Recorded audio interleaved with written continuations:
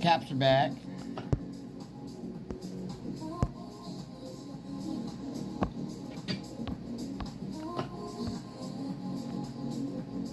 What was I doing? Oh, okay, so I was going here to loot this. And I think I'm going to pause my music. And I'm going to... Dude, I got the coolest fucking report, dude.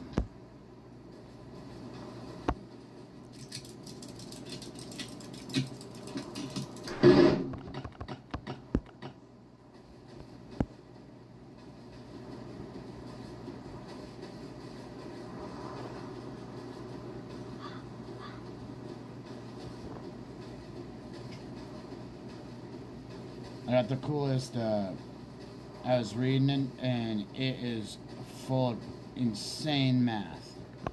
Like, the math is so nuts on vectors, it's so wild. So I have to, like, figure all these values of things.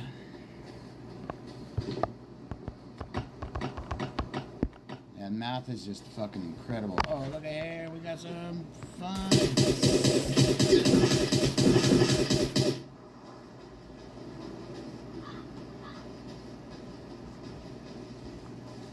Alright.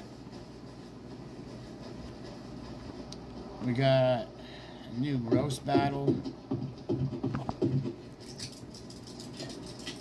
And then, how to watch that news.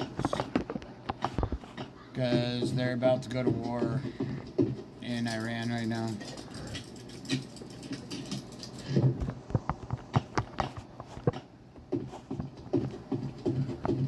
Said I just watched that. Oh, he made another one.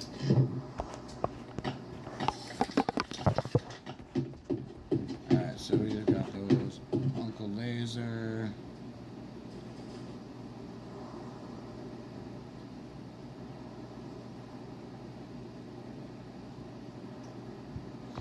Roast battle. Oh, new story wars.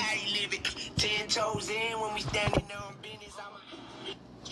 And he can simplify things to the point where he gets away with it. I told him when they are missing out because his picture of get the beast under investigation after arrest on suspicion of misconduct in public office. I love how we call him Prince Andrew, but they don't. That's because he's not a prince anymore. Look at this picture of him. Oh, he looks terrified. How do you, like, imagine being such a scumbag that you get booted from being a prince? Like literally, that's worse than your family disowning you. By a guy like King Charles, who cheated on Princess Diana, of all people, for a very long time, and then married that weirdo. Yeah, you know, I just got to stress to anybody who's only listening to audio, you are missing out because this picture of Prince Andrew would, well, it'll probably freak you out, but We had some good there's a little shot descriptors. We had some good descriptors before the show of that. Should we mention? of his picture.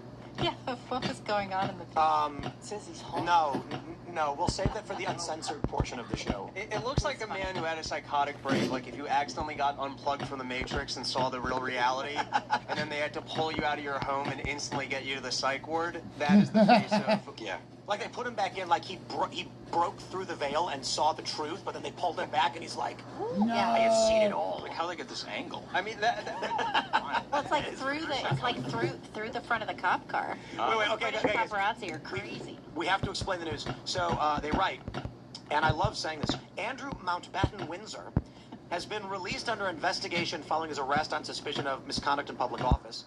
This we understand, but let's jump to the meat and potatoes here. It's the first time he's been arrested. He consistently and strenuously denied any wrongdoing. Indeed. And what is the misconduct? I'm going to have to jump down because they're really laying it on thick.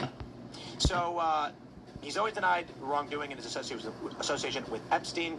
These files get released. And now we've got this former UK Minister, Gordon Brown, has told the BBC he has submitted a 5-page letter to several UK police forces providing new and additional information from the Epstein files. So let's see, we got Giuffre. This is just a very, very poorly put together article, I must stress, from... Here we go. In 2010, Andrew appears to have forwarded government reports from visits to Vietnam, Singapore, and China to Epstein. Files relating to the late financier recently released by the U.S. Department of Justice appear to show. The documents also appear to show Andrew forwarded information on investment opportunities in gold and uranium in Afghanistan to Epstein. Now, this is fascinating And I know a lot of people are saying, oh, you know, you got a lot of Trump supporters, and you got a lot of strangely weird, not Trump supporter, moderate people who are like, the Epstein files are a nothing burger. It's all exaggerated. Virginia Giuffre's a liar. And now they're saying Andrew wasn't even arrested related to anything to the girls. It was public misconduct. Here's what I find fascinating. First, he's facing life in prison over this. That's a big deal. This is a life in prison penalty. Misconduct in public office, giving this information to Epstein. The question is, why did he do it? Well, there's a picture of former Prince Andrew with Virginia Giuffre, who I believe she was 17 at the time of that photograph. I don't know. I could be wrong, but I believe that's the case.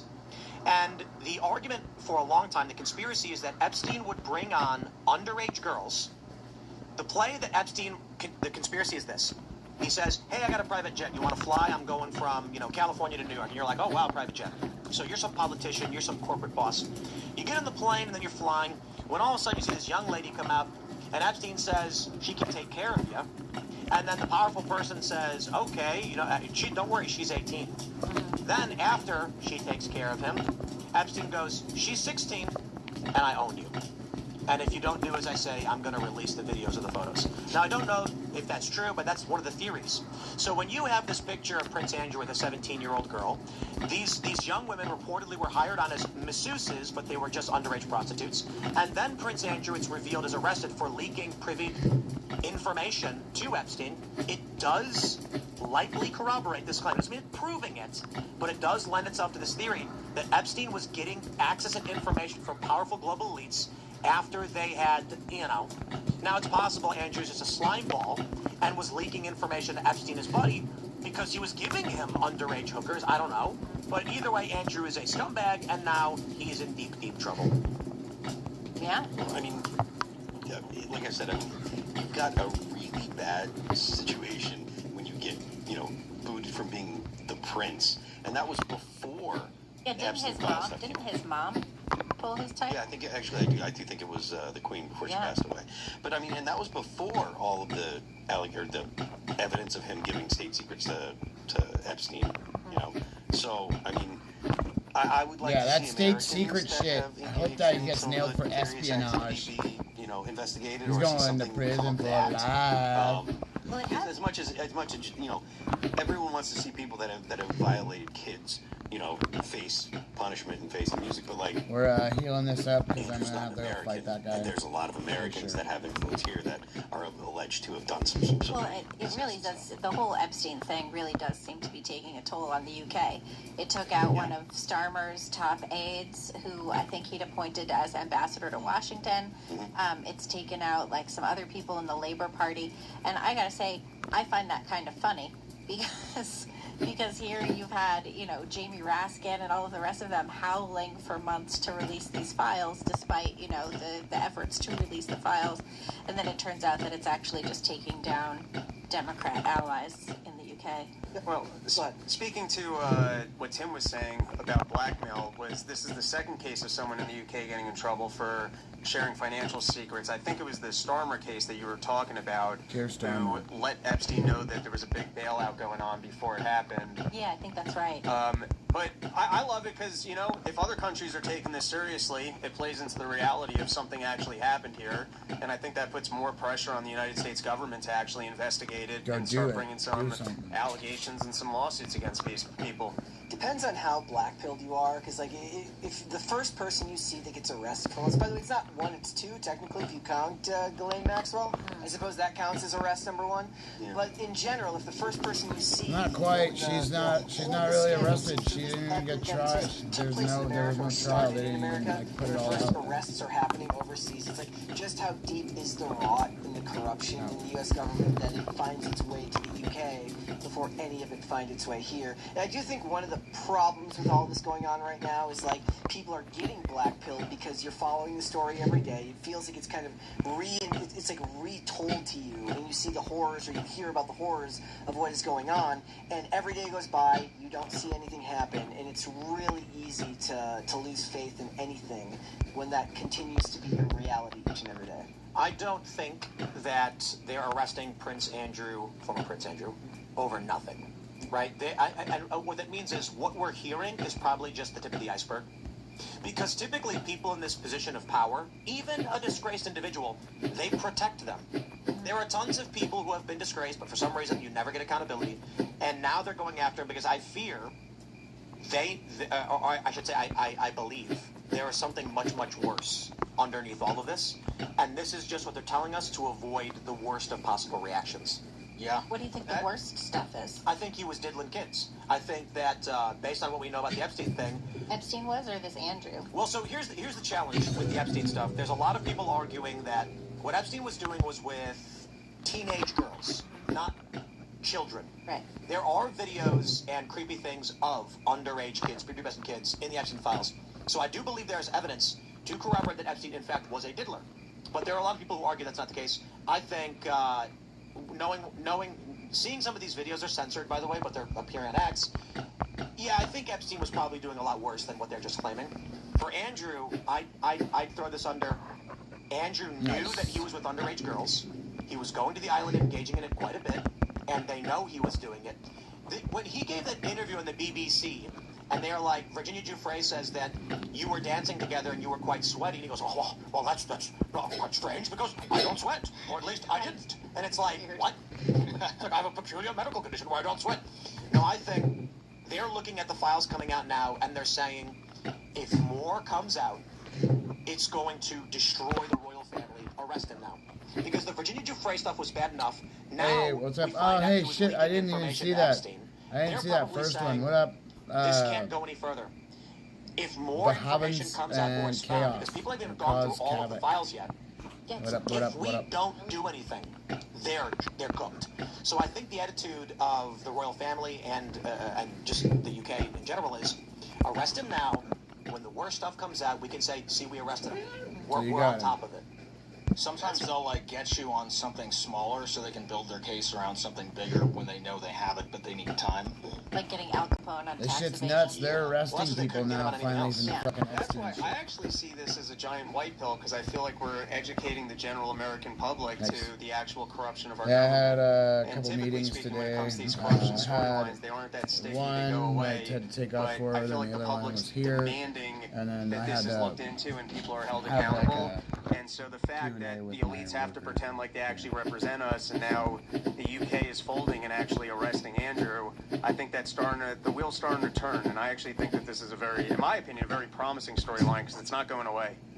Yeah, it's definitely not going away. And honestly, I just I popped think that's on. There's largely because of the all of the people caps online are that are really back, just kind of so hammering it away. that shit's There back are constantly again. people talking about this. This doesn't, So, whether it be on podcasts or you gotta go and just do some in stuff. chat I rooms got talking like on X and 86 stuff. batteries, Like this but is something that actually it's ignoring not- it isn't going to make not you go away. using It's them. something that has to be addressed by the administration. Yeah, unless you're such a Donald Trump fan that you feel like innocent CEOs are going down over a Democratic hoax. I mean, fair enough, but that's a fair criticism. But the thing is, I don't think that's. I think that the people that are Donald Trump fans that are just are trying to brush it off. I think for the most part, their argument is just, well, Donald Trump isn't actually accused of these things in the Epstein files. He's all over the Epstein files. Yes, he was, he was friends with Epstein at some point, or to one point, but it's not like there's really legitimate credible accusations in there that are like, oh, Donald Trump did this recently or what have you. Well, and a lot of it was news articles that had his name in it. Well, it's not just that. It's there were. I don't know why they're releasing these. the FBI. There's it's files, called- FBI it's called cold FBI. tips from 5 years after Epstein's dead. What is the purpose of submitting a tip with no corroboration in 2025 about Donald Trump? They're wild and outrageous, and I really do recommend read them. Read these claims against Donald Trump, because they are the epitome of the absurd. When Brett Kavanaugh was going through confirmation, these stories started emerging from his accusers that Brett Kavanaugh was involved in parties in college where the men would line up outside of a bedroom where a woman would be held captive during the party, and these men would take turns forcing that woman while she was trapped in that room. Okay, being very light with the language in case there's children. And it was the most shockingly insane thing. Because if you have 100 people in a frat house and there's a woman trapped screaming as guys take turns lined up outside, everybody would know that was happening. Yeah, Look at the lacrosse scandal. Yep. Duke lacrosse scandal. Duke come lacrosse on. scandal that ended up never not being fucking real anymore. happened. The They claims blame against these Donald guys Trump in these at files Duke, are beyond that level. lacrosse team I for don't want rape to- and shit, it's- and none of that it's shit was really true. graphic All of it accusations. was fucking fake. I am not saying that 100% of Really them are fucked up. definitively false, but they are so over the top absurd. One of them is that Donald Trump It really walked wants me to go around there. a room full of little girls I with a don't measuring tape, understand and I why. can't. I'll save the description of what was So going on we need to go for the uncensored and portion of the show because this is do- really graphic stuff. But this is just the stupidest thing I've ever heard. Donald Trump was not walking around with a measuring tape and little girls, and it's just not happening. I mean, this is an accusation from like 2025.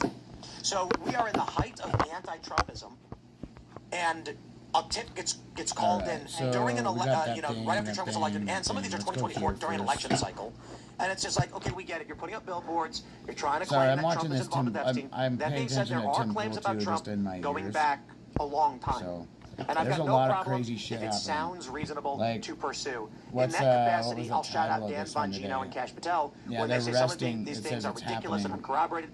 It's not just about Trump. They're arresting I've made this fucking point ad nauseum. pedophiles now. Tony Hawk was not on the island, did not get met on the island. And this is another FBI tip that came in on the phone of Tony Hawk of getting married on Epstein Island. It's just absolutely insane and not real. So when you hear that stuff, I'm sorry. We have 10 years now of Orange Man bad. It makes it very difficult for people to file ridiculous accusations. I think the accusations against Trump, trying to implicate his involvement or anything with kids is completely unsubstantiated, is not a valid criticism. I think criticizing this administration for taking part in covering this up, not wanting to investigate it, and not digging in more and being, not that the other administrations did a terrible job with this too, but he's the most recent administration, and I don't think they just fumbled on it. I think they took a look in there and realized, hey, we don't want any part of cracking this door open. And I think it's fair to criticize the administration, Cash Patel and Dan Bongino for that. I think that it's fair. Look, anytime you're in government, you're opening yourself up to criticism, right? I mean, Turn down everyone, my volume. everyone has some kind of beef with the government to some degree. So if you're in a position in the government, you're opening yourself up to criticism, and it's perfectly fair. And as for the administration's handling, it's probably, it's incredibly obvious that this was the biggest blunder that the Trump administration has done. Like the handling, whether it be the binder that came out, all of that stuff, and a lot of it falls on Pam Bondi, I think, personally. But Donald Trump definitely has his fair share because of the way that he treated it when he says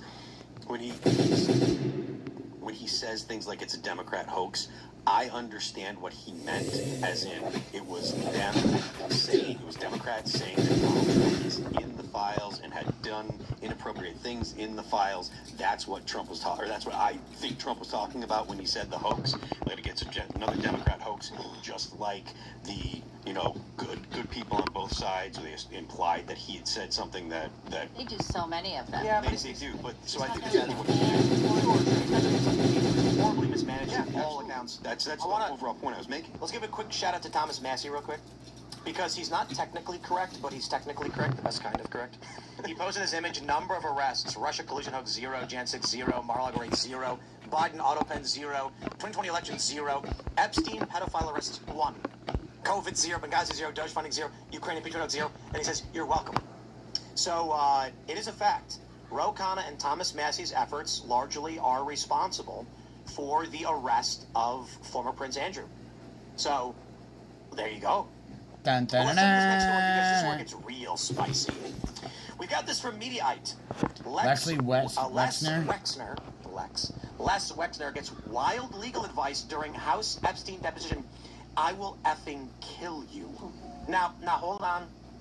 It does seem like it may be a joke, but it also seems like it may be a jokey way to literally threaten someone, so I don't want to say I know for sure.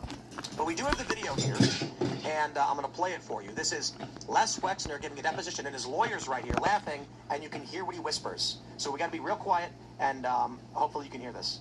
It was just regularly done.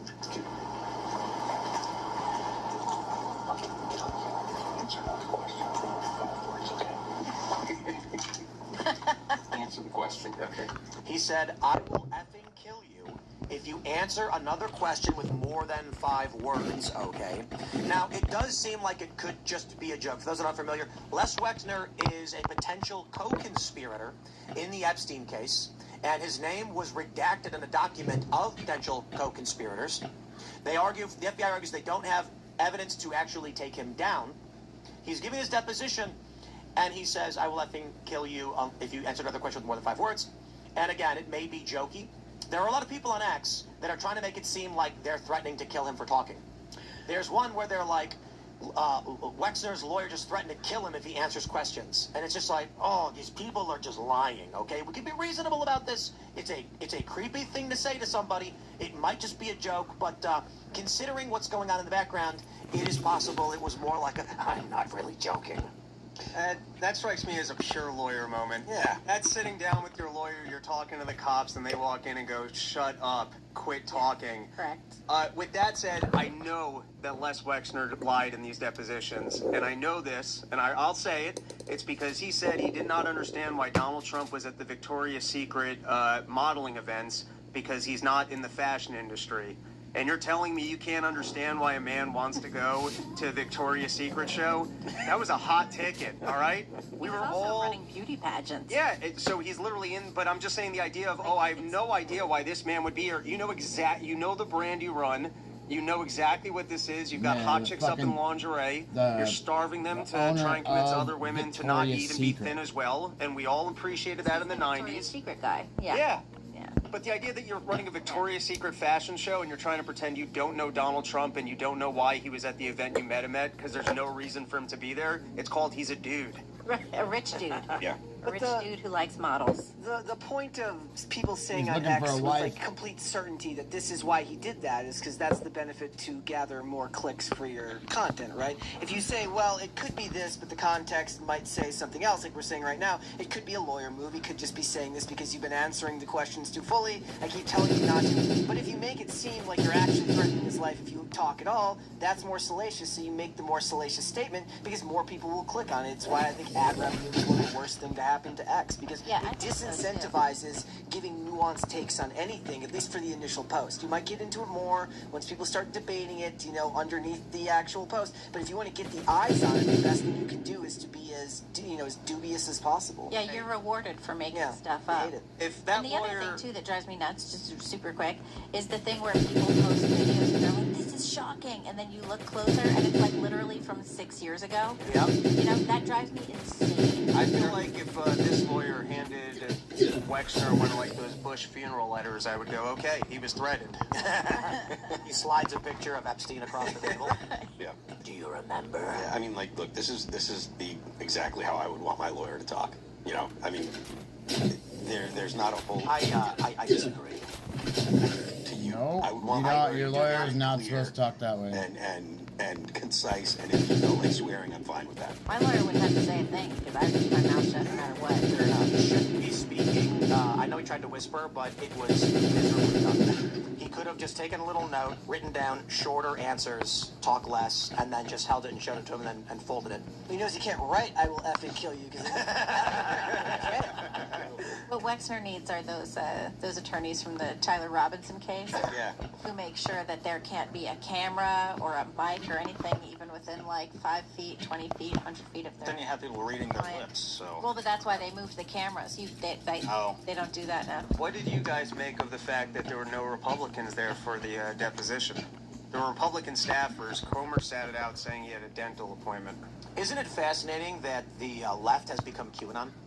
Yes, liberals on X, mainstream normie lib types are posting things like a cabal of satanic pedophiles are running our government, and it's just like, oh, welcome to the club. Welcome to 20. Right. Like we've known this for a while now, guys. Oh, Yes. yeah. 2016 or far earlier. It'd be funny if the whole QAnon thing was fake and it was just a you know, the right was like, we need to really smear the Democrats to win.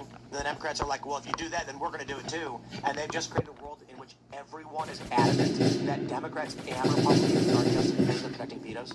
Well, Democrats and Republicans who are leaders, you know, I mean, once you get into government, I feel like you get completely corrupted by power. Who doesn't get corrupted by power? You know, I mean, that's a huge reason to have term limits, because people get corrupted, and then they don't have the best interests of the people at heart, and you have to get them out and get somebody in who actually has open optimism for the country. I feel like, go ahead. I would love it if the next election cycle is people running with slogans, end satanic rituals in D.C. I'd be like, all right, we made some progress as a country. I feel like I'm still of the mind that the idea of term limits is a double-edged sword, right? Like, if you've got someone that is in there for a short amount of time, then you end up with the bureaucrats that are installed even more power, right, and doing more running of the I government. get that. I mean, they're the ones who keep everything sort of aluminum. stable. Yeah. And then they get corrupted as well. Yeah. So, I mean, maybe there should be term limits on lots of things. Maybe we should just get rid of more of the bureaucracy. Maybe there should be way less government. Yeah. Less also- regulation, less government. I also don't know if I buy that the left have become conspiracy theorists. This only stands on its feet for them because of Trump. Like, they just don't like Trump. The second, if Trump's name wasn't mentioned, they wouldn't be talking about satanic True. vetoes. Technically, but we saw this when Trump was kind of out of the limelight for a bit in like 23, when Ron DeSantis had become the front runner in all the prediction markets. They immediately started writing articles saying DeSantis is worse than Trump. If you thought Trump was bad, oh no, DeSantis is coming. And I gotta be honest, like, DeSantis he's pretty good in Florida, but he was pretty much vanilla yogurt everywhere else. And they were acting like he was neo-Mecha Hitler. Yeah, they say that about Vance too. They're like, Vance is worse. He's a worse Nazi than Trump. They say that kind of I mean, stuff look, too. as of the beginning of next year, they're going to talk about running, for president, because that's when they're going to start. Yep. People start announcing, and they're going to just start sliming them all as worse than Donald Trump, and they'll ease up on Trump for the last 2 years. I mean, obviously the House will still be doing impeachment stuff, but the rhetoric surrounding Trump. Do you think midterms are already lost? I'm behaving as if they are. I think that I'm of the mind. It's a districting thing. Yeah. Yeah, I'm of the mind that if the economy is doing gangbusters, the Republicans can win. Well, once this Iran war started, I don't know. that's going to But hold on, let me finish my point. We don't know for sure, because wartime does improve historically a president's approval rating. If the Republicans, if the economy is doing gangbusters, the Republicans can win. If the economy is not doing gangbusters, the Republicans cannot win. And just because I'm saying the Republicans can, I'm not saying the Republicans will. I'm not predicting that they will. It still is going to be dependent on the actual people running. Well, what do you think would happen if Iran? I'm not trying to. A lot of people are going to be like, "Stop! Don't say it, Tim. You're going to war. You're here for war." No. But James' question: what do you think would happen if Iran staged a large-scale terror attack on the United States? that's a much different story. Right. Yeah, if Iran, I mean, I don't think they are going to, nor do they have the capability. But if they did, yeah, I think that would probably get people excited for more military action against Iran, and that would probably help Republicans. Let's say an attack happened that was clearly and definitively Iran on, say, like Times Square or something. Thousands of people. Yeah, that would probably help Trump. But so, if that happened, I think everyone could agree, this country would be overwhelmingly in favor of war with Iran. You'd get 60-70% being like yes. The question is that enough for Trump to rally for a midterm victory for Republicans?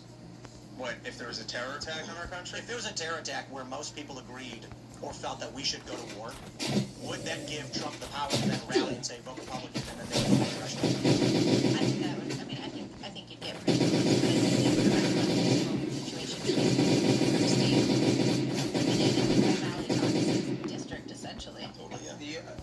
The only reason it might not is if they blamed Trump for it and said you kicked the beehive when you bombed him. Right. That's a good point. Don't you think we're sick of that, though? Don't you think we're sick of being blamed for when people hurt us? And we're like, oh, no, you hurt me. I must be a bad person. Mommy, please don't beat me again. Look at the reaction to the Venezuela raid, right? Like, that is almost ubiquitously on a positive thing to those Americans. Like, okay, we didn't actually lose any Americans. We showed how strong we are, blah, blah, blah. Most Americans are like, that was actually cool. Like, whether I understand that libertarians don't have that same perspective, so I get where the criticism would come from. But most, I mean, libertarians are like 3% of the population or something like that. Nobody wants to be free. They want they want to control other people. So if Iran turned into some kind of military action, if there is some kind of strikes, or even if there's a ground war, if it's not something that turns into a quagmire, Americans are not coming home in slew of caskets and stuff. If the United States goes in and essentially loses almost no one, the American people are going to be like, actually, that's kind of cool. I really, and whether or not, again, the chat's probably going to chew me up for this. The chat's going to chew me up. Actually, that's kind of cool because I think most Americans like winning. I think where Iran might differ from Venezuela is, for one, there's a lot more risk factors on the table, such as how China might react, whether or not there's going to be disruptions in oil trade, whether or not you're going to see Turkey or other people get more aggressive with Israel. But also there's a lot of discontent in this country right now for how aggressively this administration is supporting Israel. And I don't know that when Venezuela had more of a pitch for America first, even though it was all lunacy, I think a lot of people will see a strike against Iran as being in Israel's benefit and not in America's benefit. And I don't know that even a quick strike, depending on how successful it is, but assuming the best case scenario, I think some people might still say, I don't like that we took this risk and that we did it for another country. I think that that's something that young people might think, but young people don't vote in the midterms. Yeah, and I think young people are typically anti-Israel to a certain degree. We've seen this in the Pew Research. Based on the swings from young people and a little bit from the middle-aged generations, it is around like 54% in opposition to Israel. But that is a weaker voting bloc than all of the old people, and they largely support Israel. I do think in 10 or so years, with boomers dying, you're going to see support for Israel basically evaporate. Not because it's going away, but because it's already gone among younger generations. When the older generation that supports Israel dies, you have largely just the right wing, we don't care about your country and we don't want to support you, and the left wing, we hate Israel. So the right is going to be much more moderate, like, whoa, we don't hate Israel, we just don't want to be involved. And the left is going to be like, well, we absolutely hate them. Hey, we'll compromise, cut them off. There is sort of a thing, though. You were talking about potentially disrupting oil in Iran. And I'm not in favor of going into Iran because I'm not really in favor of any foreign conflicts of any kind. But the thing with Venezuela, where Trump was basically like, okay, your oil is ours now, might mitigate any fallout from an oil disruption from Iran. And also, to your point, Phil, the Pentagon at this point, like, I was on this Pentagon trip yesterday. We went to Missouri and visited Boeing, and it's like the second time I've traveled to the Pentagon, and they are so intent on buying all of these kinds of autonomous weapons and things like that. They're really into it. So we're sort of at a point where our guys can stay home and play video games with, you know, autonomous weapons and take people out and take out entire nations without anybody batting an eye. It's kind of crazy. We have breaking news. Let's jump to this story. It's a post from Donald Trump. He says, based on the tremendous interest shown, I will be directing the Secretary of War and other relevant departments and agencies to begin the process of identifying and releasing government files related to alien and extraterrestrial life, unidentified aerial phenomena, and unidentified flying objects, and any and all other information connected to these highly complex but extremely interesting and important matters. God bless America. Of course, this comes shortly after Donald Trump has confirmed the existence of aliens. I say that, I'm half kidding, but listen. I would love to have China and Russia. They've been invited. Yeah. Something that got a lot of... You need both. You need all persuasions. No discrimination. Something that got a lot of attention this week. Barack Obama said that aliens are real. Have you seen any evidence of non-human visitors to Earth? Well, he gave classified information. He's had some... So aliens are real. Yeah, I don't know if they're real or not. I can tell you he gave classified information. He's not supposed to be doing that. Well, he made a big mistake. Classified information. No, I don't have an opinion on it. I never talk about it. A lot of people do. A lot of people do. Believe it. Do you believe it, Peter? Declassify anything that he wants to, so if you want to make an announcement. I may get him out of trouble by declassifying. We don't illegal aliens. Illegal. Only illegals. What else? Okay, so hold on. Trump is asked about Obama saying aliens are real, and Trump's response is he gave away classified information. accidentally confirms the existence of aliens. Now, apparently what people are saying is that the actual story Trump is referring to is that Obama made references to Area 51 that he's not supposed to mention. That was actually classified information. Or it could be something as funny as by confirming or denying the presence of aliens in Area 51, he's not supposed to do that. Some people believe that the myth of aliens in Area 51 was a U.S. psyop to terrify our enemies, particularly the Soviets during the Cold War, to make them fear that we may have advanced technology they don't know about. And it may just be that there are aliens, and Obama admitted it, and Trump is saying he shouldn't have done that, and that's why Obama walked it back.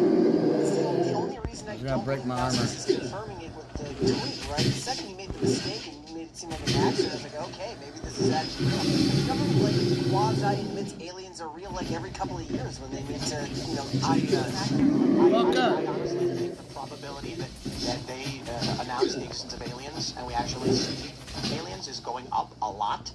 And I'm not saying it's a great probability at all.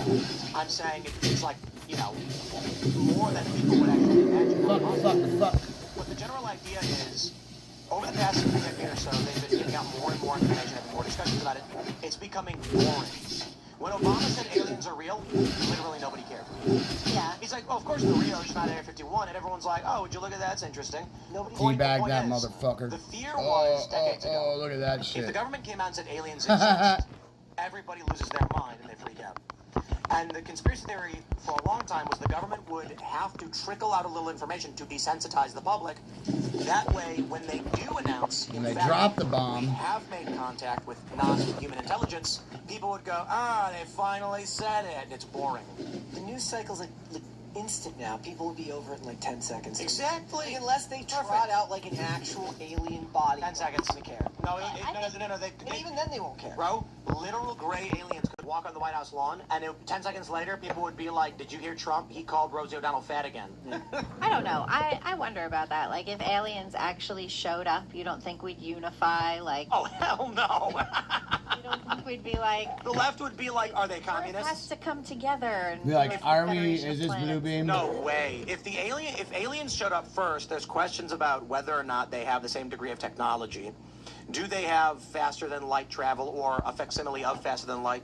Is there actually a federation? All of these things. It may just be like, we traveled 100 years on a colony ship and came here, and now we're going to kill and eat you. Who knows? If aliens actually showed up, I would be the first to die because I would go, this is COVID nonsense. You're trying to trick me back into my home. It's a government illusion in the sky, and I'd be the first to get vaporized. The only way this could end up being worse for Trump is if they actually came here because they needed a place to live and we had to deny them entry because they're actual illegal aliens. And we're like, we don't have any room. We're deporting everybody else. I would be in favor of that. I'd be like, sorry, fellas, you got to go home. Mexico's over there. That's over there. Section 9. You don't have to, yeah. I don't think... Sector 9. I did not see that one, but... District 9. That was a great movie. District 9. Great movie. That was a good movie.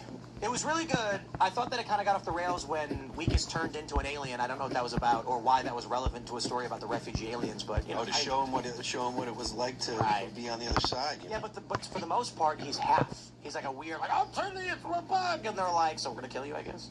So we're gonna So if somebody's turning into a bug, you'd want And why did the fuel from the battery turn him into a bug? Yeah, well, why do you put on the sunglasses so that you see the aliens in that other movie? They live? Different movie. That's a totally different movie. And that one makes a lot of sense. Sure, but all of our sci-fi content is kind of loosely related. Not all of it. There's sort of different genres of sci-fi content, but a lot of it built on similar concepts. Makes even less sense in the X-Files that the government constantly tries to stop him, but he works for the government. Yeah, right. His explanation is like, I have friends in Congress. I'm like, I don't know if anybody in Congress is like powerful enough to stop them from shutting you up. Wishful thinking. Now, listen, I would love it if they exposed aliens, Bigfoots, Ray-Epps. Give us all the conspiracies. I would love it if they actually had transparency on this stuff. I don't think Obama actually said anything. He was asked on the podcast, do you believe aliens are real? He basically said, yes, but not because of anything I've seen from the government. And then he clarified later on, what I mean is because of the mathematical probabilities. No, he's walking it back because Trump said that's classified and you're going to go to jail. Well, he walked it back prior to Trump saying that, for one, and for two, Trump says crazy shit. Oh, it's because he got the call. Trump says crazy stuff all the time. He's not that careful with his words. This is classic funny Donald Trump gotcha. I don't think he accidentally said, oh, that's classified. I think he's kind of having fun and prodding at Obama, but that's my reading. No. It's obvious that the aliens have returned, and they want control of Israel because that's the original site where they started creating the hybrid humanoids to mine gold for them. I thought they liked the ice wall in Antarctica because there's tunnels there. The Greys can be Antarctica. No, you understand. The Greens can be. You understand. Okay, I needed to show up today for this education. Robbie, I'm going to have to educate you. Please. You see, the Anunnaki need gold for their weak atmosphere because they're in an elliptical orbit around the sun. So every 2,500 years, when the planet returns to proximity to Earth and the sun, they come to Earth to mine the gold they need to survive. So what they did, they hybridized themselves to create a slave race. The only problem is the first race they created was too smart, understood the nature of reality, and defied their order. So then they said, we need to make a stupider race. So they hybridized with monkeys and created humans, and this was obviously, of course, in, where Israel is now. And they said, we're going to have you mine gold. And then the first group of hybrids that were created went to the humans and were like, nah, you don't got to listen to them, you've got to be slaves, and told them the truth. And this created all this chaos. And so then, the Nibiru is the name of the planet. It leaves and it heads off for another 2,000 years. There's about a 500-year period where it's close enough in proximity that they can travel to and from the Earth. Well, this is when they were on their way out, and now they've been gone for 2,000 years, but now they're back, and they want that land back, and they want gold for their atmosphere, and they've got the next 500 years to seize control of the Earth, and that's really what's happening. Can I ask one question? No. Yes, go ahead. When they had sex with the monkeys, did they return to their planet with AIDS? They didn't. They took their DNA, and they fused it with some monkeys, and, get this, some viruses. Ooh. Indeed. That's why humans have some DNA in their systems that are not found anywhere else.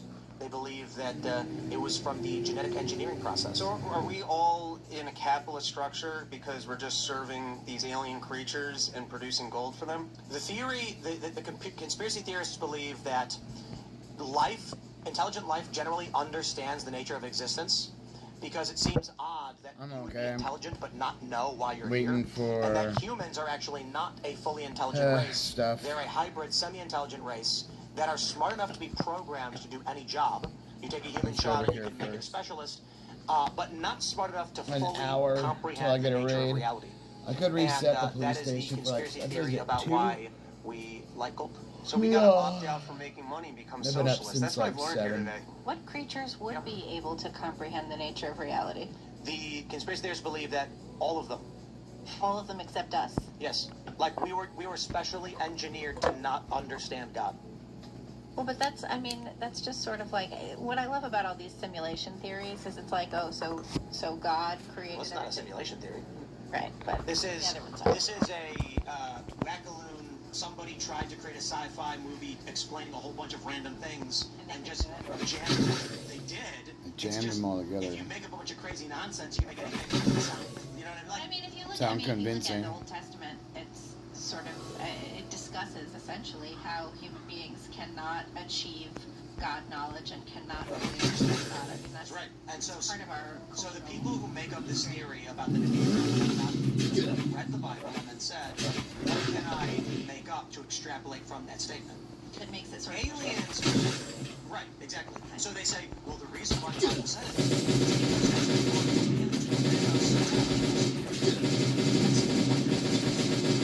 every time I hear the Anunnaki thing, I think of the Abenaki, which was one of the Algonquin tribes. Oh.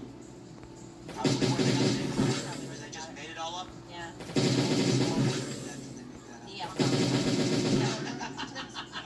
Well, actually, you might not know this, but Native Americans made up by leftists to make white people. It didn't work. I don't actually add it all. Native American, Asian. Is it possible that some peoples are on and that's why they don't want to laugh? One of the things that I love is how the aliens wanted to rape young women. They took Epstein back. That's why we can't find him. one of the things I love is how the left spent decades telling us that, you're not actually of German, Italian, Irish, Polish heritage, you're just white.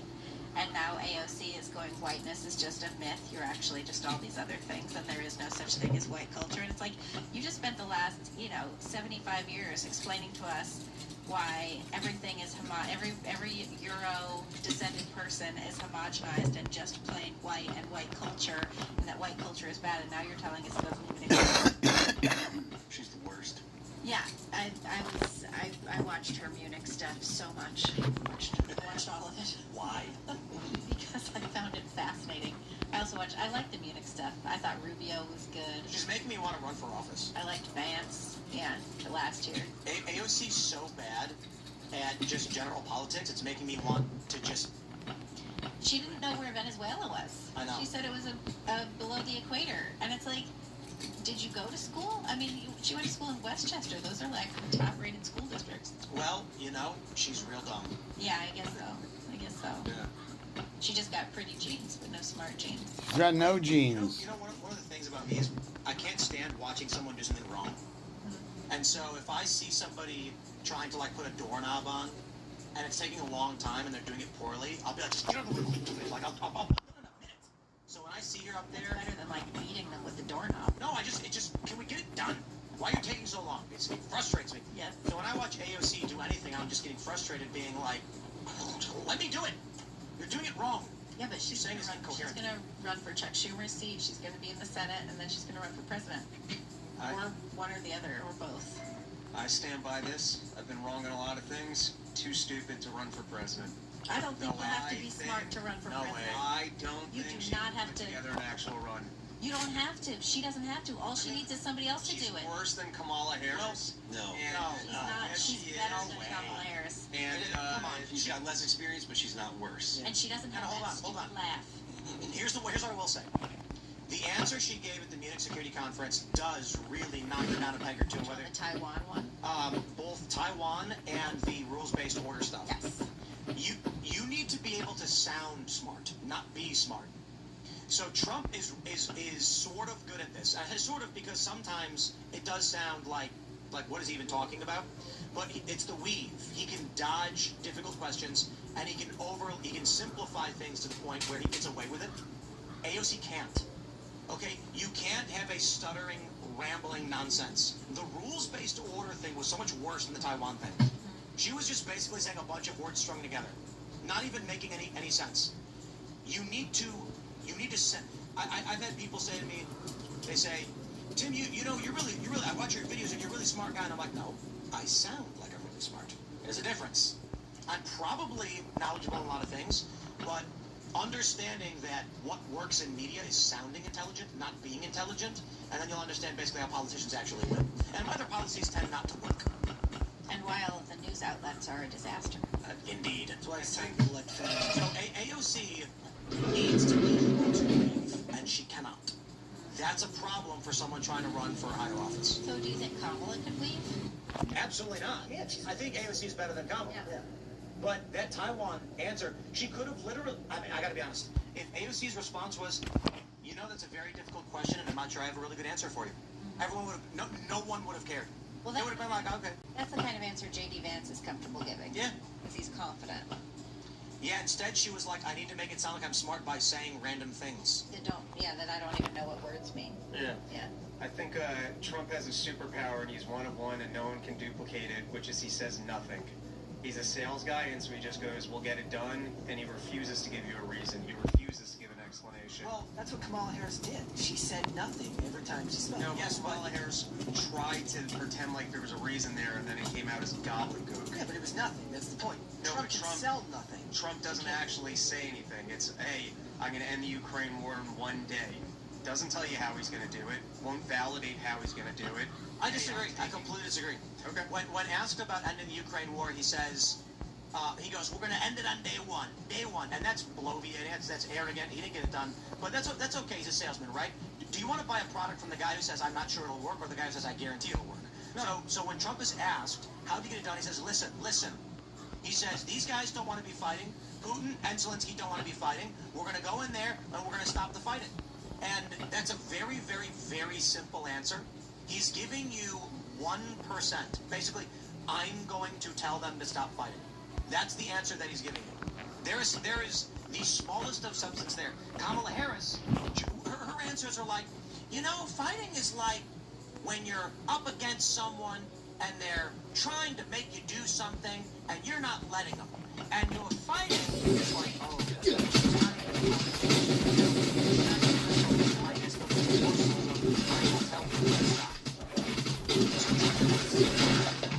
and I think the strategy with Trump, as with many presidents, is to target the lowest common denominator because that's how elections work in this country. You try and sound smart, congratulations, 7% of people are going to vote for you. You try and sound as simple as possible.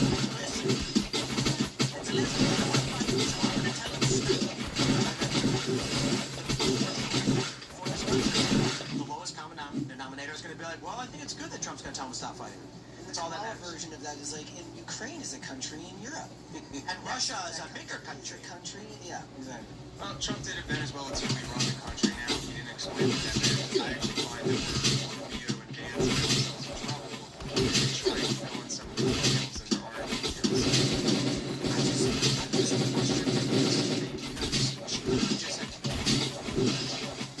Should the U.S. That is the policy of the United States, so who am I to say otherwise? Next question. The policy's, it's to be ambiguous, isn't it? Well, instead, largely, but we have troops there. Instead, she decided to take a Biden pause. Let's jump to the story from the Post-Millennial. Illinois Democrat Lieutenant Governor Juliana Stratton releases F. Trump Senate campaign video vowing to abolish ICE. Okay. Fuck Trump. Vote Juliana. Fuck Trump. Vote Juliana. Fuck Trump. Vote Juliana. They said it, not me. I'm Juliana Stratton, and I'm proud to have lived my whole life on the south side of Chicago. I'm not scared of a wannabe dictator. I'm running for Senate to stand up to Donald Trump. I'll abolish ICE and hold Trump accountable for the crimes Well, yeah. just like they said. Fuck Trump. Fuck Trump. Fuck Trump. Vote Juliana. That's why I approve this message. J.B. Pritzker, in this video, this degradation of politics, we are so far gone. And I'm going to say this to all these Democrats. Trump didn't start it. Trump was a symptom of it, okay? And where we are now, y'all are just rolling around in it like pigs in, well, since we're already swearing, pigs in shit. So this breaks my heart. We have much bigger news than anything we've talked about today. Much bigger news. Much bigger news. We talked about Epstein, Prince Andrew, former, arrested. Trump saying aliens are real. There's a bigger story here. Chicago Bears are leaving Chicago. Yeah. And this is quite possibly the worst thing that ever could happen anywhere in all human history. And it is because of these pieces of trash Democrats who have lived on the south side of Chicago our whole lives. So now we have two options for the Chicago Bears. They can go to Arlington Heights, which is, okay, fine, still Illinois, but it's a northwest suburb, or Indiana. Okay, we can talk about that a bit. I just had to bring it up because I'm not even a big football guy. And I see this woman being like, I have lived here, F ICE, I'll abolish, them, and Trump is bad. And I'm like, you are why everything is falling apart in our state. And people like me and my friends fled. Because y'all burned it to the ground with 100 years of Democrat supermajority rule and your crackpot gerrymandered garbage districts, and now the city is turning to garbage. And it's miserable, they won't fix it. I see this lady, she may as well just said, I put on my They Live glasses, and she goes, buzzwords. Buzzwords that you've heard, so you think I'm cool. And like you, vote for me. Here's another Democrat. He agrees. That's all I heard. It's pretty comical. The fact that she's like, in the worst ways. I'm gonna stand up to Trump. It's like, you're supposed to be, you're campaigning for the upper house, right? That's the Senate is supposed to be the one where people kind of aren't really clowns. Like they move slowly. They've got longer terms. It's fine when you hear people in the House doing ridiculous things. There's 435 of them. They do stuff to get attention because there's 435 of them. The upper house is supposed to be the one that or where the people that have a little more poise, a little more dignity and stuff. And this is her campaign. This is Do you remember a clown show. A couple of years ago, there was a story that came out that was basically saying that there was evidence to suggest that people who curse more are smarter. And did you notice a lot of stupid Democrats start cursing way more all of a sudden as soon as that study came out? I didn't notice that it was correlated with that. It'd be fun if she competes with Jasmine Crockett for who can be the sassiest in Congress. And, yeah, you know. It's a fun direction that we're headed in, a complete freak show. But yeah, I mean, this really does speak to the degradation of politics. Of there's no campaign promise, there's nothing. It's just F that other guy. It's pretty absurd that anyone would rally behind that. And a lot of times the swearing has to do with when they feel threatened. So I talk a lot about on our show about, like, there's something about the average celebrity when ICE comes up, they have to say F ICE. And they say it with their whole chest. And they say the same thing about AI. They say F AI because they're so scared of what it's going to do to their industry that all they can muster is to say a swear word alongside it because they don't have an actual coherent argument against it. And any coherent argument's going to fall in the face because it's not going to work. The technology is already evolving. In this case, ICE is already doing what it's doing. They're not able to stop it, and so the only thing they can muster is to swear.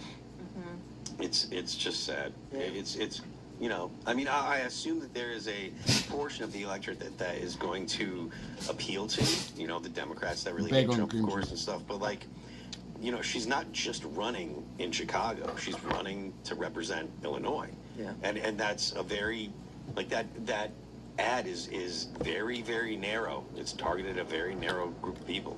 You know, I love the Chicago weather and the architecture and the parks and all these things. Growing up there, you know, like I'm talking to my wife about where do we really want to settle down? Like, where do we truly want to live? We're in West Virginia now, and we do love it because it's not too dissimilar weather-wise. But, of course, when we think about it, we grew up in Chicago. We love the summers where you can go swimming and, you know, go out and do outdoor activities. We love the winter where you can play in the snow and there's snow activities. Not great skiing or anything like that. The problem is everything in this spattering from Wisconsin to Minneapolis to Chicago is deeply corrupt, evil human waste running the machine. And Brett, from our cousins over there in Minnesota, knows exactly what I'm talking about, how corrupt and garbage everything is, and it pisses me off because I'd love to live there. I don't want to move back. Right. Me and my wife have talked about moving back to Michigan, where she's from, which is still just like we were there. Remember over the winter we had to go to a funeral. It was like -9, and I'm like, no, I'm good. I love it. No, like sign me up. I can get back into it if I'm there for a period of time, but I like when here it gets down to like 20. You're getting into the 20s. I'm fine with that. I'm down for Alaska, man. We went to when we went to Anchorage.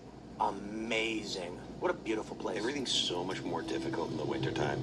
Doing anything outdoors is way more difficult. It's just... Really? Skating is actually better in the winter. Because it's so humid and hot. It's like, but isn't there substantially less crime the colder it gets? Well, that's why people were saying that the ice riots were ironic. The ice riots were going to be less substantial because it was winter and they weren't all out in the summer. Yeah, well, you know, you can still turn up the political temperature even when it's cold outside. I gotta say, Chicago is one of my favorite cities to visit. I love it. Great American city.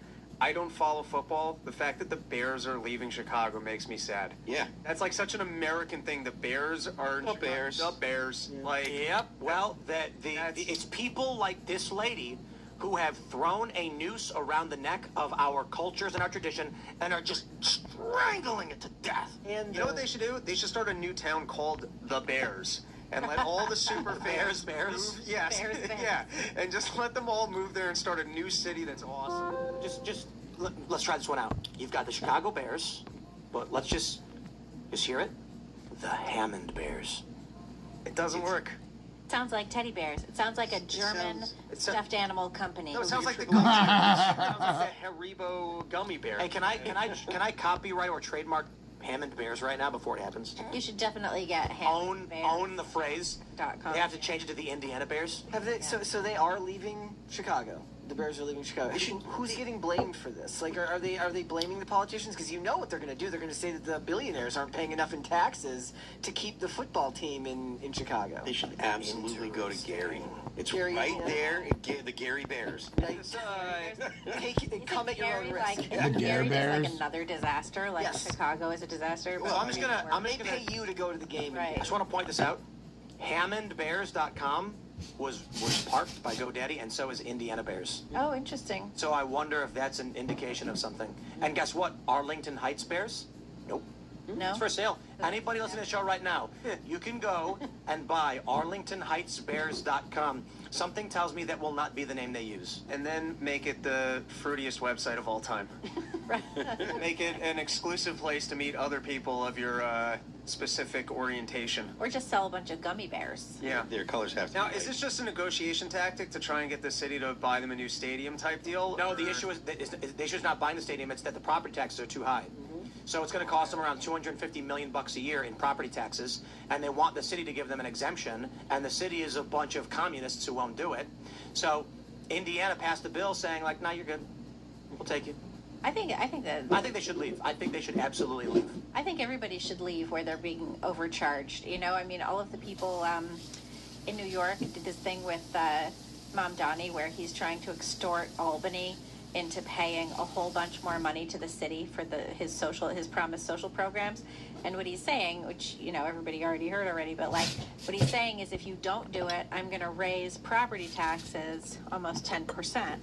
And the thing is, if you look at the way the property taxes are calculated in New York City, there's 4 tiers. There's private homes, like 1, 2, 3 family homes.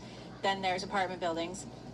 Then there's utilities, and then there's commercial, right, like hotels and office buildings. I didn't even clear this out. Private homeowners are already paying over 19% in property taxes, 19% of the assessed value of their home and property. So he's talking about raising property taxes on New York City homeowners by another 10%. That brings them to like almost 30% of their property taxes. People are going to have to sell their homes and be able to afford the property taxes. Fuck that. And basically his goal to eliminate private property in the city will be much faster on the way anyway, because their idea, his whole administration's idea, is to create not just a city full of renters, but a nation full of renters, and they want them paying their rent to the government.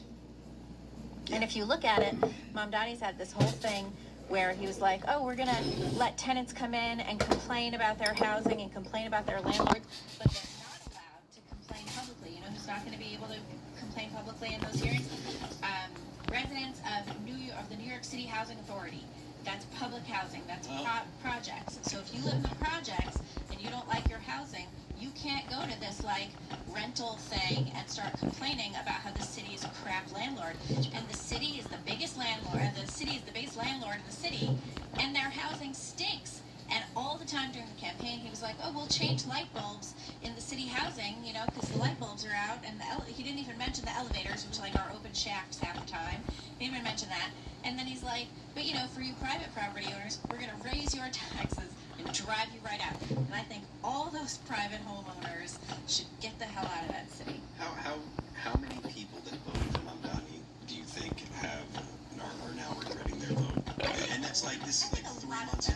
I think a lot of them, because, you know, he's talking, and if you look at what he wants to spend his money on, meanwhile, Albany just gave him another $1.5 billion, like 5 days ago. If you look at what he wants to spend the money on, it's pretty much, it's entirely social programs. It's entirely social programs. I think... And it's like, that's great and stuff, but you have to, you know, quality of life is what matters in the city. I think all of them, because the way our political system works is who can lie the best during the campaigning process, and none of them can pull through on what they're saying. The thing that I'm shocked people are upset about is that I guess part of his campaign promises was that New York City could keep their homeless.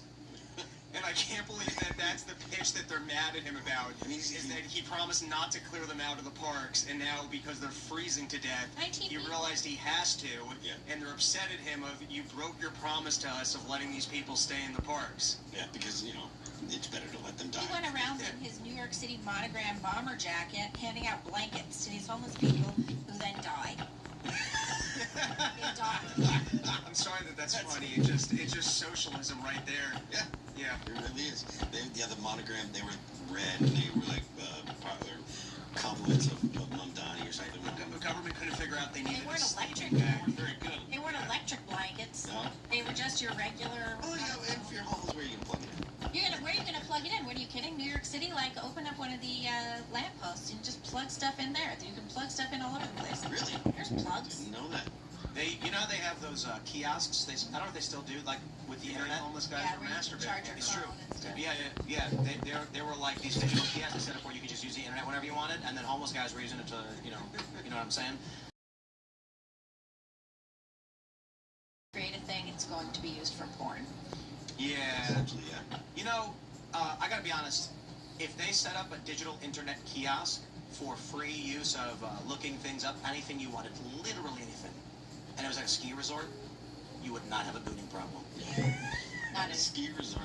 Not But at a ski resort, Now, why you is it? need thousands of dollars of equipment just hanging Why? around outside. Well, because skiers don't steal. Why? Because they don't tip. They have money. Let's jump to the story from the Post Millennial. Student struck by car, injured during Florida anti-ice walkout. The student was taken to a local hospital with non-life-threatening injuries. Stay in schools, kids. Did you guys see the video where the mom tries to stop her son from protesting? He walked out of school and she's like, "You get in this car right now." Like, "No, mom." And she's like, "You can't do it." Like, "I can do it. I'm allowed. You can't stop me." And he ignores her. I'm like, man, Mom, you need the chancla. You need the what? Chancla. What's the chancla? You guys don't know nothing about this? I don't know the chancla. It's when the Latina mom takes her flip-flop and starts whacking the son with it. And then the son's like, "Mom, stop, stop, stop." Oh, that wouldn't have been what happened at my house. Belt? What you do is you get a leather belt. Broom? And It's been a broom. I cannot imagine. I could not imagine. That is crazy to me. When I grew up, if any of the kids in the neighborhood said no, Mom, she would be like, "What?" And she'd be. Your mom's awesome. I'm just saying, all the kids in my neighborhood, no one would dare say no, Mom. Like, that's just not happening. I don't know about you guys. So see this. I'm just like, ugh, we're cooked, man. More importantly, the bigger picture is your schools are letting your children run them up. And there was another viral video where the dad walks in. You guys saw this one where he walks into the school and he's like, "Why are you having my kids go to protests?" He was like, "Get them out of here." He said a kid got hit by a car. What are you doing? A kid got hit by a car in Florida today during an anti. Yeah, that's the story. We ran that. Talking about. God. I even assigned this one. I was It's been like, a minute. It's been 1 minute. Right. But the dad was like, "Giving my kid, I'm taking him out of your school because you're allowing this." Guys, you got to homeschool your kids. I'm not saying it's going to be easy. I'm not saying everyone can just make it and do it. But if you're in a burning building and I say, "You got to go outside, you got to get out of the building, you can't be out, but it's cold outside," I know it's difficult. I know it's tough. I know some people have it easier than others, but you got to get your kids away from this psychotic behavior. Yeah, no, I agree with that. I think this is absolutely insane that this is what's going on. And the thing is, schools have a responsibility. Once you send your kid on that bus or whatever, drop them off to school, they have a responsibility to keep your kids safe and to keep them in the schools. And I was wondering that too. Like when I was in high school, juniors and seniors could get permission to go off campus during certain times of the day to go get lunch. But your parents had to sign it. And one of my friends, he forged his mom's signature, and then he went on campus with another of my friends, and one of them got his arm broken by like a gang of thugs because of in Germantown, Philadelphia. And they said to my one friend, they were like, "Don't touch him, he's a brother," because he was black, so they didn't beat him up. They just beat up the white kid. And then when they came back inside, the whole thing was for my friend, whose name why can't I think of like a fake name? Let's call him Tom. Anyway, so Tom comes back in, and everyone's like, "Keep quiet. Don't say that Tom was off campus because he's not allowed to go off campus because his mom will freak out." And so it became this whole thing where the whole story wasn't about the arm broken. It was about trying to cover for Tom so he didn't get, whooped by one of these sandals or something. I guess in the modern day, this is a good high school because how else are these kids going to be ready to go protest in college? Right. You got to get them ready for the college experience, which is doing stupid things. So just setting up camp, not going to class, exactly. and harassing Jews. Yeah, you got to get them started early on dumb things. Yeah. Inside. Did you see the principal who was like, "Okay, you guys are all out here. We're not doing this. You can go back inside right now, or you can get suspended. Your choice. What do you do?" No, it's a 20-second clip on Twitter. I have no idea what happened after that. Very brief. It auto-scrolled to the next thing. It's probably AI, and it's rotting my brain. That's why I forgot that we were talking about this story 5 seconds ago.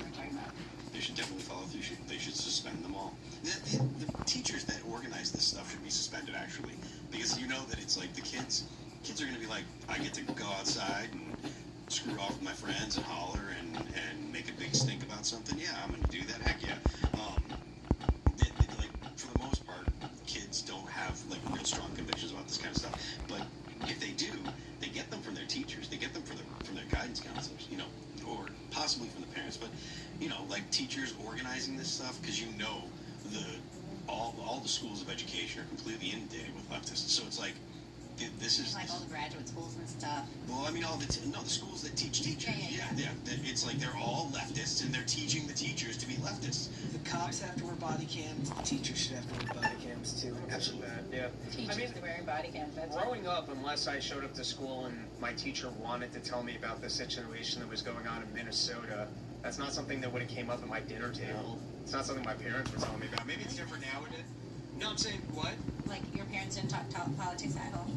Not really.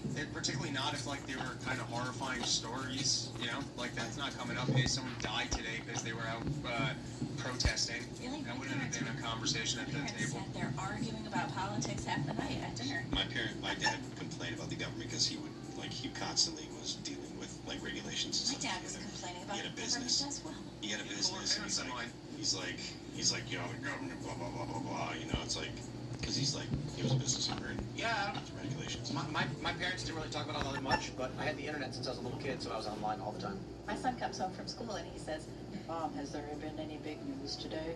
That's when you say child. No, go do something fun. And I say, well, we can run through some of the headlines. You should say. And then he says, I'm going to go talk to my friends now. No, you got to use this. You got to say something like, yes, it's terrifying. There was an attack, and the only way to protect ourselves is you need to do 10 reps of these weights here, and then we're going to run a couple laps around the house. Actually, what actually happens is I tell him what the big news stories of the day were. I just tell him, they shot this kid, this lady's dead, we might be going to war with Iran, and then he says, okay, I'm going to go talk to my friends now. He's like, fuck. That's great. It's so 80s. It's retro. So 80s. You know what's going to be funny when... AI movies. There should be AI movies with laugh tracks. I just got to tell everybody, you know, podcasts came about because people were passionate and interested in subjects. But now that it's becoming ubiquitous, you are going to get laugh track podcasts. I would not be surprised. You're going to get Ow My Balls, the podcast, where it's going to be the most, like, idiotic nonsense. But, you know, have you guys ever watched Big Bang Theory without the laugh track? NPR morning news show. Yeah, but I want to hear an NPR morning news show with a laugh track. No. Big Bang Theory without the laugh track. You've heard it, right? No. It's like Sheldon walked in and goes, "Oh, what are you doing?" And I'm just sitting there being like, what's the laughing for? Like, nothing was done. And so they made these edits where they remove the laugh track, and it's really just psychotic people. Where it's like, he'll walk up and be like, a hot dog. It's bad. Yes, I'm eating a hot dog, and you're like, what the is going on? I like the ones where they add the scary music into it too, because it works just as well. Dun, dun, dun. Oh yeah, we had a trombone to add to our. Yeah, you used it yesterday for me. And I think it's innate that we're destined. No, it was actually after Phil's statements about going on tour. Yeah, got it. I just added an audience applause button on our show too. Just Audience applause. Yeah, like you start the show. It's like the show started, and just I intro the show with like laughter, as if there's like a bunch of people watching us live from in studio. I like the word clapter. Clapter? Yeah, it's what like late night comedians do. Yeah, It's not laughter, it's not clapping, it's clapter. I can only stress this again because I do it every single day. But guys, content is over. We talked about this on Libby's Millennial podcast. This is a sneak preview, you guys. Sneak preview. There are programs that can auto-generate anything. So if you want to make a YouTube channel, you'll need some capital to get started because the scale does get expensive. But you're not competing with anybody. We're not competing. It's as simple as this. If I want to make a 2-hour podcast, it's going to take me 2 hours. It's going to take me other people, production, whatever it might be. If I want to do a 2-hour podcast entirely on my own, which I do for my morning show, it takes me at least 2 hours. And here's the thing.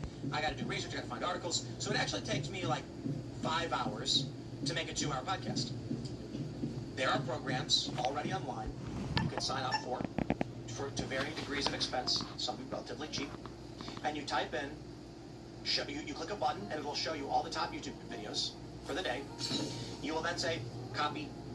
It'll then prompt you to what title do you want? It'll say, here's titles based on this video. You then copy the title. It'll then auto-generate a script, auto-generate the voiceover, auto-generate all the visuals, auto-animate them, and then create a backing track, and it renders it all for you. And then all you have to do is click upload, and you can produce a 2-hour podcast in literally, with 15 minutes of labor, rendering time maybe an hour. So you do the 15 minutes of work, you get up, you leave, you go play video games, you come back, it's done, you upload it, boom. And I would argue that a good portion of YouTube right now is all AI. And the only reason you, dear viewer, don't know is because you are in YouTube's algorithmic bubble. That is, as a long-standing YouTube viewer, you are seeing things you are used to seeing. But newer viewers are being fed all AI slop because it's being mass-produced. The other thing to point out is Gen Z doesn't actually make content anymore. They make, they're algorithm farming. So an example of this is, they don't actually need to say anything in a TikTok video. So the example that I gave for on Monday was, you'll see a young woman, you'll swipe, and she'll go, "You will never believe what just happened to me at Wendy's. I can't even believe it happened." So right away, she's shocked you without saying much, so you're waiting. She's got a big piece of lint right here on the top of her head. And what happens is the people sit there and they see it. She then starts saying, "You're never going to believe this. The story is totally mundane and pointless." And so now you've got at least 10 seconds. For YouTube, it's 30. But the lint results in them commenting. Everyone's spam blasting. She gets 50,000 comments. Now the TikTok algorithm or Instagram or YouTube says, "Wow, this must be a good video." That's the content Gen Z is making right now. They're spam blasting AI slop because they don't have to do any work and it requires no talent. And it's making them money. Or they're doing algorithm farming where they make fake videos with engagement tricks to trick you into liking. There's the really obvious stuff where it's like, "I'm going to do this thing, click the like button, and then you'll see." And then stupid people go, "Oh," and they click the like button. Or they say, "Double tap the screen right now, and you'll see the reveal." And that makes you like the video, so they're engagement baiting. But the algorithm farming is hilarious. They'll misspell a word on purpose. They, the comment trick, the comment baiting is really, really interesting. Doing something like wear a button-up shirt, but have one button unbuttoned. And then what happens is people watch the full video because the video's rolling, but they comment and they're typing, "You need to learn how to button your shirt, what's wrong with you?" And then you get 10x comments and the algorithm promotes you and makes you famous. That's like, that happens every time. Sometimes we'll have like a misspelled word. Like the worst today was like when it's not even like a bad one where like clearly you just hit the wrong button. It was like journalist, but the N wasn't there, and it was like, that's my nightmare that somebody's like, "Oh, you freaking idiot! Why don't you know how to spell these words?" Gen Z has started misspelling words intentionally. And so yeah, but they didn't know how to spell them in the first place. They were not educated. Well, sure, but the reality is they're intentionally misspelling words to bait people because they know that other people will see the misspelled word and then comment. And it doesn't matter what the comment is. YouTube just says they're getting a lot of comments and a lot of likes. Yeah. And also, there's no human intervention at any point. There's another trick that you've all seen, and that's where a video will start and it'll be like, "This is the craziest roller coaster ever done, like ever built." And then they'll say, "It was built in 1981, and it goes up 100." And then at the end of the video, it'll say something like, "And then the drop is 85 miles an hour." And that's why it starts over. Yeah. They do that because if they can trick you to watch even 2 seconds again, then the algorithm is going to boost the video. So I instantly block anyone that does that. Any video that loops, I instantly block the account. But it doesn't matter. So blocking does degrade them algorithmically. But this is basically what Gen Z content is going to be. AI-generated random nonsense. There's going to be a bunch of history and news videos that are wrong because there's no fact-checking. Yeah, nobody looks at what's actually real because they just trust AI to get it right, and AI gets things wrong. No, they don't care. They don't care if it's right. So they don't trust anything. Like we looked up, so when Lucia Vance announced that she was pregnant, we were like, "Oh, I wonder how many second ladies have been pregnant while their husbands were in office," and we looked it up. And AI, like Google AI, told us that she was the very first one, and that was a lie. Yeah. But it's Vice President Ulysses S. Grant's wife. It's not about whether it's right or wrong. These guys are literally going on. There's a whole bunch of AI websites that create these studios and these toolkits. So there's the simple ones that we've discussed, like there's the ones everyone know, you know, Claude, there's Gemini, but there's derivative ones that use APIs to create one-stop shops to produce everything rapidly. Gen Z doesn't even know what the video's about. They don't care. They will just, you click trending, and it'll show you all the top trending videos, and then you just say, okay, Batman's trending, and then they go in and they say, write a script about Batman. What can we do? Batman's most difficult villain.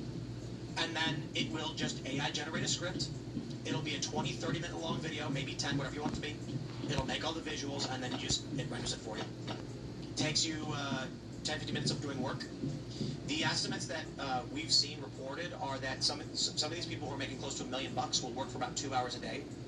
And they don't actually know any of this stuff. They don't care. What's really interesting is that the Claudebot website was hiring humans. So what was happening was someone will make an AI agent and then say, I want this task done. The AI agent would then say, this task is best suited for a human, and then start making requests of humans to do the job. Yeah, crazy. And that now there's a website where humans can apply for jobs given to them by AI. Yep. And they just put their hourly rate, they say what they can do, and the AI is like, I need a human to do this. Now, I predicted this. Remember when I said the feature's going to be, you're going to have an app, and it's going to be called like Job Hunt or something, and it's going to be like, you're going to say, accept the job, and it's going to say, find this man and accept this object. And I'm going to be like, okay, it's a picture of Brett. I walk down the street, sure enough, there's Brett, and he's holding this. And he walks up to me and he goes, I hand this to you. Okay, we're good. Brett hands it to me because his job was find me, give it to me. Then I take it and I go, great. Then my app says, now bring this object to this man. We have no idea why we're doing it, what we're doing, but the AI knows it's building a machine. We just haven't, I don't care. I get $50. That's where we're going. That's going to be the future of jobs. You get to do GTA missions in the future? Essentially, yeah. Pretty much. Yeah. You're lucky to do GTA missions. You get your $50 and then you go to the weed store. You'll literally get a job being, it's going to say like, go walk to 3rd and Lexington and then wave your arms up and down and then leave. And you're going to be like, okay, I guess why? And then there's going to be someone else that's going to be like, when you see the man wave his arms, that's when you press the button. It's like we're all in a spy movie. We don't even know it. That's the worst part. It would be cool if you actually knew you were in the spy movie. Yeah. There's something hilariously tragic when I think about the hundreds of hours I put into stuff that was not very well consumed, and then you just hear AI slop is crushing it. I don't know, there's something like funny in a very pathetic way to think about the amount of like hours going into stuff that no one looks at. Well, the thing is, if it's on YouTube and people are getting paid, then people are watching it. You know, like if you're making money, if you're making YouTube videos that people are watching, the ones that people aren't watching are the AI ones that are like stuff for sleep. So like science for sleep, which I've actually listened to a bunch of those.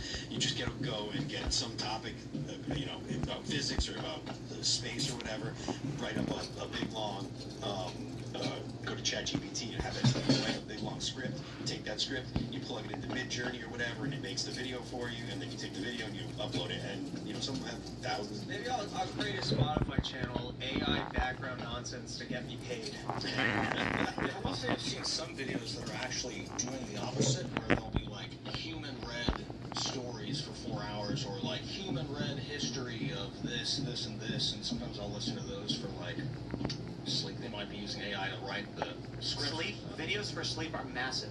It's free money. Yeah. Do you AI generate a calm, soothing British voice that explains something interesting to you? That's exactly how he reads it too. Yeah. Yep. And that's going to program your brain while you sleep, and you'll become a functional retard. Or a plain British man. Yeah. Everyone's in the future, everyone's going to be David Attenborough.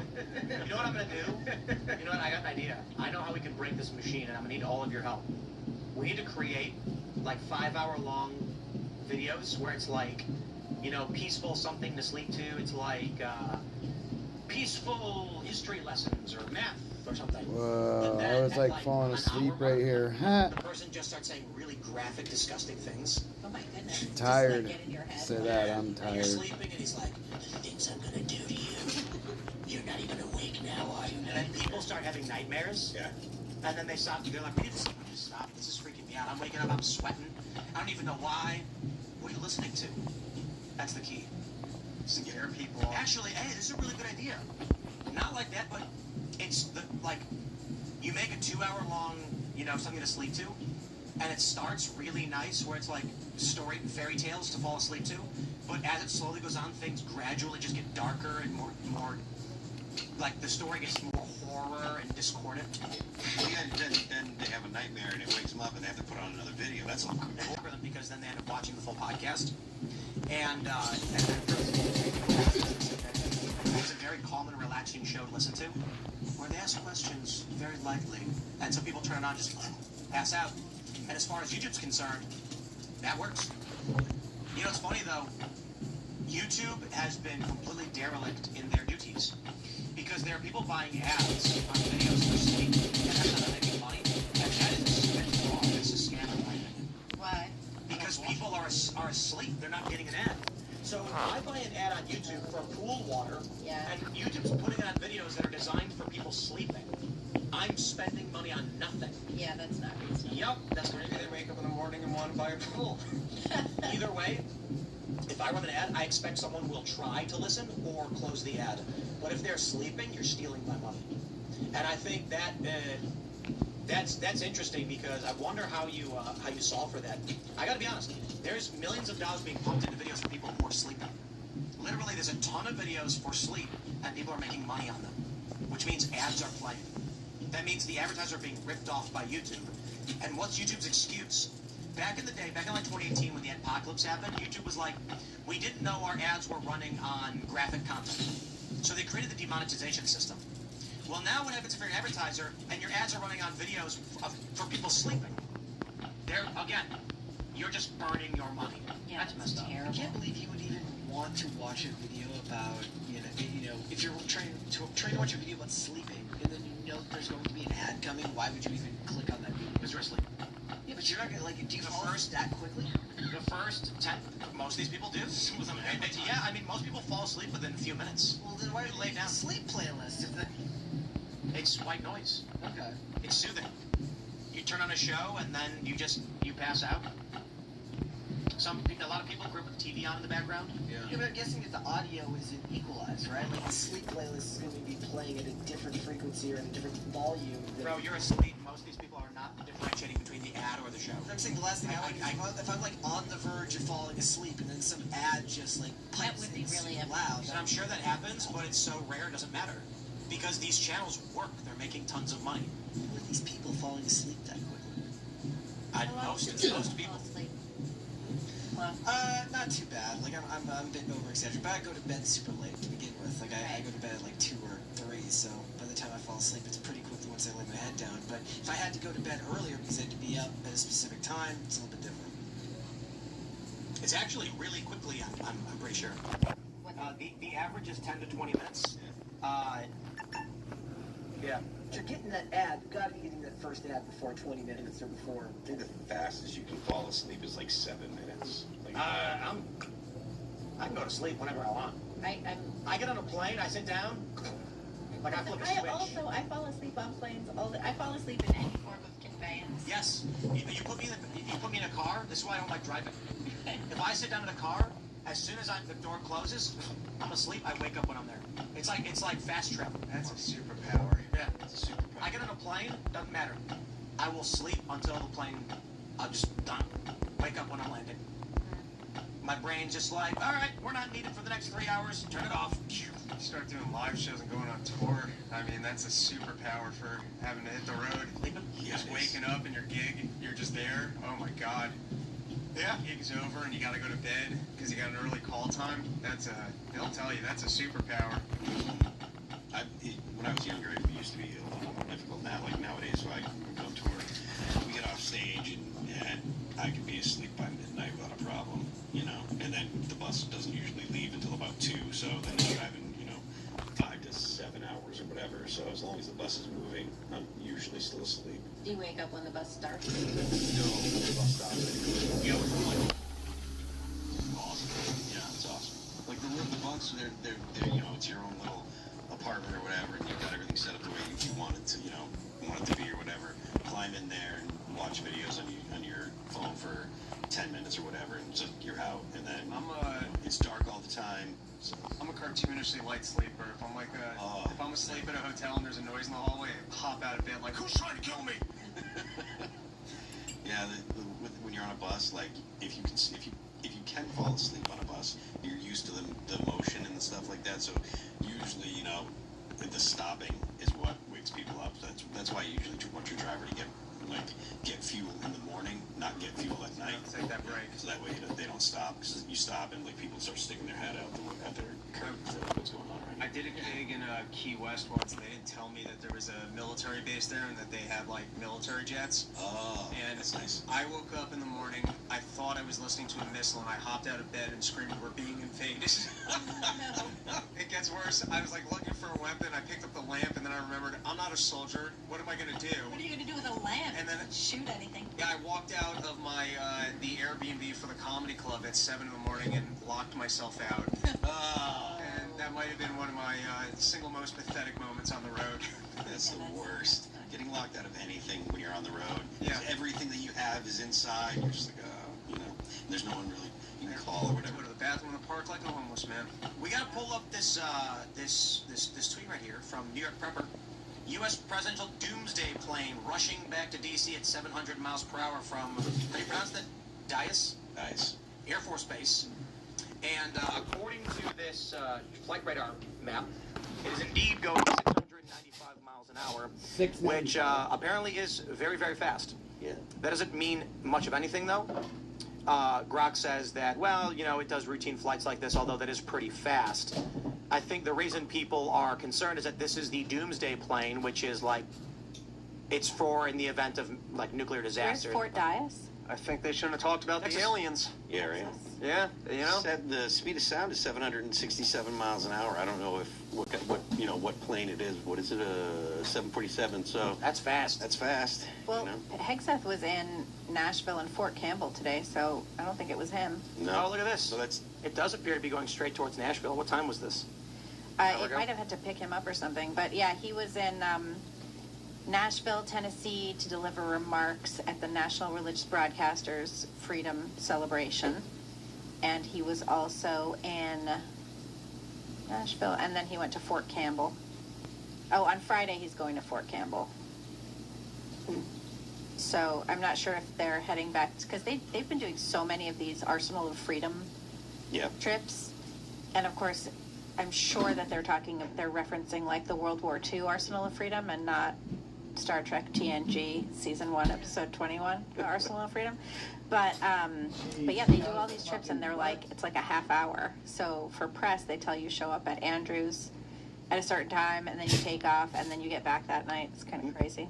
That was yesterday. I went to St. Louis, and I was excited about it because I'd never been to Missouri, so I got to check it off on my map.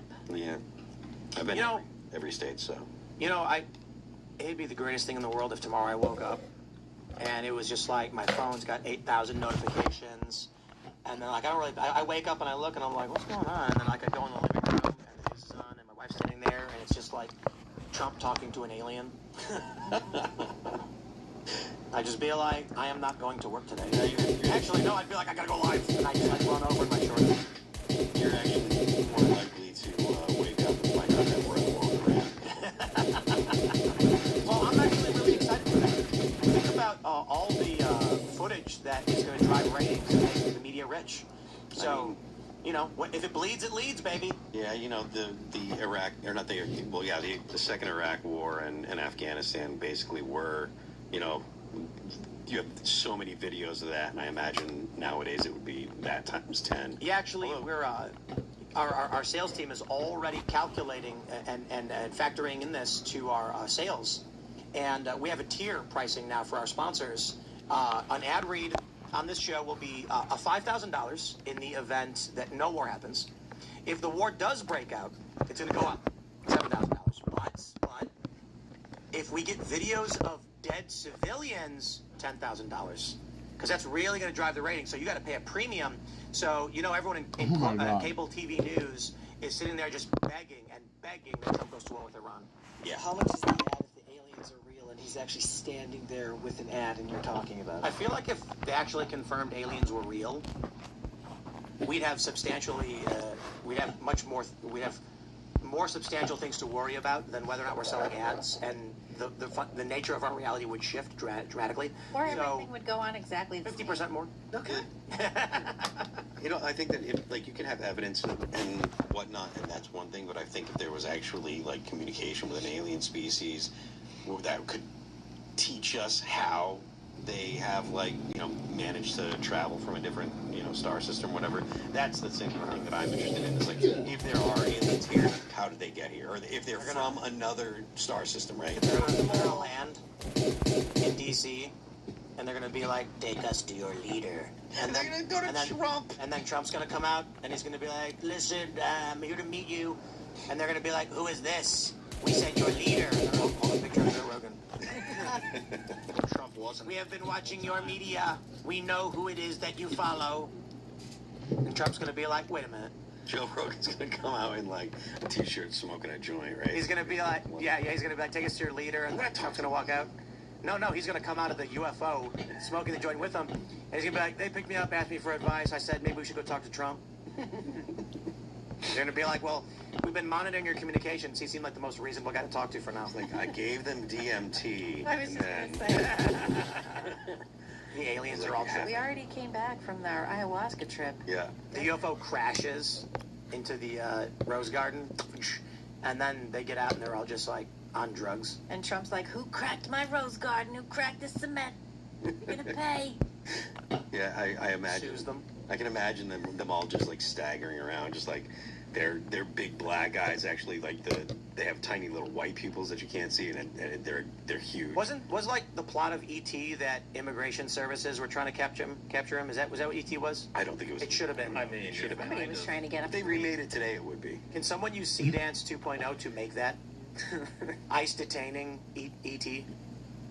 Send them back. Send him back. No, it's just I want to see a video of like an ice guy like pinning E.T. on the ground and cuffing him, being like, "Stop resisting." He's like, shit. The whole movie was about he wanted to get out of here. Yeah, he was He trying to almost hits him with the bike and they shoot him. E.T. like is in a car and then they try to pull him over and then he speeds off and hits a lady. The modern ET is his phone. The app doesn't work on his phone. The self-deport app. He wants his $2,600, so he goes to Washington and is like banging on the White House like, "I want my $2,600 and I'll get out of here." Man, we got so many alien parodies we can do. Yeah. Mars Attacks. A lot of We come in peace. We come in peace. Baseballs. One movie. Oh yeah. Best movie. Smoking. It was great. It was just like zapping everybody. We That come movie in was peace. great. It's great. Ensemble cast. Mhm. Everybody dying. Yeah. That's what I'm talking about. That's what I want to. If I'm in an alien movie, I definitely want to be one of the people that gets taken out by the aliens. You don't want to have your head surgically grafted to a dog's body? Well, I mean, if You like your own ass? now that you mention it, no. But yeah, I mean, look, if you're gonna be in an alien movie, it's got to be like, take me out in a fun way, right? No? Yeah. You wouldn't want to be in one of the serious alien movies like Gattaca or something. No, I'd rather be evaporated immediately. What did you say? One of the sort of serious Which movie, Drew? space movies. I meant to say space movies, not like Gattaca. Gattaca's not a space movie. No, it's sort of a space movie. It's like a future sci-fi-ish movie. Yeah, but it's like not aliens. No, I misspoke. I was like, what? Yeah. Gattaca is where, was it Ethan Hawke? Yeah. Yes. He's like, "I can't fly because I'm not a genetically engineered human." Yeah, so he steals the identity of Yeah. some guy Yeah, who got yeah. paralyzed who is genetically engineered. Yeah. And he ends up on the space mission anyway, but he has to kill people. Oh. You know what I like? I like Minority Report. That was a good movie. Yeah. Yeah, I like that one.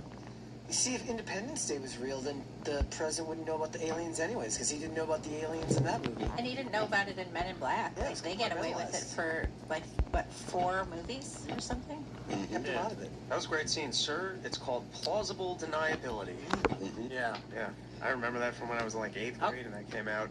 How come they can't make good movies anymore? Because there are too many women writers in Washington or in Hollywood. Sorry, Libby. Yeah, that's probably I don't true. I don't think that's the reason. The guys are like, the guy should have to crawl through broken glass to save the puppy, and the women are like, "Oh, but that would hurt. Let's just have him hug the puppy." You got Street Fighter coming out this year. There is hope. Oh, Yeah. I don't know, man. Who plays Guile in it?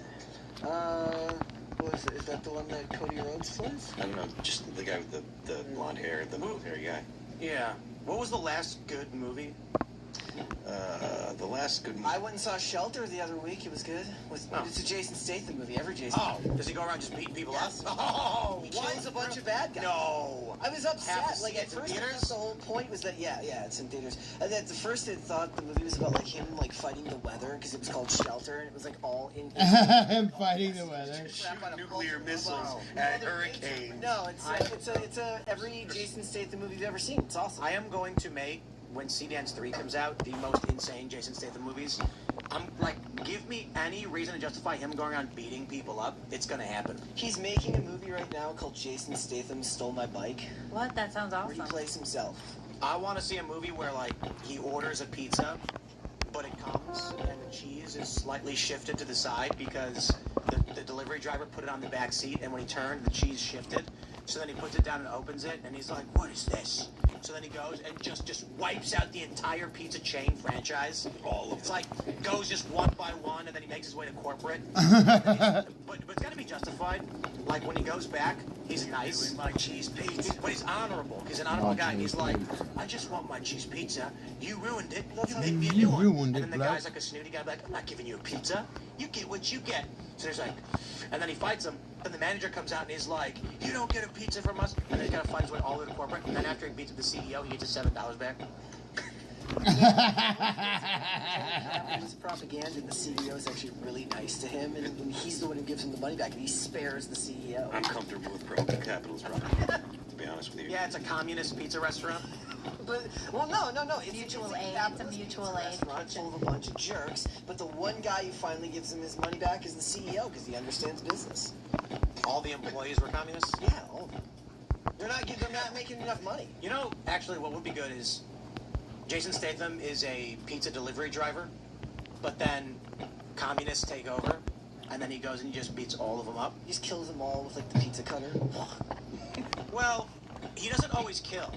You know, he punches them and they fall down and don't get back up.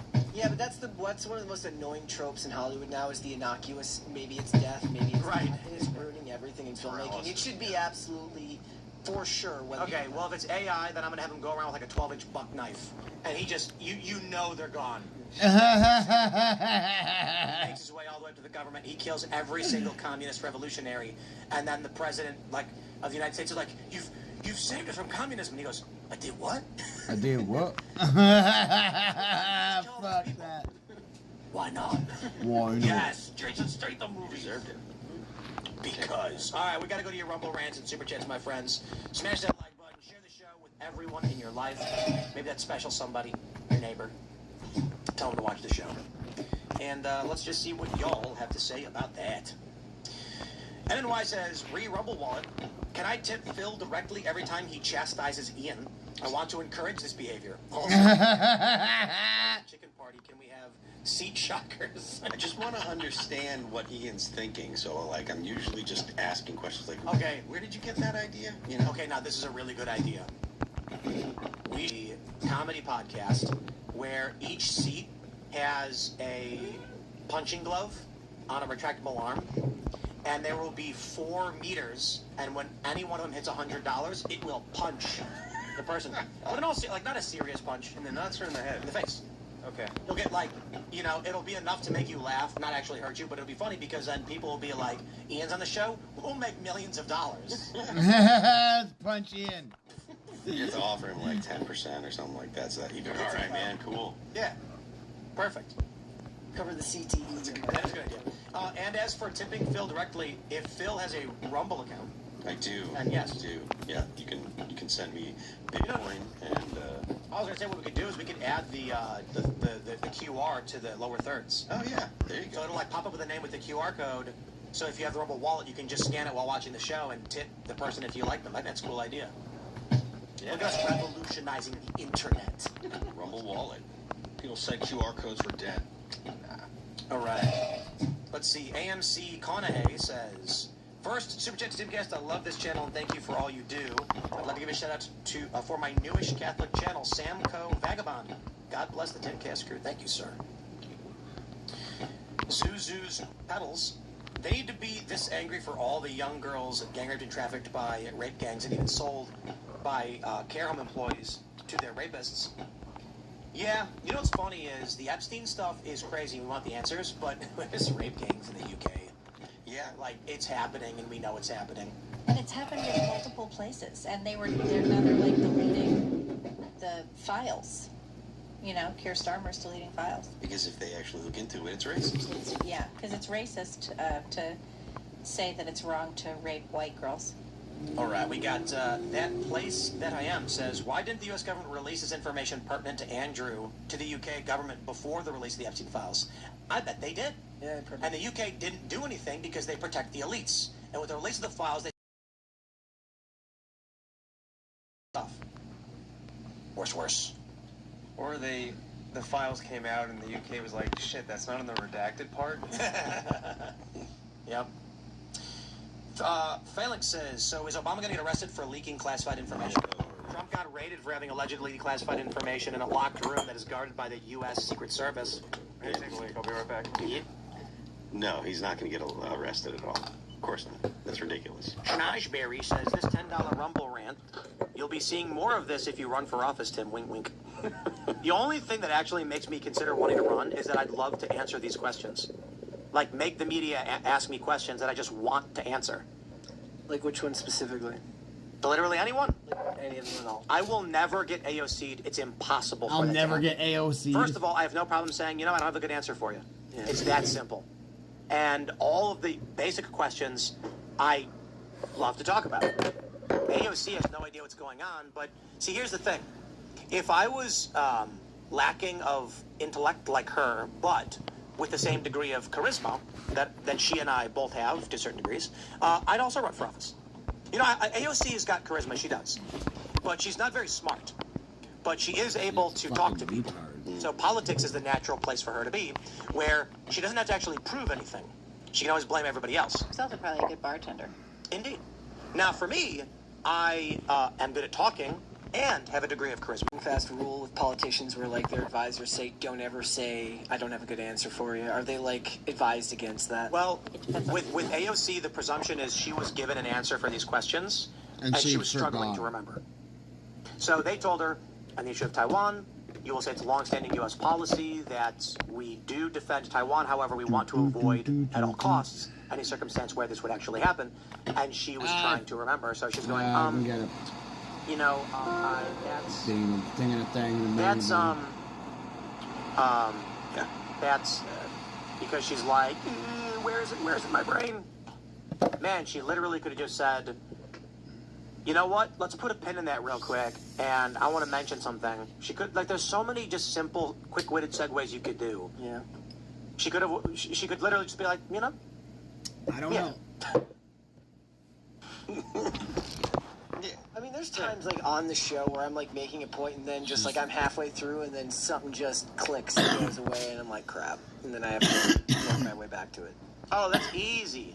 If you're ever making a point and then you lose your train of thought but you want to sound like it's not, get frustrated and change the subject, acting as though something just bothered you. But if you really don't have anything top of mind to snap to, like, so let's say you're thinking of saying something, you're in the middle of your train of thought, like my final point is going to be that, you know, Trump is a great business person.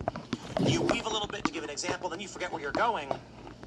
If you're quick-witted, you can just do something like, no, I shouldn't even say this. What I should say is, like, I forgot my train of thought, so I'll just, you know what, I'm not going to go there. But if you're not quick-witted, you can always just go, you know, right in the middle of your, Phil, what are you doing?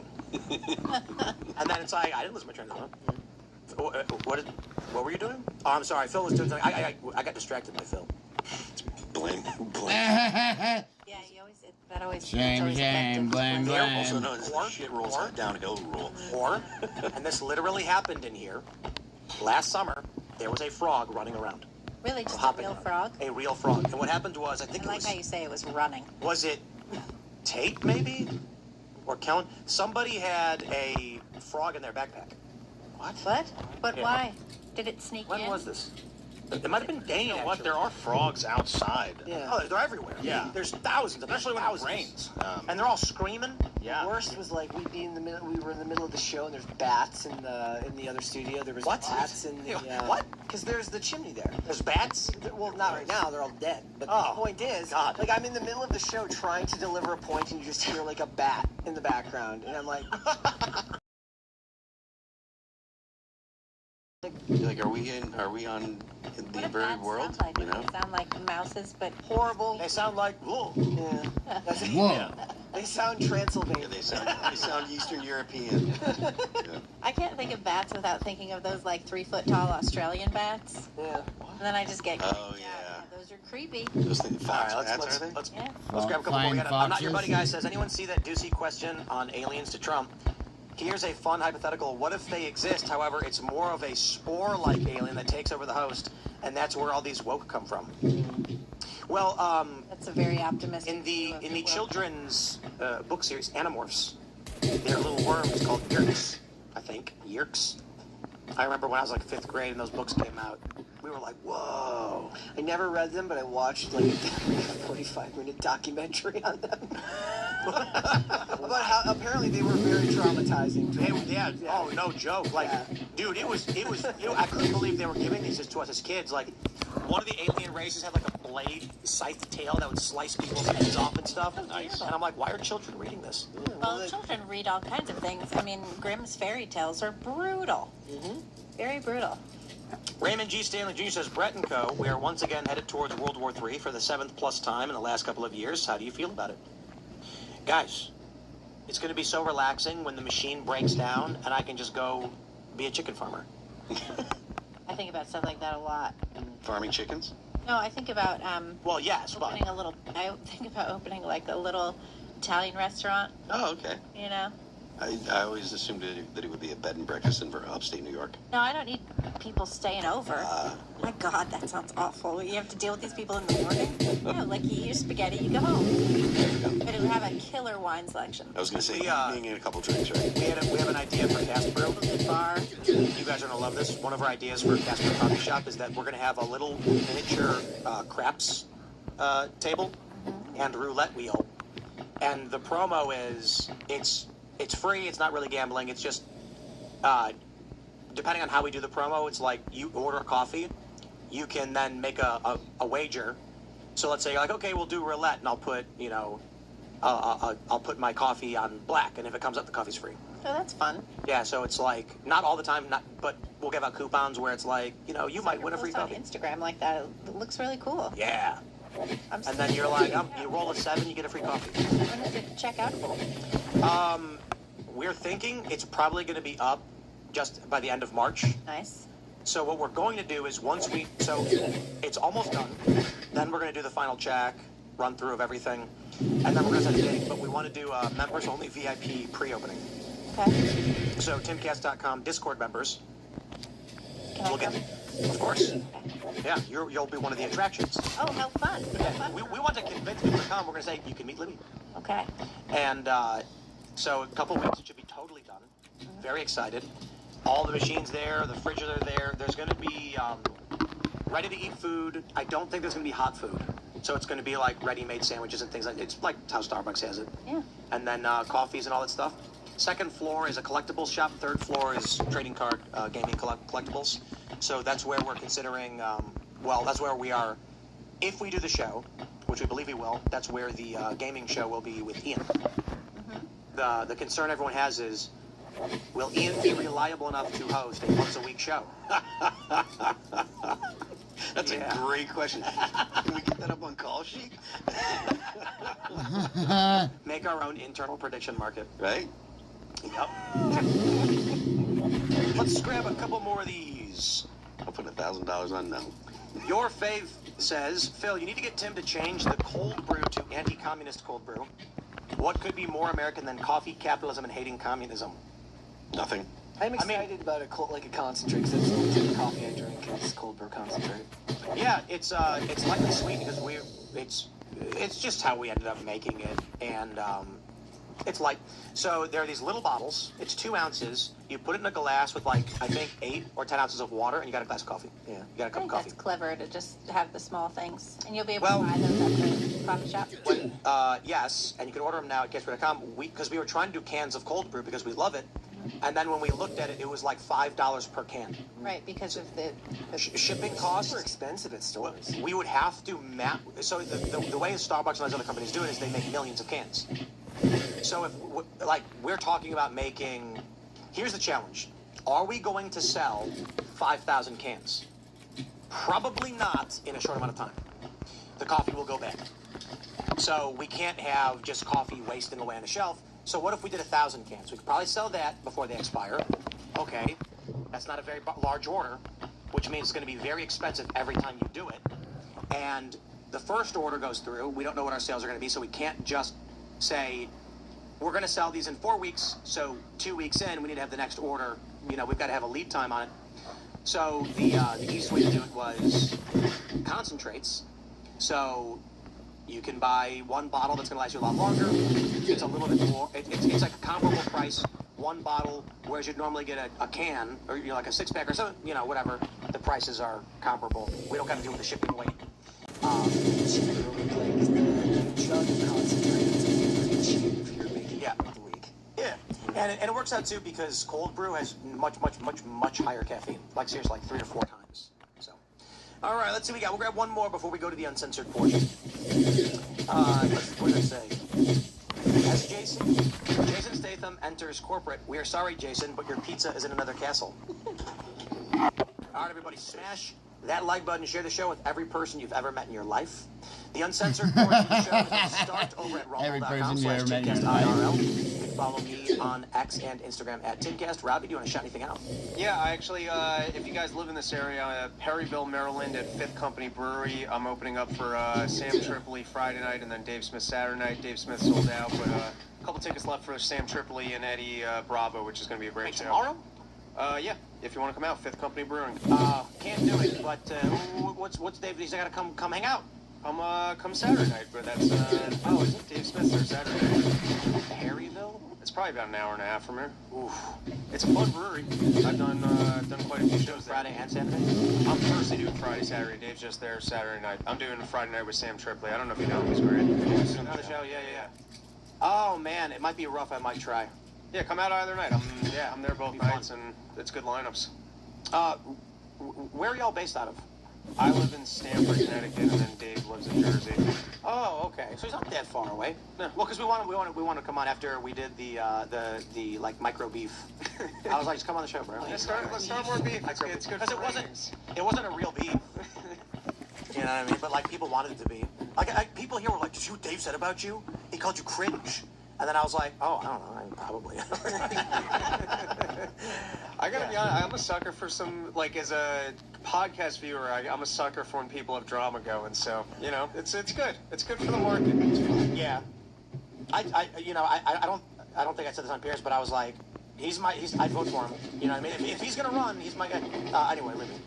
That's me. Anyway, Libby, I'm over here. I want to encourage you guys to go listen to the Pod Millennial. Our guest this week was Sopranos star Drea De Matteo, and it was great. We had a really fascinating conversation that got a little wild.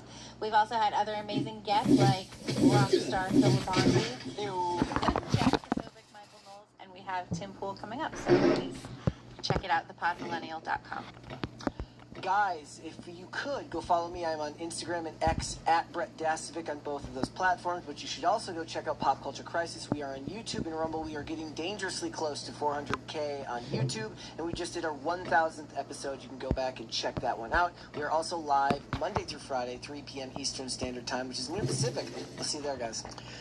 I am Phil That Remains on Twix. The band is All That Remains. You can check the band out at allthatRemainsonline.com. We're going on tour this spring. We're going out with Warren Osiris and with Dead Eyes. The tour starts April 29th in Albany, and we'll be going through the end of May. You can get tickets also at allthatRemainsonline.com. VIP packages are selling out, so you should probably get them soon. You can check out the music at Apple Music, Amazon Music, Pandora, Spotify, YouTube, and Deezer. Don't forget the left lane is for crime. Carter. What's up, everyone? Thank you for watching. Thanks for coming, man. Got a really big show tomorrow, and you're not going to want to miss it. So you can follow me at Carter Banks everywhere, and follow our label at Trash House Records on YouTube. We do have indeed a very big show tomorrow with a very, very excellent guest. We're very excited for this. It's going to be a crazy conversation, so you don't want to miss it. We're going to leave you hanging on who it might be. But for everybody who wants to come hang out, go to rumble.com/TimCastIRL, and we'll see you there in about 30 seconds.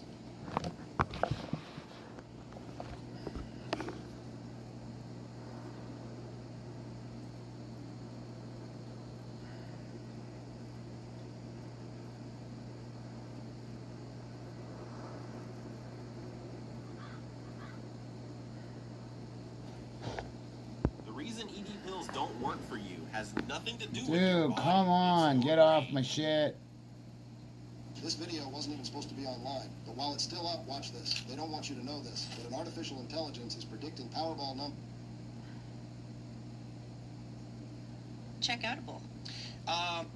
He's got it, and he's like slowly moving it down. Well, like, yeah, I actually, and she was struggling to remember. Go in the living room. Absolutely, I'll take that to heart. Guys, if you could, go follow me. I'm on Instagram and X at Brett Dasovic on both of those platforms, but you should... Yes, we're very excited for this. It's going to be a crazy conversation, so you don't want to miss it. We're going to leave you hanging on who it might be. But for everybody who wants to come hang out, go to rumble.com/TimCastIRL, and we'll see you there in about 30 seconds.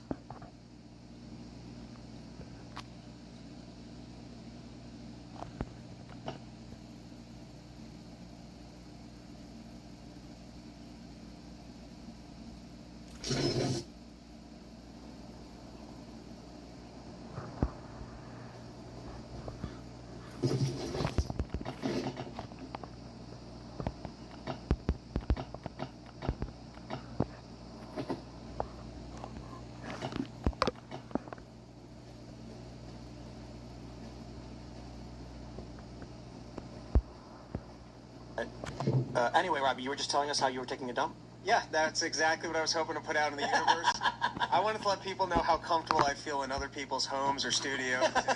Sam Cedar broke the toilet, and he came in. We were live, and he was like, "I'm sorry about your toilet." And I was like, "What?" He's like, "I broke it," and I was like, "What? Why are you telling us?" I think he was trying to like insult that we have one of these like eco toilets. It is a weird toilet. It's like a space age butt warming low flow toilet. So it uses less water because it's got a motor, so it blasts. But he like came in, he was like, "I broke your toilet," and I was like, "Why would anyone say that on a podcast?" Yeah, just keep that to yourself. That's you information. Yeah. No, this is the second that door was locked. I came back. I was like, man, it's gonna look like I took a dump.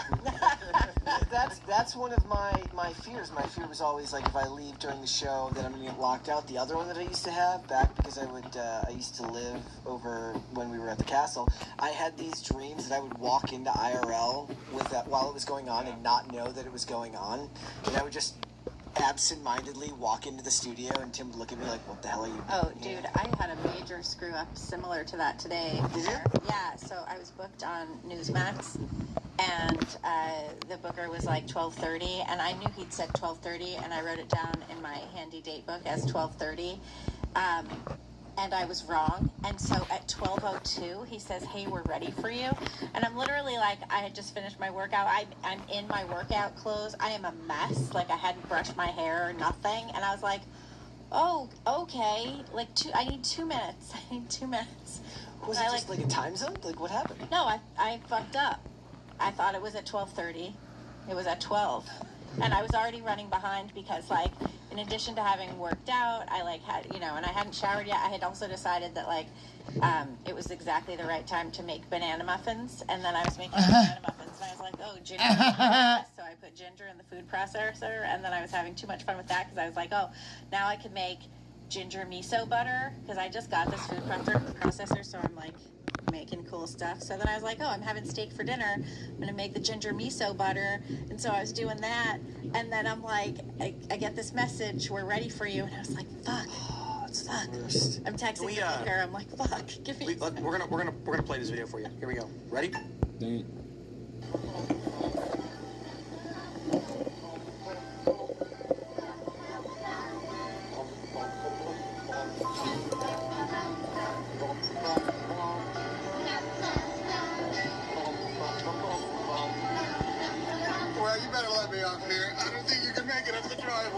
testing missiles here or what? That's right, buddy, we are, and it's very hush-hush, top secret. So forget you were up here and forget you saw any of this. Forget about a tip. Is Tom Hanks? Yeah. Home crap home. And did you catch why this people are sharing this video? No. Only because I saw the post. Well, Pizza. What I would say is... Pizza car. You started talking before the video completed. And he said home crap home. No, the radio says it's children singing I am pizza ready to eat. So I guess people are thinking that's an insinuation of something, but it's a pizza delivery guy. And there's a song about pizza. So when is this from? 1986. What's the conspiracy with Wilson? I know that there is a conspiracy. Wilson? Yeah, in the volleyball, but the castaway, the handprint on it, someone's blood. I know, but I never dug into that conspiracy. It's heavily implied that he had sex with that volleyball. Oh, I didn't pick up on that. Well, haven't you seen the movie? Yeah, but I don't remember that. When he's like, Wilson! That's the cry of a lover. No, it's some sort of a symbol. You didn't see the scene where he's got it and he's like slowly moving it down. I missed that part of the movie. Fuck. Yeah, no, they say that it's some sort of a symbol. But I never dug in on that one. But that's a little. I've heard about the ones where they like Tom Hanks would post pictures of socks or gloves he would find on the sidewalk. Yeah, he used to do that all the What time. is that? Yeah. What? He used to, on his X account, he used to just post like random pictures of socks, like individual socks they would see like out in the street. It's fun to think that Tom Hanks might be the chief lizard. Like, I mean, if you're going to be cartoonish with conspiracies, it's fun to think that this jolly guy that we loved his whole life is actually running the whole scheme. I mean, that proves it. Like in that Simpsons episode when it's like the cabal of Mr. Burns and a bunch of other people, and they're like, who made Steve Gutenberg a star? It was us. Oh, the Stonecutters. Yeah, the Stonecutters. We do. Yeah. Yeah. I don't know what the Stonecutters are. It was a joke on The Simpsons about the Freemasons. Oh, okay. And then it turns out Homer is the chosen one, and he's got the Stonecutter symbol as a birthmark. And then Lisa convinces him to use their secret society for good and charity. So they all quit and form a new secret society called the No Homers.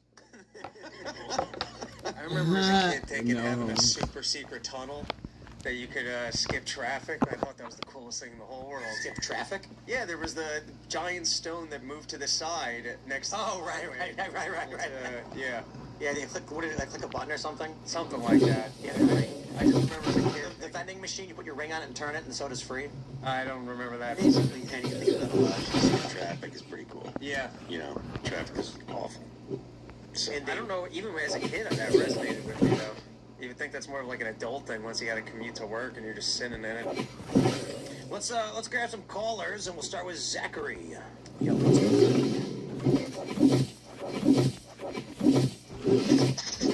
all hear me? Yes.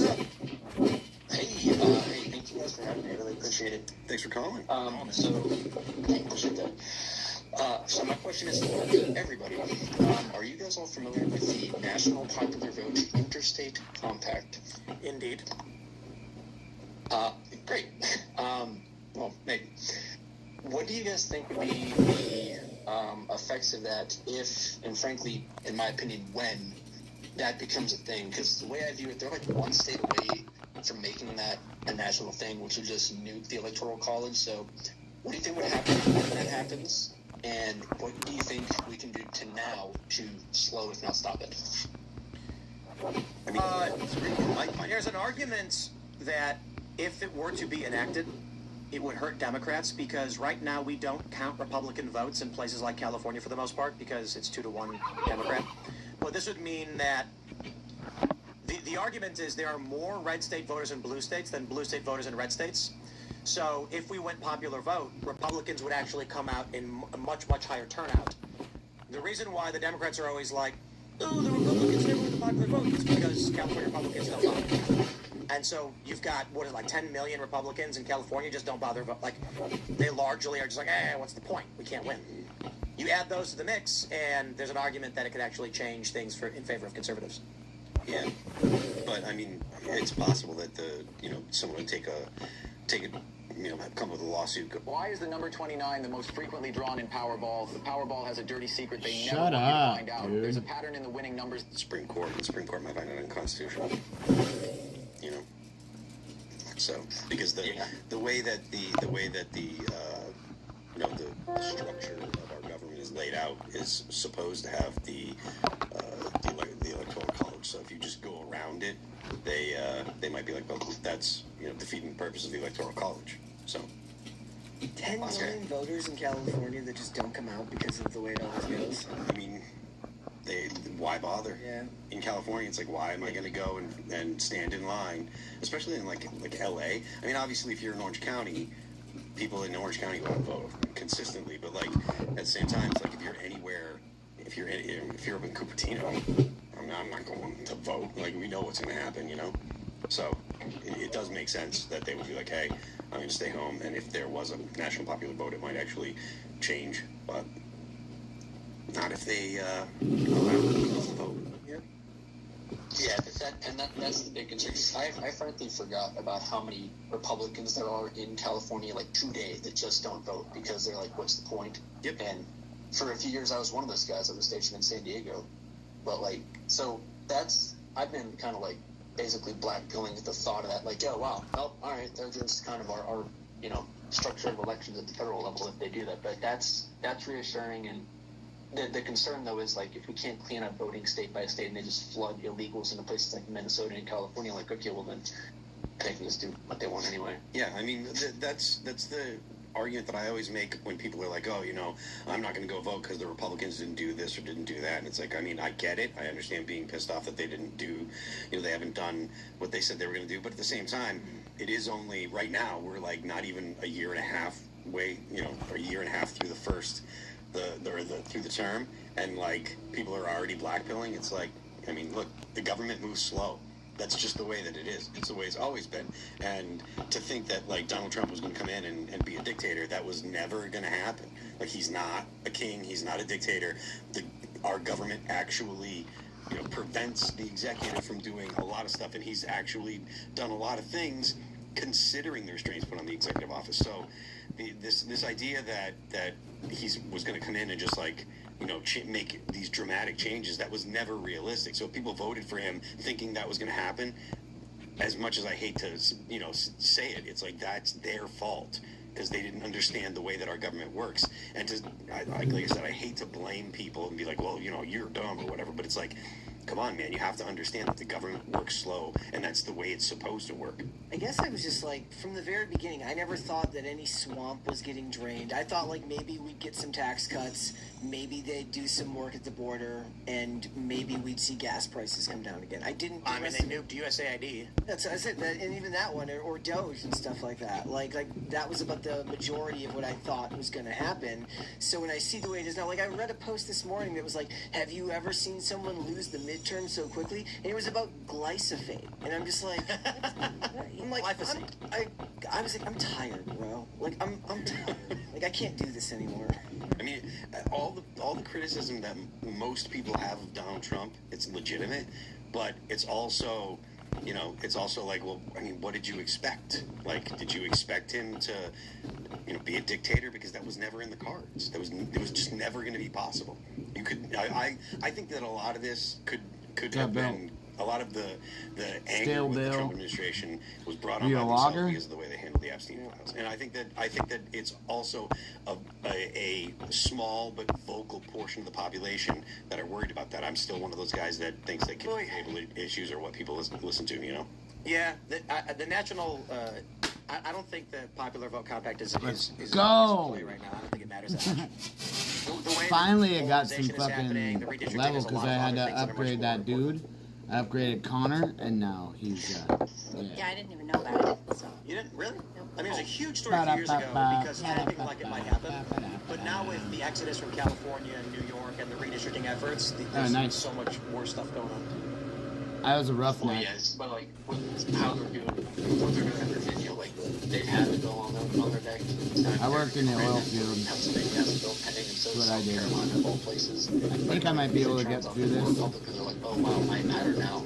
and it might not be all that bad, but yeah, that's like I said, I kind of like black pilling at this point because of, you know, that what I mentioned just a couple minutes ago. So I appreciate the reassurance. Thank you. Cheers a lot. Wilson, do you want to shout anything out? Yeah, thank you. So I write books. Yeah, like, I forgot what level my guy is at. Spanish, and I also make journals for languages about focus, productivity. It doesn't say which level it is on the top. Zachary Kerr, both of those Tennessee. It just sucks. Thank you. Thanks for coming. All right, next up we've got. These guys keep fucking healing. That's why he keeps dying. Yep. Alright, so my question is mostly for Tim and Phil, but anyone Fuck, can man, look at this. Both being new fathers and myself being one as well, the constant bombardment of stories of AI taking over most jobs in the next few years. What are you guys doing to set up your children for future success in the AI age?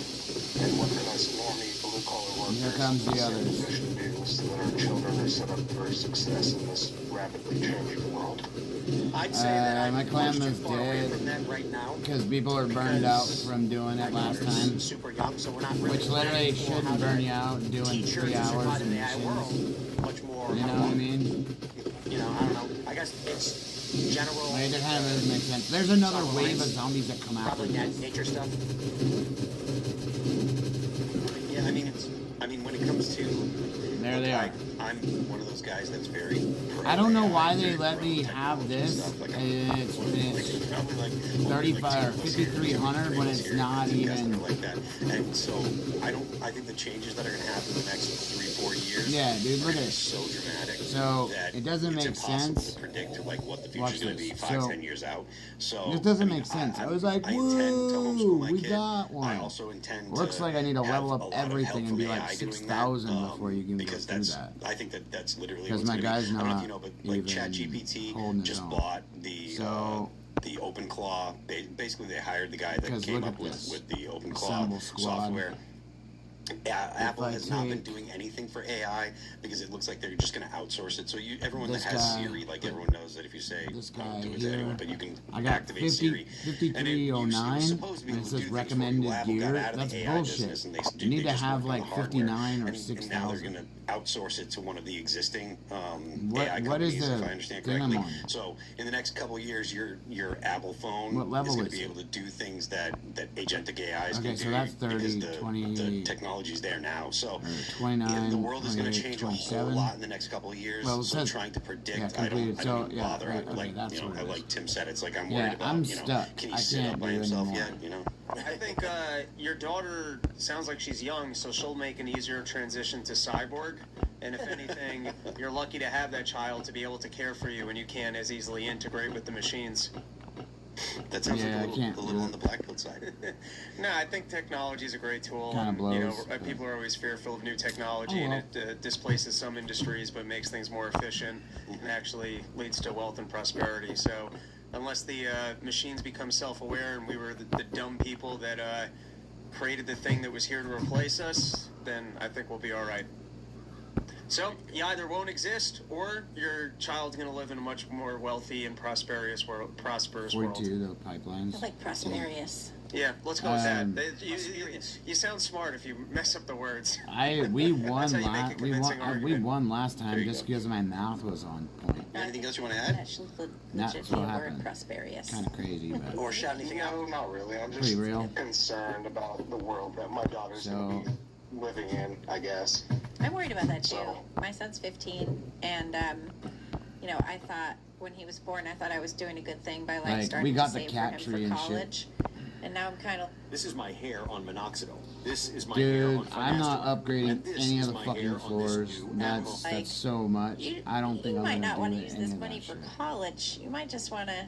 Like, And there's like a good the chunk of it pipeline now. thing, Like it I could already- pay for college. but- He's gonna be in college in like what? I haven't they're at even college age in started what, 2 or 3 years, something like that. Yeah, 3 years. Yeah, I mean, he might. So I but, don't like, even know where to if you've go got a with kid this. that's like my kid, who's only a few months old. So I don't unless it's expect to like have to worry around about here him into going the to college. water, Like honestly. Yeah, I mean the up colleges and might all into the water, collapse. You know, I but mean it's already that's a concern I can't too. really But do I mean, much else. So it's hard. I don't know when what you needs water. Are part of a, it's hard when you've like grown up and existed in a specific kind of social order to imagine what it will be or to prepare for what it will be. You can only, it's like, with my son anyway, I've been preparing for what it was when I was coming up, which it's not like that at all. I can't even buy for him the education that I got. Like, it's not that I can't afford it. It's that it literally doesn't exist. Yeah. And probably I couldn't afford it if it did, but it doesn't exist. I have one piece of advice.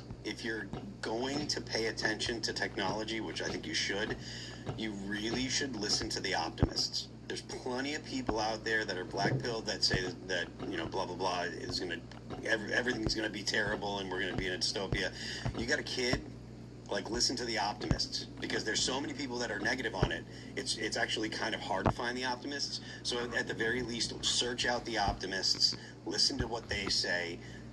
There are going to be really disruptive changes, and there's going to be probably some issues that we have to deal with as a society. I think the guy's a hacker. But you should at least expose his yourself base to is the all optimists, designed not all just fucking the weird and shit with different angles. I was like, right on. That's all I got. Okay, but it was like Mr. Iron Cross.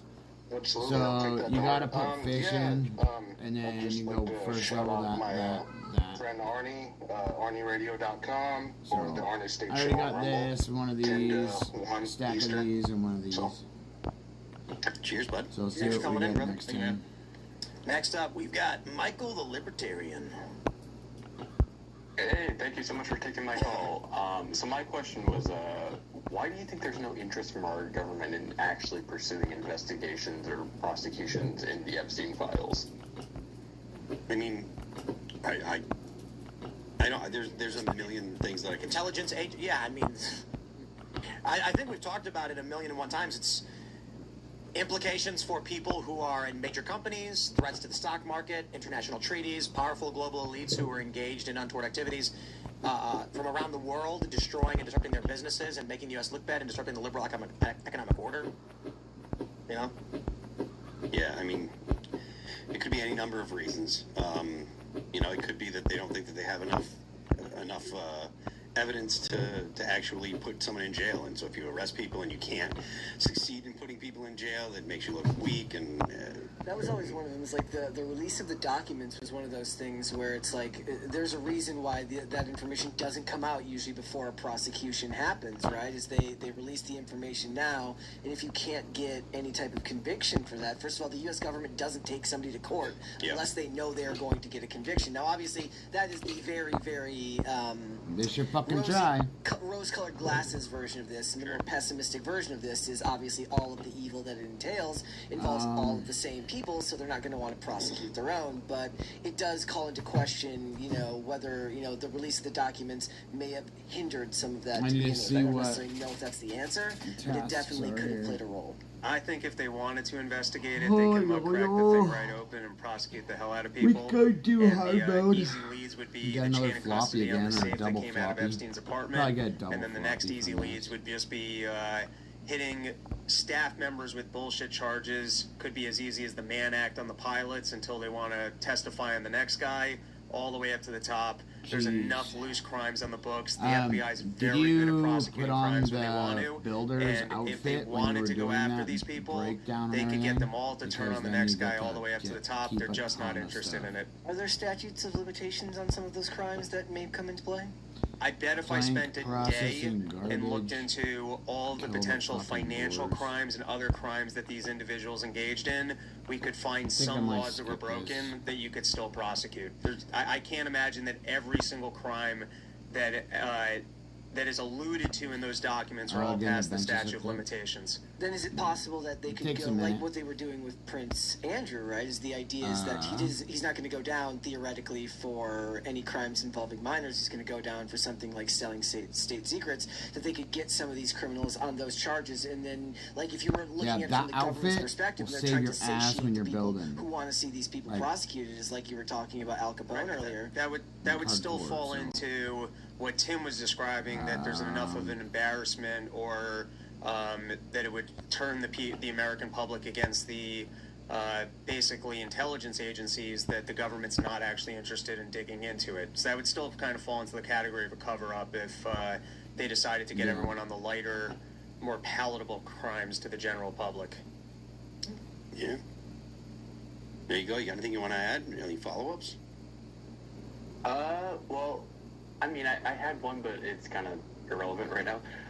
I just wanted to, say, I'm going to the Perryville show, and I am very excited for that. I've got Sick, man. Say hi. Prepared. Oh, I know you. What's up, dude? Yeah. Cool, man. So, by the way, check your Bring in the whistle pig. Yes, I've got the whistle pig ready. Tim, you should totally come out too, by the way, on Saturday. If I can. Yeah. But, I wanted to shout out Run Your Mouth and Porsche Store, by the way. This is a good man. Fantastic when I went. You got good fans, Tim Pool. Right. But yeah, no, thank you so much for taking my question. Right on, brother. Thanks for calling in. All right, and I use guess an app called Prism. Who do we have? Is Pandish the last one? And it links up everything. Pandish, we didn't have to And get so right? you can change stuff. Oh, there we go. We got you, man. man. If you wanted to. Hey, how's it going? I'm on 4 different things. I'm on question is a panel question. Twitch. So with everything that's going on, Twitch, if you were the PR team for the Facebook, White House, what do YouTube, you do to get people, what commercials or whatever would you suggest that, they could do to get people in the public back in the favor of ICE, Epstein, any of this stuff, tariffs, Iran? Put eyes on a leash. Stop falling for agitprop. Yeah. I don't know how you get back because they walked into this problem themselves. It's tough. I mean, I think that it might take firing Pam Bondi. I think that she's not great. Yeah, I mean, I think that it would take some changes at the administration, and I like we were saying, if they put some people in jail that were on the Epstein list, if they I mean, nothing's going to be done before the midterms anyways, but if they had people if there was a process beginning regarding people that were on the Epstein list, that might help. But I think that they've kind of dug their own grave. I'm not sure exactly how they get out of it. I've said it a million times, I'm still of the opinion that it will boil down to the economy, how people feel about their economic situation, and how the actual candidates themselves, are actually performing their campaigns. You can. I don't think that Donald Trump can save anyone. I don't think that. So Twitch used to have the mobile thing with the camera. They I don't know, if they ban you or some bullshit, then you're then you're fucked. So it's they take it all off, and they mute your mic. So these are just kind of what kind of shit is that? Boring DC kind of talking points, but that's kind of the way that it works. So, as far as they goes, love fucking they've run into such everybody, PR trouble so given you the fact can't that talk they've become unless you're a so much chick with fire giant for tits. incidents with the general public. And that's somebody like me what is wondering fucking why they're not going after factory 70-year-old farms fucking punish owner, the businesses pervert, that make it fucking attractive for pedophile people fuckstick. to come here. And I just That is don't the know if owner there's a of way Twitch. to work your way back into the public's That's good what he graces with fucking that does. sentiment right now. That's why Pokemon is Want fucking to know through why the the roof. diabetes industry is trying to ban That's why apple cider fucking vinegar? all You that probably have it at stupid home, shit and it's is making their fucking 20. I think it's recommended. tough. I think the way that No one Minnesota needs was to see handled the was pretty fucking bad, obviously. brainless shit that is the You wonder Snooki if they're of going fucking to Twitch. take a fresh look at that blueprint before they Shit's roll out annoying as operations in fuck. other places. She's just but I nothing think but that brain rot. the So right tons is of other really, I mean, not the right, I don't wanna go the bashing Trump people, administration is really good at kinda messaging to simple. the right. They're Kinda- much better at that, kinda and they have fucking easy. absolutely no messaging for the left whatsoever. They're not I even could roast the seeking living to shit get out of 'em, people who hadn't Kinda voted like for stealing Trump in the my past or words. hadn't voted GOP in the Alright, past. so They're not we even can grab hoping that for that, gun. and they're I'm not barely going even to trying to hold on to what they have. I find it I very think bizarre I'm some of gonna be the policy doing measures that are rolled out, day and stream tomorrow in the morning and all what that. we see So, from the official Twitter accounts I know and I'm how gonna they're run out of treating shit what's to going do on. here. I mean, I even So, think the whole Board of we'll go Peace do the thing was kind of sewers. tone deaf, What do you mean, And the I stuff they're wonder posting on what social that media? Do you thing mean like the was. stuff that ICE was Was posting there of a hype sewer- there's reels? a- there No, I was mean one like the over rapid top of it. I didn't even response. look at it. Okay. It's just so many we'll see. clapbacks of you know, actually it's like this. And it's like, okay, first of all, you're posting that on X, and X is a pretty conservative platform at this point. But none of this stuff is going to appeal to people that don't already think that you're doing a good job. When they argue with like celebrities, I get annoyed. Like I do. Like the stuff where they're like yelling at Bruce Springsteen. It's like he's just a stupid old man. Like, don't worry about Bruce Springsteen. Don't worry about Bono. Trump brought it all on himself when he got into it with Kimmel and them, which was a message that he could have. It's a problem he could have completely avoided if he just didn't talk about it. Yeah, they no were one already wants to hear about how he thinks Rosie O'Donnell is fat anymore. Nobody cares about late night show hosts, anyways. You gave them more credibility just by talking about it, and now it's going on again with Brendan Carr and the FCC and they're lying. I mean, you know, what's his name? Stephen Colbert and Tallarico are lying. It's pissing off Jasmine Crockett, which is the fun part of it. But yeah, I don't think that they're handling messaging well for anybody who isn't already like chill with what they're doing. Yeah. I think they kind of talked themselves into believing that more like some of the moderates were more right than they are. The people that were willing to hold their nose and vote for the Republicans because they were upset with immigration under Biden and all of the other things that happened, and they lost a decent amount of people because they're messaging to people that are farther right than they are. And they're super snarky about it. Yeah. Which is a little distasteful when you're talking about like, okay, you know, Pretty and Good were definitely doing stuff you shouldn't be doing, but these are also people's lives. You don't get those back. Yeah, so we saw people that were saying like, look, there were, you know, when Charlie Kirk was murdered, you know, and people were celebrating his death, and they're like, the right would never do that. I saw stuff immediately about Freddie and Good that, yeah, like I'm not like, if you're gonna say that, then stand on business and actually live up to your, you know, to what you're saying, and don't talk crap about people that happen to, but they did. Right, like they're not really all that much different from like anyways. Better would have been like, we really seriously mourn this death. We wish that this wouldn't have happened. You know, we hope that Tim Walz and other sanctuary state governors take a closer look at their policies and maybe allow. So does that mean you're gonna cry for every criminal that fucking that is meaningful that gets killed from police interactions? Fucking serious. It's all about PR. It's all about making yourself effective as an administration. Now, it's not to say that you can't say, like you said, they put themselves into really, really stupid situations and bad shit happened. 110% understandable. But like if you're talking about messaging to people who do lean in a more emotional manner, you do have to get through to them. Now, that's not always going to be fun because you are going to have to soften your language when you might want to be more snarky. But if we're talking about being effective, that is the way forward. Yeah, you got anything you want to add? Yeah, because I was thinking, I think the best way, at least to get people back on the especially criminal deportations, would be to have Homeland Security literally create a tab for every sanctuary city with all the people that they're willing not to give up that are doing crimes, and put how many crimes, like some of them have like what, 20 arrests, 20 plus arrests, and then put the budget. Do you have your boat assembled? Put them through, you know, the courts, and then the courts just keep releasing them back out to the city.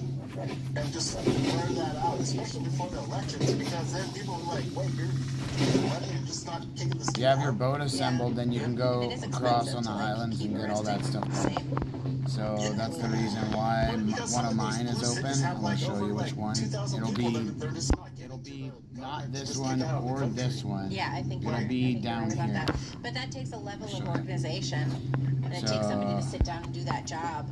And they're too busy clapping back on Twitter at Bruce Springsteen. I just know of every single thing that's in there. Well, that's what I'm saying. It's like if you were the PR team, it's like, you know, just do that, like there's a one right here on the other side, actually right here where my head they're is. not going to release even the criminals to ICE, which is ridiculous. Yeah, who was the DHS press secretary? Was it basically Tricia McLaughlin? Sometimes there's no missions there. I don't know. So we're gonna do this, then we'll go do that other. We'll do the mission up there. Sorry. He quit probably because the pressure was merciless. Yeah. And it's like, who wants to be in an administration where if you lose, you're going to prison? Yeah. And they tried to put everyone in prison last time. Yeah. Including people indicted in Georgia. I got an Epstein conspiracy theory, guys. Awesome. Okay. All right. I think Epstein was actually a patsy. He's like the Bill Clinton to Hillary's Hillary Clinton. She's figure out, like, Mossad and all the MI6, all that shit. Because she was having sex with the teenage girls. I agree in that. Ghislaine Maxwell was the son of the spy, and so they were like, we need somebody who takes the fall for us in the event that it comes crashing down. Yeah, that's why they killed him. They thought that would end the whole situation, so that she could continue with the spy stuff. Because even in Trump's thing back in 2006, he said, hey, she's the actual... you have to fight the Caecilian boss, yeah. She just gets them... If you just opened it and you started doing the first 3, because there's only 3 tasks to do, then you have to fight the Caecilian boss. So, this one, okay, so there's one, this is the one right here that's open. I thought it was going to be the other one down at the bottom. And that's how they keep us down, Which I'll is walk by right socializing the rest of us to hire women so that we can't compete with these intelligence agencies who know better. You see? It's all part of the scheme. Looking at jobs? No, I'm making a joke. No, just voting. Yeah. Yeah. I'd like to issue clarification that I have no problem with female labor, just voting. Yeah, usually is this one. Trump was a sexual Tyrannosaurus Rex. How did nobody make an AI thing with Trump's head on Jessica Trump's body? No, rock awaits, brother. Yeah, I think you should probably do that. With a can of ice, and just tells them this will make you a fucking sexual Tyrannosaurus Rex.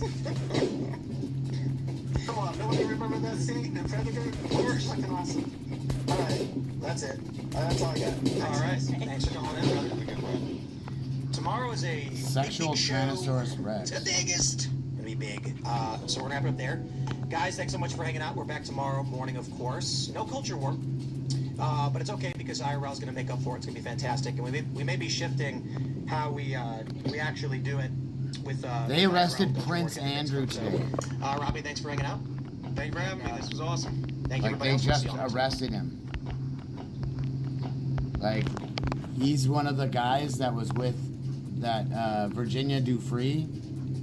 And when she was like 17, 16 years old. Fucking nuts, dude. Nuts.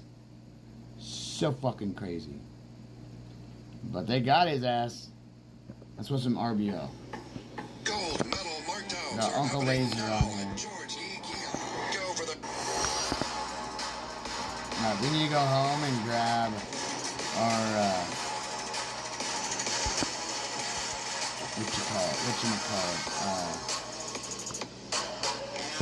Welcome to Austin Rose Battle. Y'all ready to meet your judges for tonight, huh?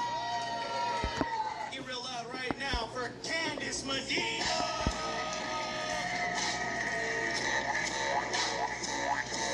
Yeah. All right, you guys ready to meet your second judge tonight? You just saw him. Get real loud right now for what you need for that boss. History Month. I couldn't forget about the brothers. Oh fuck. What do you call it?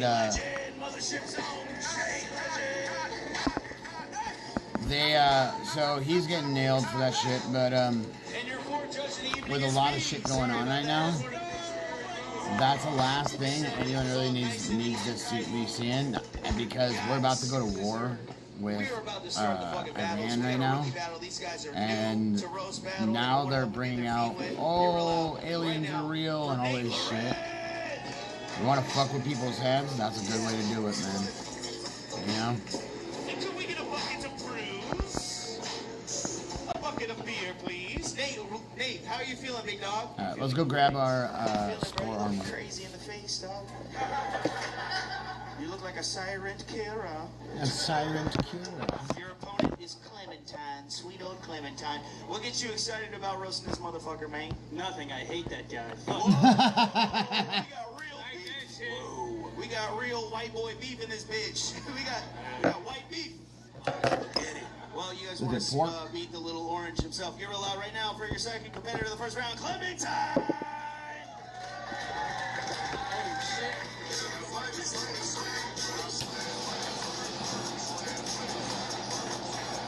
Clementine, your opponent is the guy from M. Night Shyamalan's Split. How do you feel about that? Yeah, well, we'll see. It'll be fun.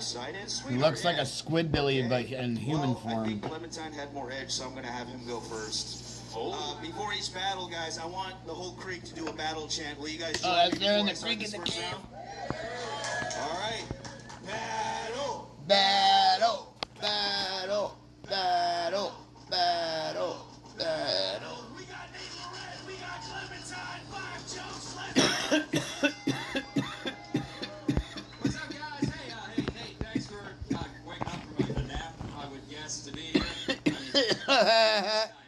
coaches women's kickball here on the weekends, right?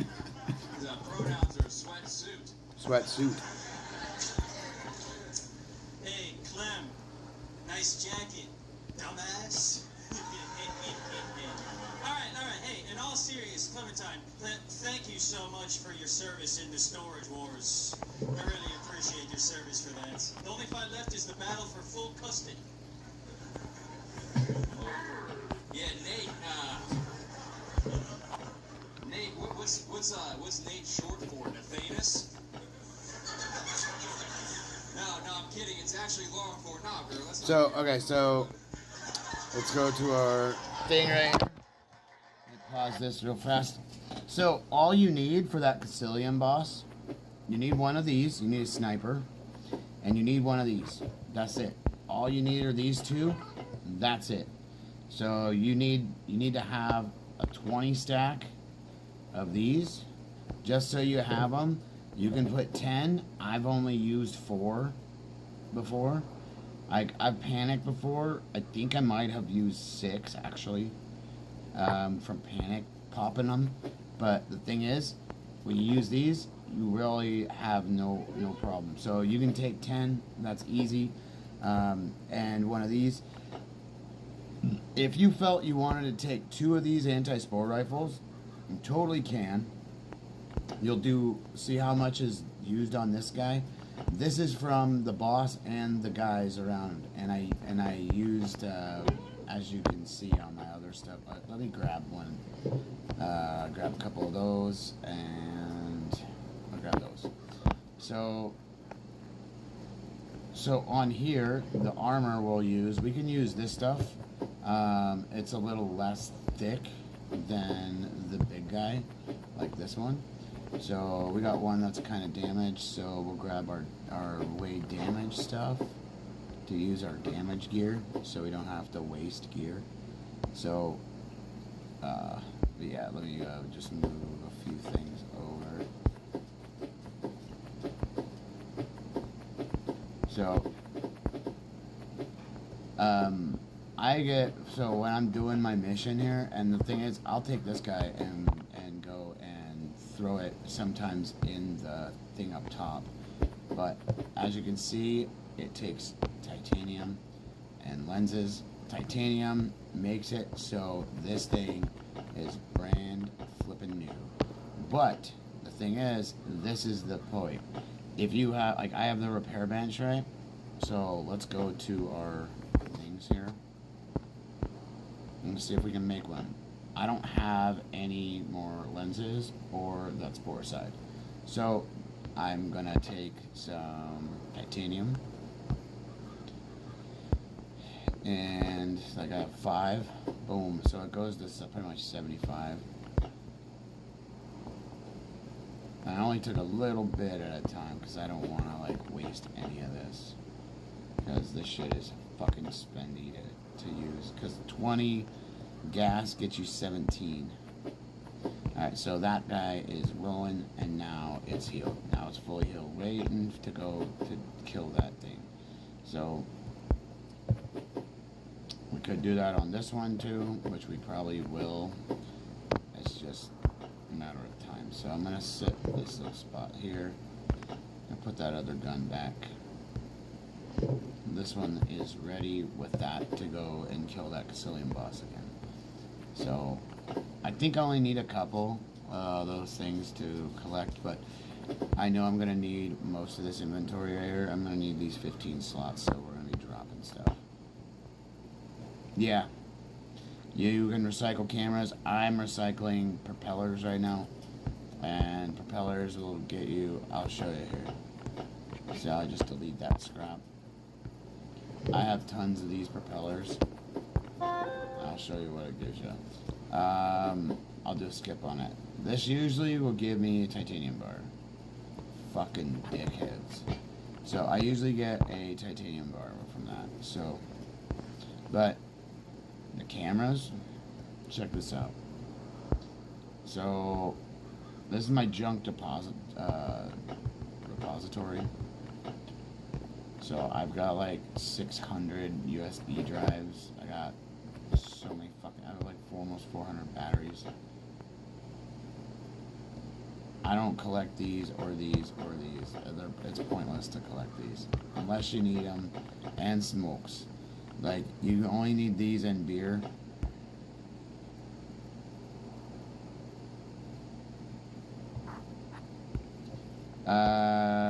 I've got tons of them. So I'm gonna get, okay, so you get propellers from all those deliveries that you go and get done. So I get so many of them that it's ridiculous, dude. I have over 400 batteries. Let's just drop that shit here. Put my guns in here. Let me grab this, drop that. Okay. The only thing I need is a pistol for, I got it in my hand. I got half a pistol. So, now here we go. So I only need one of these guys. I have, okay, so I think I healed the wrong one. So yeah, I have 1, 2, 3, 4, 5. Yeah, 5. And then I got 4 of these guys, and I have tons more of these. I made so many of them. These ones right here are definitely, these work. You can still kill anything with these, because every shot's 40.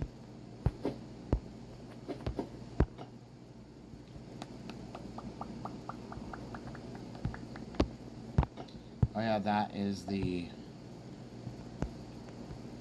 level 2 explosive storage.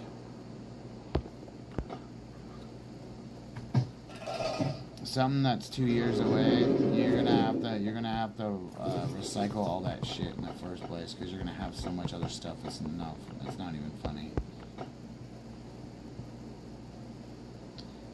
And those things give you titanium bars, so they're worth recycling.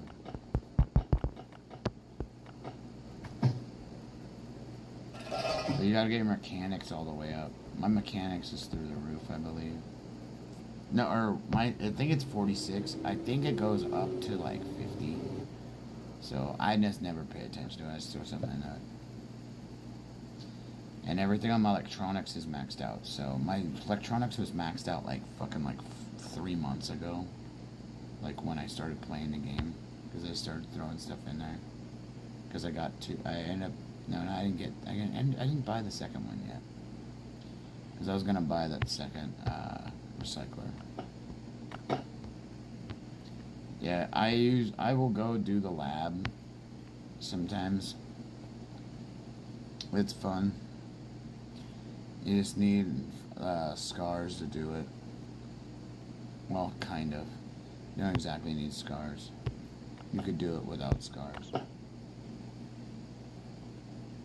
Sometimes they have all those buffs like M16s or an AKs or whatever.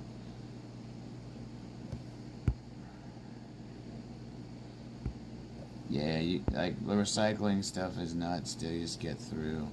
I've got like 2 chests of armor that I need to just throw into the recycler and just let it roll. Like, it's annoying as shit to have to do that, but like, you know. Alright, so now, alright, so, alright, does my dog still got anything on it? Okay, I need to make sure I have, okay, it says like kill those zombies, which is cool. I've gone up, I remember not checking what the task was before. And,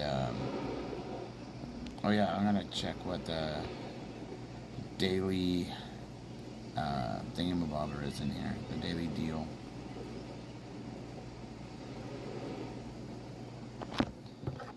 Because the, what's his nuts, the janitor has deals for us daily that are in here. Or when your shit resets and our stuff resets, so I might buy something with gold here. Or I might go grab the shit to go and do it. I bought gas last time for 100 gold for 20 gas. That's like the shit. Alright, so what has he got for us this time? Oh, so he's got either B or that. I'm gonna take that. Convenience is everything, especially with that gold. So let's see how much that. Oh, I got a reward, dude. What do we got? What the fuck is this? Nemesis.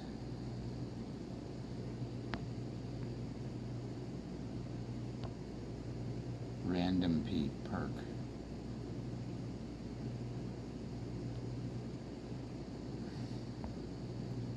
Giant Slayer.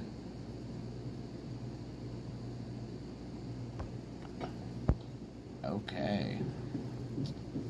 That's nice to level up a little bit, especially on stream. Oh yeah, I have this thing all done too. Look at this thing. It glows pink. Like, it literally glows the same color as, like, what's in front of me right now. Like, I was like, what the fuck? I went, so, I repaired all this. There's some, this takes energy cells. So, and it's just seaweed. And this catalyst. I don't use those. Actually, I might go and take one or two and stick it in there and then shift that sand and stuff over.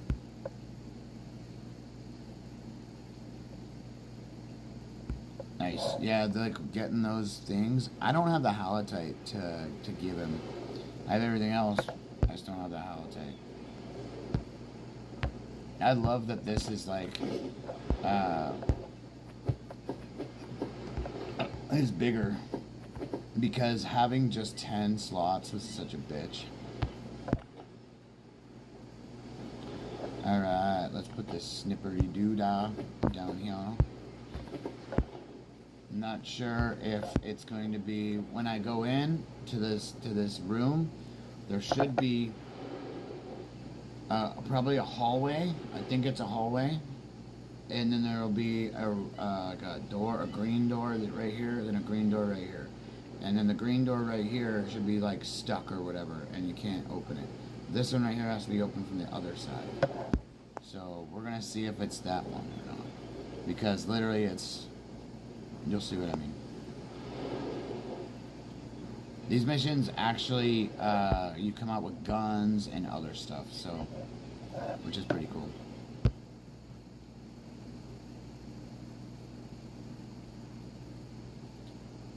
Oh, 3 dead bodies?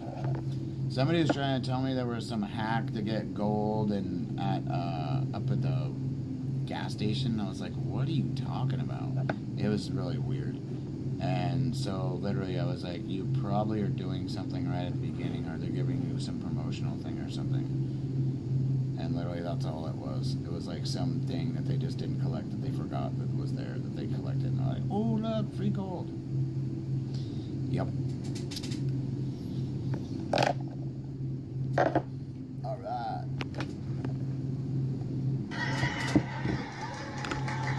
Let's listen to roast on.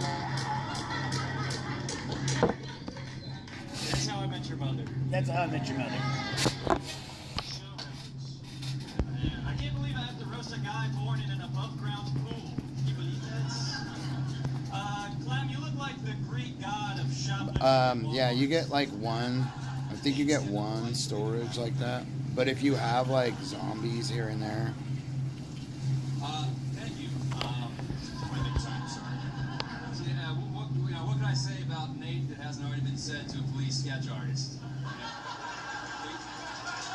I just don't like getting swarmed right when I go up the thing.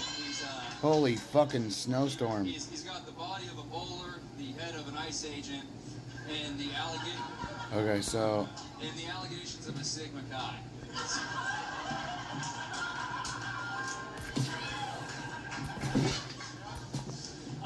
Thank you, Turning Point USA presents Benson Boone. I just want to catch my fish, drive my truck, plus I'm queer. You gay?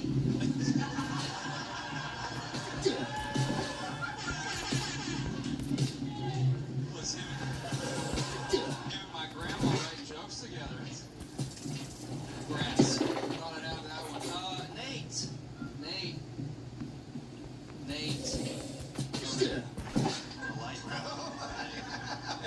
I heard Nate's been kicked out of every single. Yeah, they can disappear quick, and they do.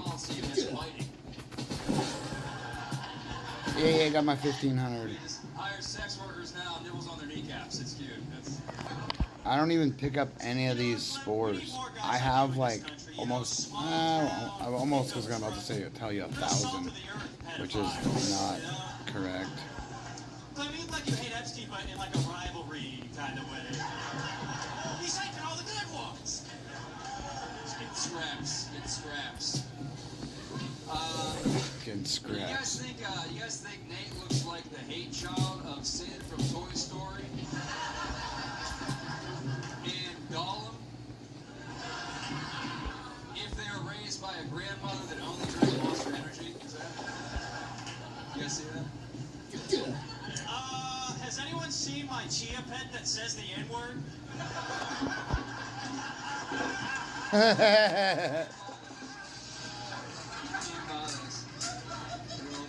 Alright guys, give it up for this first battle. Holy shit. Jay Legend, it's Black History Month. How do you feel about these two quiet tirades for you to battle in front of you? Another battle of dumb as fuck. Nacho Libre on the 7 did dumb as fuck. I like the governor joke. Give it up for Nate. He's acting of a cigarette with a real person. If a cigarette was a real person. No, I like that fucking chia part shit stolen for me, Nate. That shit was fucking, that shit was the one. So I'm gonna go ahead and vote for Nate. That was a fire ass. So. Black History Month. Laser, how'd you feel about this one, bro? Clementine? What's that short for? Where's that from? My name's Clement. I just switched it. Hell yeah, okay. Yeah, let's put a mark next to that. Put a mark next to that. Just keep ruining it. I want to fucking Keep ruining it. the sweatsuit thing was funny as fuck. I fucking lost it with the nah girl, that's not you camera, but that's not a camera. That shit was in the police sketch artist thing. She started out hot as a motherfucker. And then Nate, boy, he was slow at the beginning, goddamn. But then that chia pet shit and the salt of the earth and the rival to Epstein, dude. I know that boy can't be 500 yards from a playground, but I gotta give it to him. Oh, that's one more for Nate. Holy shit. Still have a chance to turn the tide. Candace Medina, how do you feel about this battle of insults? This one was pretty evenly matched. Nate, love the sweater. What's the EV stand for? A virgin.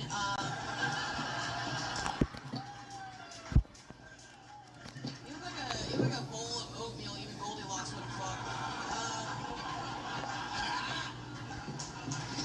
I think for me, a lot of the disconnects, you kept roasting him for being like white trash, but like you look way Yeah, more this white is the door trash. that's stuck.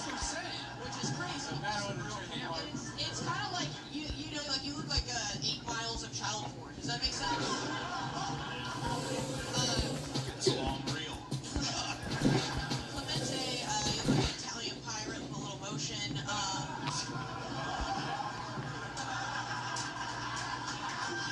Just loading meatballs into a cannon. Captain Giuseppe Sparrow. Like a Vietnam War vet of fucking ladyboys. You look like you're gonna send a message message in a bottle to ask kids for nudes from Epstein's Island. So I don't know, like there's a lot of good back and forth, a lot of good jokes. Nate, your Storage Wars deserve more. I have you pretty evenly matched. Clemente, you had the body descriptor joke. Like your jokes just hit so much harder. And even though you had like a lot of good rolling ones, you had way more bigger pops. The Nah Girl, Police Chest Artist, body descriptor, like the head of a bitch ass and like a whatever, dick of a child, whatever you said. And so honestly, I'm gonna give it to Clemente. One for Clementine, two for... Sorry. Clemency for all of his child porn accusations. Sorry about that. Well, I love this battle between Clement and Neate. Neate. Like the backpack kid if he had C4 in the backpack.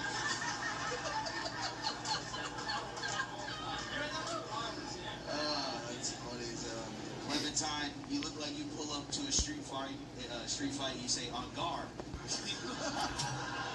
You pull out a rapier, which would be the appropriate weapon because you look like you be rapier. Man, I want to split it down the middle, bro. Leave it up to the audience to vote, huh? I think it was that fair. Yeah. I want to split it down the middle. Guys, I only want you to get loud for the person you thought won, and I only want you to vote for one person, or we'll be here for 9 minutes. Guys, if you think Clementine won this battle, make some noise. And if you think Nate Laurent took this battle, make some noise. Nate Laurent is your winner. Debbie's on the run. Tap up the judges. Guys, you got a good idea of how roast battle works, huh? Still having fun? Fuck you. Fuck you. The guy that said no. Say fuck you to that guy on 3. Fuck you. 1, 2, 3. Fuck you. No. Dumbass hat. No. Dumbass hat. Motherfucker said no like he just learned English. No. No. You guys ready for your second battle? It's Black History Month. I need to see where our deliveries are at. I think it's 65, 63, right? 52. Black History Month. I want you to meet your first competitor. It's Royal Oats. Get real loud for him. Let's go. Black History Month. About to get rowdy in this bitch. Hey, what's good, bro? How you doing, bro? What's up, bro? Ready to kill another? Ready to kill another nigga. Oh my god, I feel like Calvin Candy and Django. You Calvin Candy, you gonna set the shit up. This is the most racist shit I've been a part of all Got month. me some good fighting. Just kidding. Alright, we got half. Get yourself something cool to drink. I'll get out the heat and have you something cool to drink. Oh, so how about that beer now? Welcome all the way from OKC, baby. Come on, give it up for him. All right, you guys ready to meet his competitor? Get real loud right now for Michael Scott.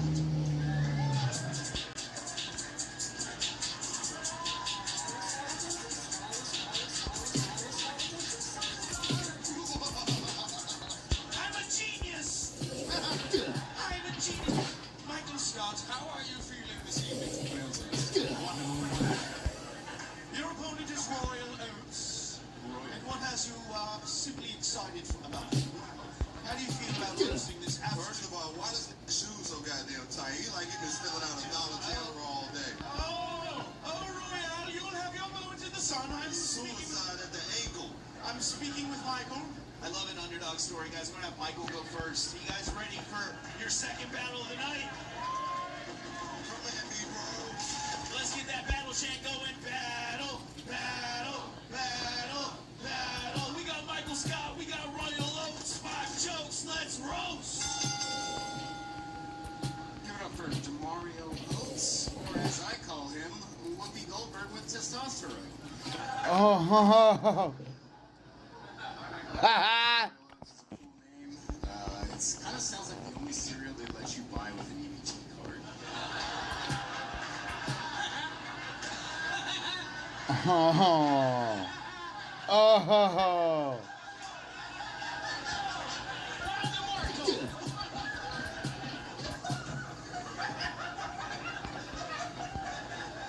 That's what you eat, motherfucker, anyway. EBT cereal. Michael Williams, man. Michael Williams has the same description of every rapist that they show on the news at 10 o'clock.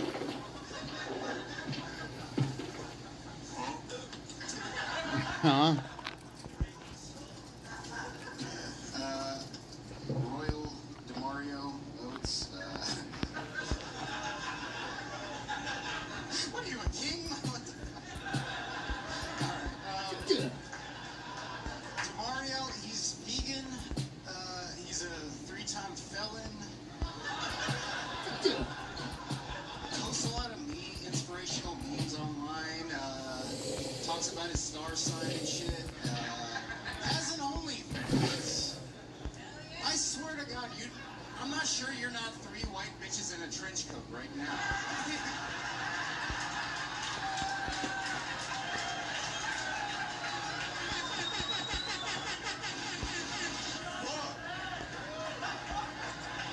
I see I'm gonna have to stab this. I'm gonna have to stab this nigga. What you might not know about Michael Scott, Michael Black Scott, not to be confused with Chinese Michael Randall. Michael Scott was once an actor, and his biggest acting was on the TV show, what's it called again? The Office. Office. Black people don't watch this shit. His biggest acting job was on the TV show The Office, but now you might see Michael on info commercials of Big Tibia. That's where gays act like they're having fun, but still they're doing comedy.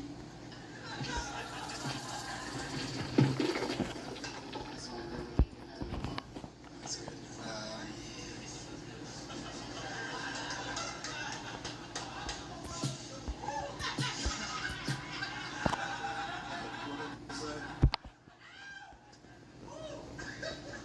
Mario's got dreads. He's cool.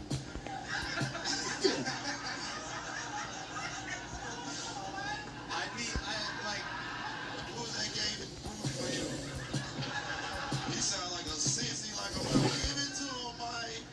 Shut your bitch ass up before I hit you. Fuck you will watch you talking to. Okay, go ahead, Mike. Hey, nigga, what? Twisted sister, shut the fuck up. Give it to him, Mike. I hate your fans already. Oh, alright. You got dreads, that's cool. I would have dreads too if my hair was making a tactical retreat from my face. Ha ha ha ha ha ha ha.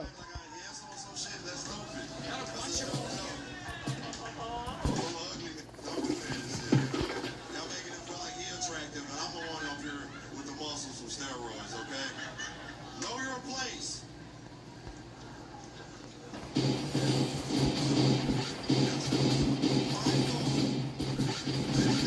Looks like he's the only at the barbecue calling black people the actual N-word.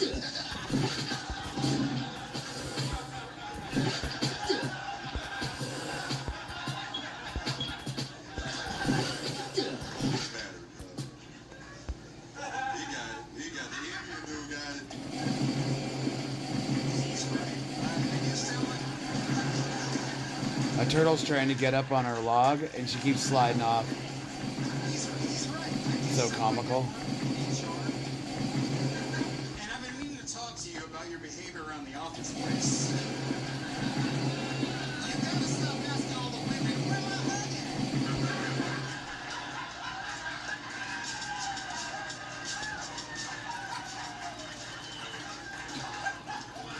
Now you know goddamn well I ain't working in nobody's office. That's fair. That's fair. I got holes in different area codes now. Let's be realistic on this shit, man. Michael happened to be a black guy who owns a lot of pets. Yeah, weird. And he's also a guy who slid back up again. Where he shows pictures of his pets, and it goes to show, not even women want to fuck cat ladies.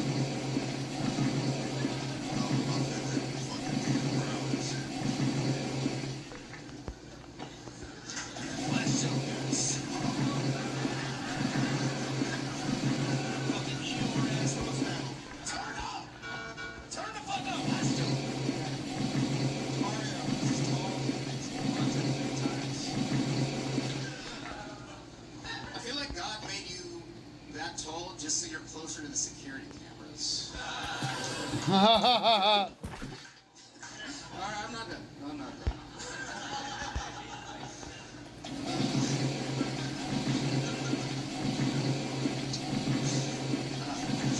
Black on this one, man.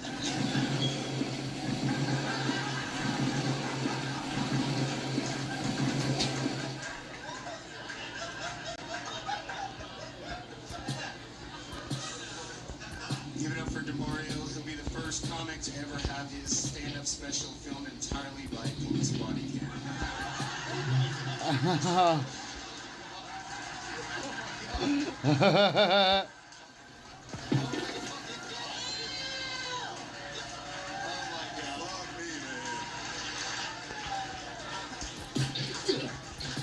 Last joke, Royal.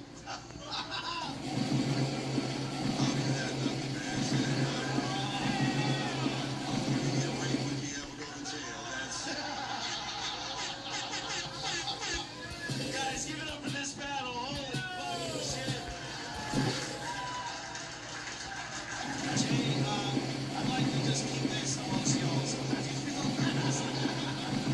Yeah, first off, give it up for T-Pain, no game. And then they helped him pass math. I appreciate y'all trading outfits for the battle.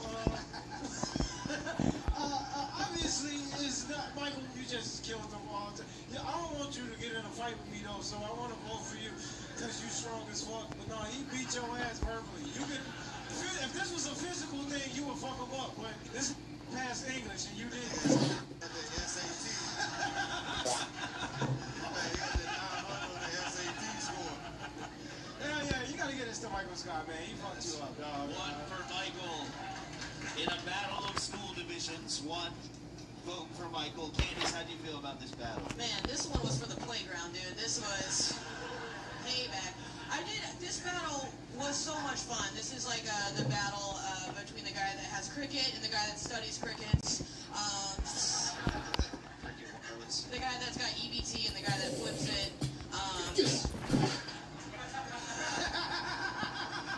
Pretty good. That's fire. That's fire. Y'all don't know what flip means, dumbasses? What They don't. The guy with EBT and the guy that sells his EBT, that was good. You guys are being weird. It's Black History Month, lighten up. Yeah, it's dumbasses. Mike, you look like an extremely literate turtle. Oh my god. Royal looked like offset chromosomes. Offset chromosomes. Like, Royal, how did you have no notes, but it still sounded like you were sounding it out?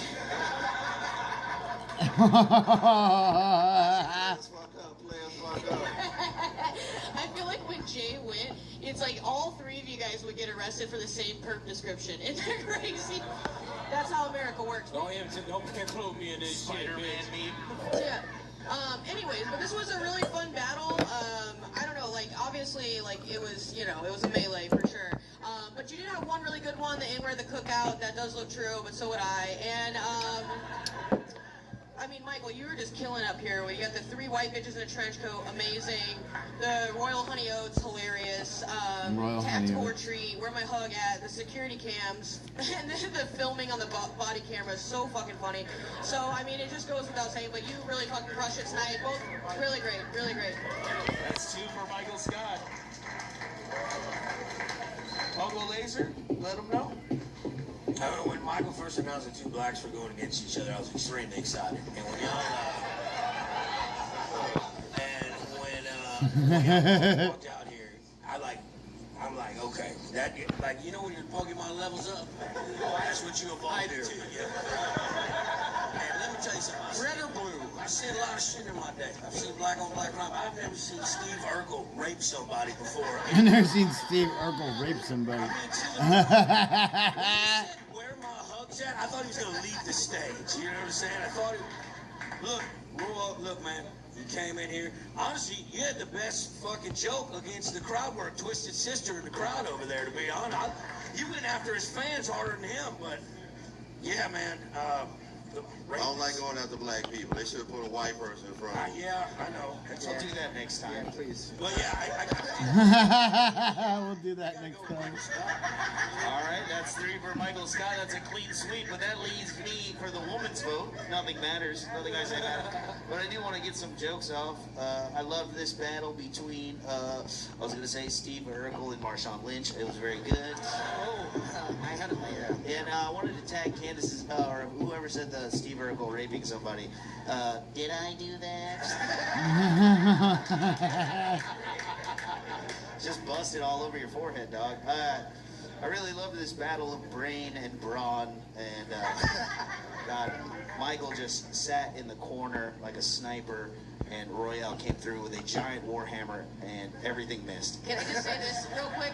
The pen is mightier than the turn sideways gun.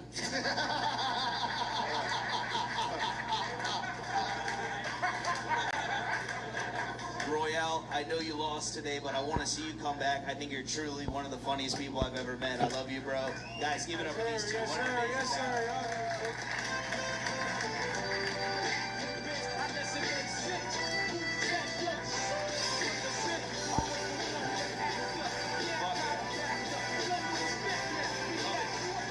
Now, wasn't that fucking poetic, huh? You guys still having fun?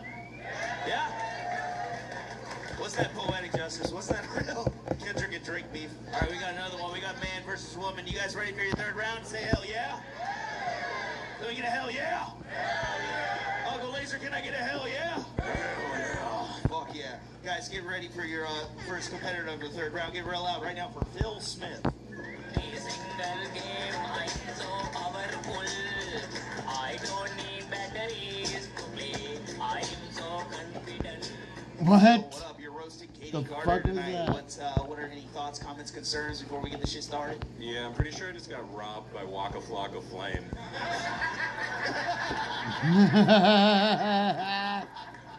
So yeah, I'm not too worried about her. The giant black dude that just took all my money. That's more To the creek in the cave, brother. That's more where my head's at. Everyone who works here in security is white, so... Laser trying to get some more beers up here. Another beer up here? Yeah, can we get some beers up here? Lone Stars up there. Can we get a bucket of beer, please? Bucket of fucking Lone Stars. Bucket of please. Fucking pussy's dry. Get some Lone Star. My pussy's dry. I want a bucket of Lone Stars. That is the most Texas shit I've ever heard. Some beers in my wallet back. Hell. Guys, let's meet his opponent. Give her loud right now for Katie Carter.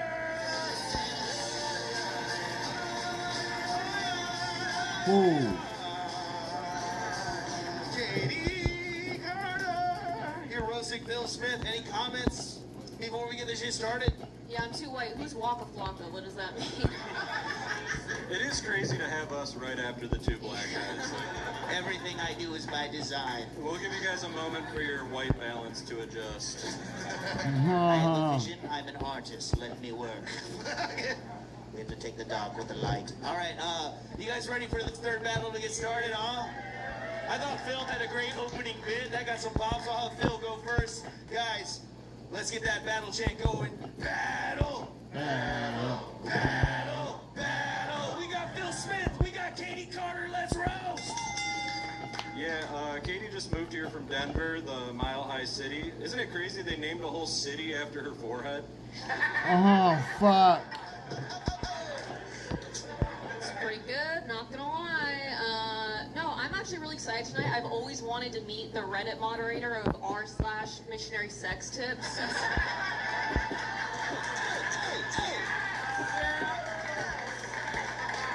I know, I'm like really glad you could make make it out though, because usually around this time of night you would be at home with your girlfriend telling your neighbors it wasn't what it sounded like. So. Oh. Wait, are you guys like laughing because like that sounds really cool for me? Like to be that, have that role. All right. Thank you, bitch. Thank you, bitch.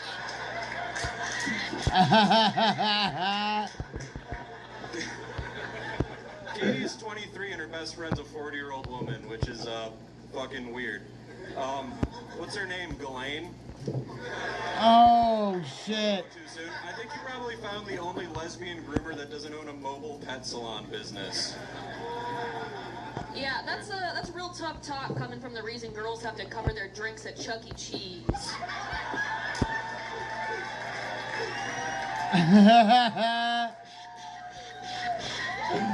Oh fuck.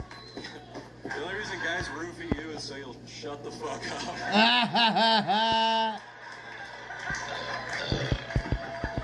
But anyways, one more time for strawberry no cake. Oh. True. I want you guys to. No, I'm kidding. Go ahead. No, it's true. Katie grew up Mormon and her dad left when she was a kid. You know how much you have to hate your kid to walk out on 6 wives? Oh.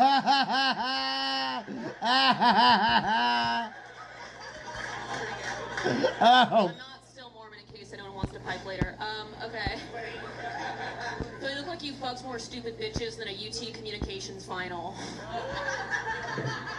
It's crazy. Even when the girl's on top, he still manages to get winded.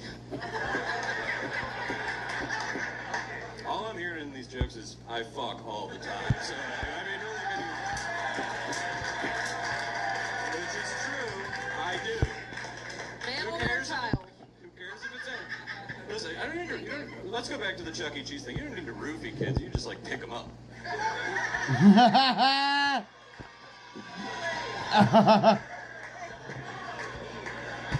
Thank you, slut. Oh, Jesus. Katie, I don't want to play it into your insecurities, but I just want you to know the second you leave a room, discussion immediately breaks out about what a bitch you are. The audience is currently passing around a note about how they think you've gained weight. Oh, Jesus. I didn't know that you could use a hat to highlight how bad your hairline is. That's fucking awesome. You look like, I've said he's fucks a lot, but I will say he looks like the only thing that he can actually keep hard is the R when he says the N-word. Oh, last joke, guys. Is it cool if she asked me to say it? Alright, my last one is pretty tame compared to the other ones. Katie was raped. Oh, jeez. Well, kinda. Somebody honked at her while she was parallel parking, but she considers that rape.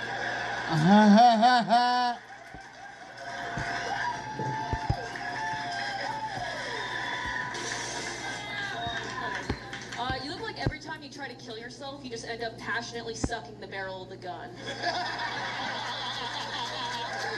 Guys, give it up for this battle! Holy shit!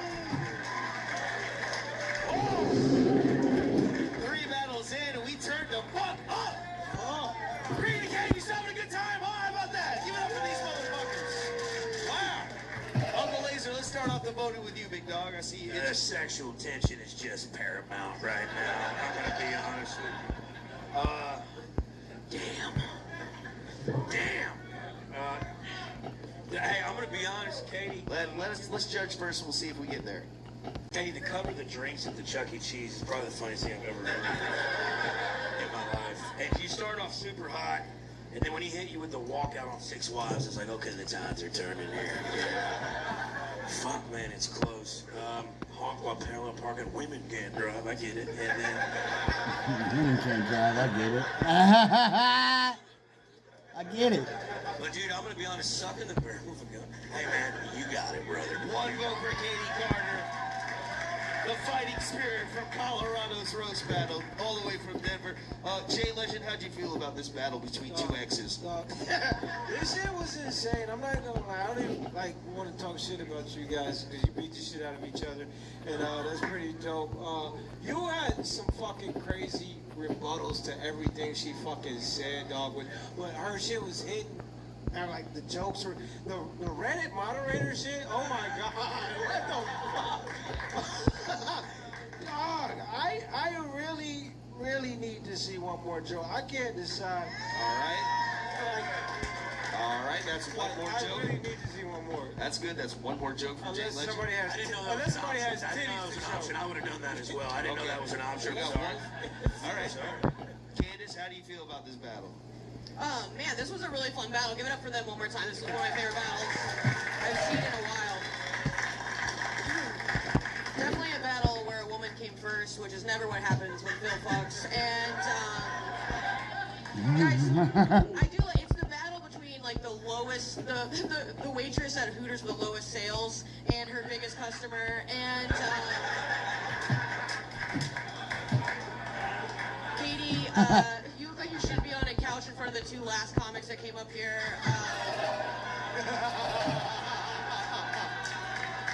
I was gonna say, Candace, I usually fast forward during this part. Because she looks like he looks like the moderator of Missionary. She looks like the moderator of r/.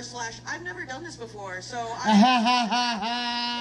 was a really great battle. Katie, you were coming out hot, like so fucking hot. I mean, in general, I guess everyone's gonna try to walk into your car later, and but I would say I kind of, in my opinion, Phil kind of came back and the tides changed, and then his rebuttals were just so good. Like every joke she had, he came back with something. And for me, as a roast battle judge, I think that's one of those things that disarms somebody. But I mean, I would be totally down to see another joke. I love when people fuck again after they already came. I love that. So. All right. Before we do one more joke, do you guys have one more joke? Yeah. Yeah?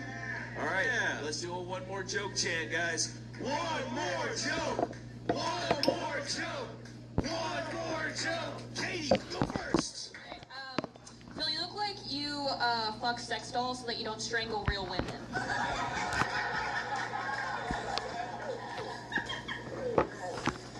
Katie has Muppet lips. Katie's Gen Z. When her dad walked... that was like one of the oh, thank you, Muppet lips. So, okay. Katie won. I lost the momentum there. All right. Katie's dad walked out on her, and she's Gen Z, so naturally he was replaced with an iPad, or as she calls it, her step pad. She's gonna get molested by it, though. All right, guys, let's vote for who you thought won this battle. That again. That was like telling your girl you had another bust in you. And then it's just 30 minutes of, no, just give me one more second. Just give me one more. Pull up the child porn, I can do this! Oh my Let's just have the God. audience vote, guys. If you think Bill Smith won this, make some noise. Fuck. Danny is your winner. All the way from Denver, Colorado.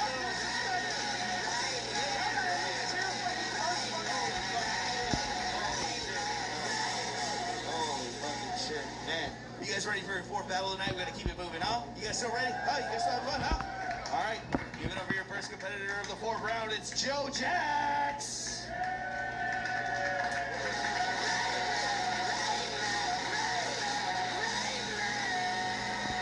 Oh my God, well, Joe Jax, what's up? What a horrible hat you're wearing. Holy fucking shit, that hat sucks. I never want to see another one of those in my entire life. How do you feel about roasting Captain Wright? I think I look fucking cool. I don't know why you're laughing. Do I not look fucking hot, bro? All right, you guys ready to meet his competitor? Guys, get real out right now for the second competitor of the fourth round. It's Captain Wright.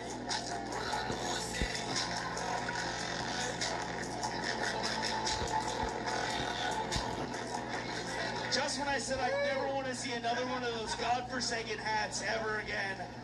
Michael, you Florida white boys done turned up on me. What's up, Captain? I'm wearing this hat because it's gay and stupid and ironic. Shut up, you're real cool. So you're wearing the hat because you know it sucks, and you're saying Joe Jax is wearing it because he legitimately likes it. Well, I love the inverse of the bid that you guys paid $60 for. I'm gonna have Canada go. We were at the Balenciaga store. Yeah, they had a buy one, get one at the Balenciaga store. Yes, I need a hat that makes me look like a rapist and a detective at the same time. Rapist and a detective. It was me. Oh my God, Captain, your riffing is through the roof. I'm gonna have you go first. You guys ready for your fourth battle? Let's do that chant.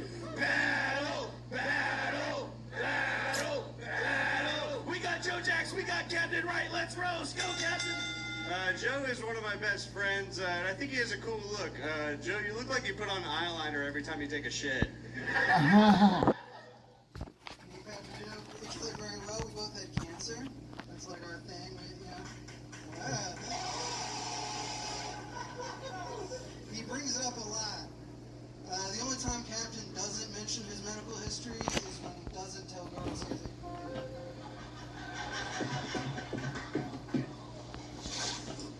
Shit. At least I get pussy. But yeah, Joe did also have cancer. He had a testicular cancer. And Joe has one testicle, which I can't even imagine what that looks like. Is it to the side or behind your pussy?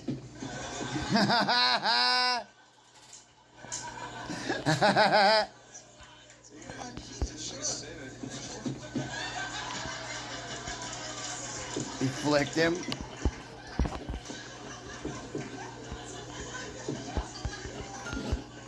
don't have a pussy. That's not what my cock heard. You like my balls in your mouth, bitch. A lot of people don't know Captain also was molested as a kid. I don't know that either. He just looks like he was molested as a kid. I don't know that either. He just looks like it. Joe has recently got really into Buddhism. Yeah, emphasis on the boo. You're into Buddhism. Yeah, I am. Hey, somebody's towing a pair of really sticky fingerless gloves outside. Yeah, I think they're yours. Shut up, this is fucking gay. No, it's not as straight as fuck. With the hats. Tell me what to fucking do. I don't know. Captain works in a restaurant.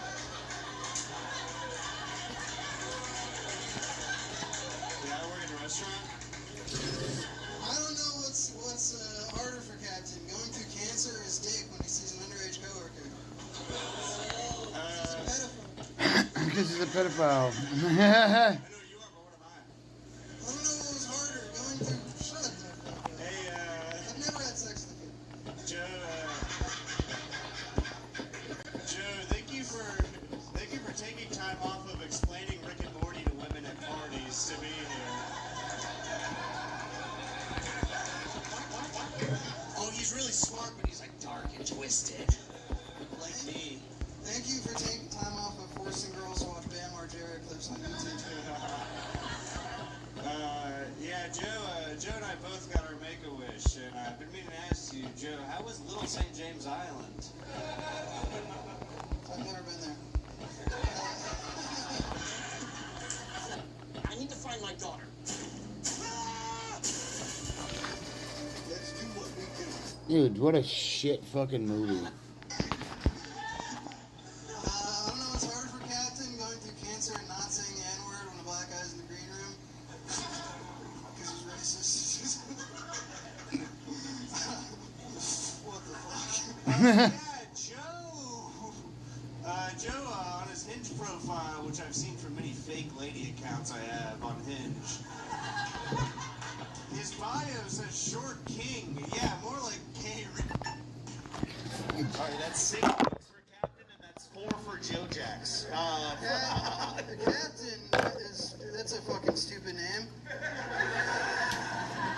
What a captain of what? The SS SS When you're retard. talking about names, Joe Jacks, Jacks isn't his last name, it's his middle. His last name is Off Guys. Alright, guys, give it up for this battle. Give it up for him. Yeah, you hear that? It's a reflection of the 3 weeks you had to prepare. We'll just buy silly hats. We'll just buy. Yeah, 3 weeks. Yeah, I'll just buy a silly hat. I can tell. Fucking Christ, dude. Hey, you know the guy your whole life and you had 3 weeks to write. Yeah, it's sick. Oh, those are fucking bangers. Okay. Uncle Laser. is C minus. These y'all's hats are cool. I need my grenades. So fucking hard right now. I don't really know what to say. Rick and Morty at the parties, killer. Thank you. Killer. Outside of that, dude, I drove here for these, you know what I'm saying? So, outside of that, I mean, I'm just going to give it to Captain on that. That's all I got. I mean, molested as a kid was pretty funny, though. Yeah, that's always funny. But, you know, yeah, maybe the hats were a bad choice. Did we watch the same fucking Jay, how'd you feel about this one? Sorry, I'll have to leave. Yeah, I'm not excited. Always tell you both, I think you should leave. Guys, give it up for white boys with a little motion sickness.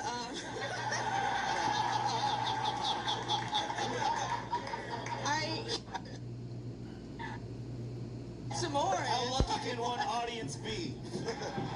Not one fedora, not three. Yeah, lady bad luck. Okay. Yeah, lady bad luck is good too. All right, you guys ready for your fucking headliner? Huh? It's your headlining battle. These are tried and true champions of Austin Roast Battle. I picked them myself. I love them both to death. Are you guys ready for your final battle? Get real loud right now. Give it up for the first competitor of the headlining battle. It's Juanita!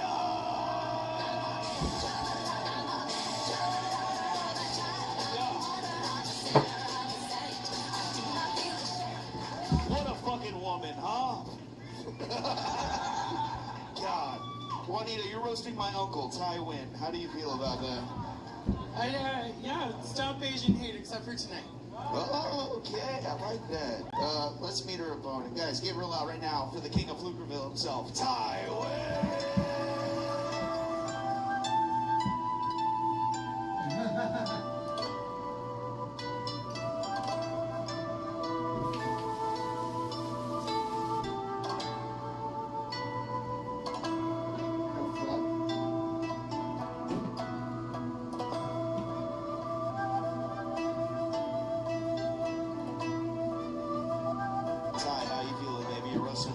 Anything to say before we get this bloodbath started?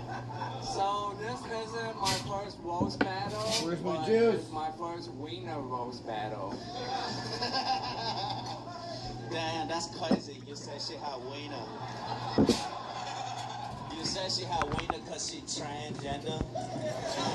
You crazy, Ty. Well, you know me, I love a good transphobia. Welcome to Green Cave on a transphobia. Oh, guys, let's have a talk real first. Let's get that battle chat going, though, huh? Battle! We got Ty Win, we got Juanita, 5 jokes, let's roast! Juanita is a torta with a built-in taquito.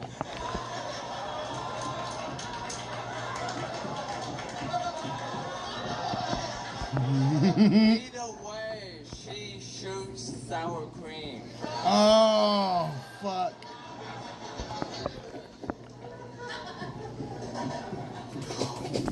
What is this? A Mulan villain for ants?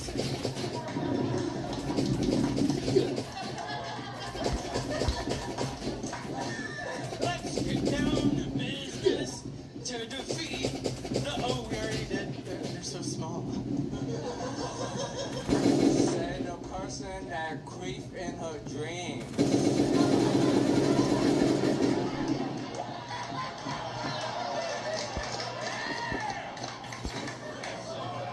Juanita only credit is she won Best Dressed Pig at the San Antonio Rodeo. Oh my god. Her penis looks like Porky Pigtail. Boing, boing, boing, boing. Fuck her. Give it up for Reverse Forrest Gump. Whenever Ty buys Ben and Jerry, he whispers to himself, Lieutenant Nguyen, ice cream. Ty, you look like you eat your Cheerios with pho. With pho?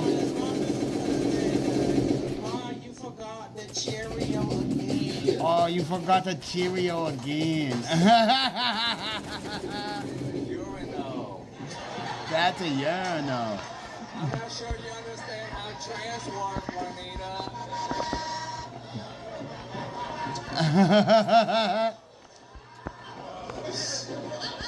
My God. Juanita plays God of Fupa. She plays God of Fupa.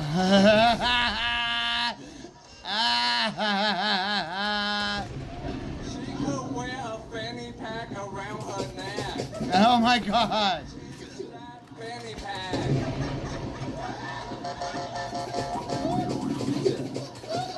Oh my God. She could wear a fanny pack. She could wear a fanny pack around her neck. That's just fucking gnarly.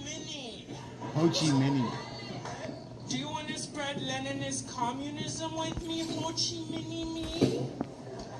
Asked my husband, when did you get so big? His confidence hits different with These each fucking It gay dissolves under his commercials tongue. are so annoying. I don't have ED. Taya, I don't need no pills to fuck. you're really high or just severely Vietnamese. You're really high or you're It's really like watching war footage in slow motion. Say the person that fingers herself. That would have been funny in English. So, Juanita asshole is considered the eyes of porno because somebody lost a ring in it. My precious, it stinks in here. Oh my God. Barbacoa hell. Oh my God. Put my nail technician in the dryer.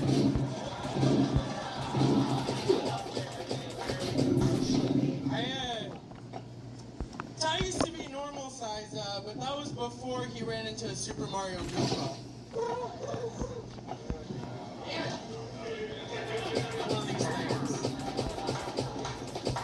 Say the person that looked like my cafeteria lunch lady. In Vietnam? Last joke. Vietnam? Last joke. Juanita hang out at truck stops, but she's not a lot lizard. She's a lot hippopotamus. A lot potamus. Fuck. Pari Pocket. Ty jerks off with fish sauce. His favorite food is banh mi. Banh mi is the name of his cat. Oh, fuck. Guys, give it up for your final battle of the night. That was wild. Damn, Ty, Juanita, Ty, Juanita, more like Juanita writes some better jokes. Holy shit. You guys equally a slam dunk. I mean, what?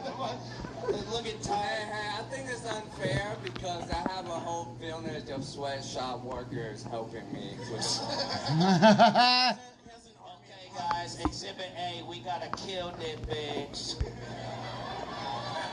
I do feel like I gave you guys total slam dunks. I mean, you have a severely Asian man, and it's so Asian it almost could be considered a disability. I want to give you a fucking handicap placard because I know parallel parking's gotta suck. Juanita, gosh, stop. You don't need pictures. I've seen you crush before without pictures. You had your gals, you had your pals, you were feeling yourself, and you destroyed. That's why I booked you for this. I'm gonna have to vote for Ty. He just came more prepared, more lovable, and just crushed. I really enjoyed the queef and Hadouins. I thought that was fucking crazy. Best blessed pig at San Antonio. Shit in the yo-no. I mean, absolute bangers all the time. That's one of the time. Jay, how do you feel about this? Yeah, it's easily goes to the face with a fupa. You can wear a fanny pack on your neck. It's crazy. Yeah, I appreciate the penis that Juanita wants to get rid of coming up here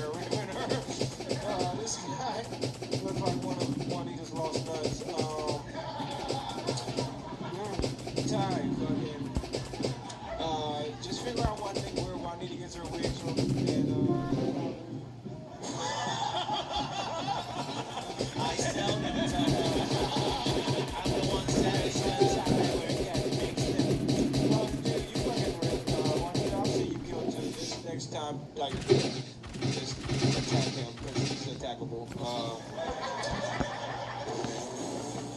So attackable. Yeah, but I'm gonna vote for That's super tight. Candace, how do you feel about this?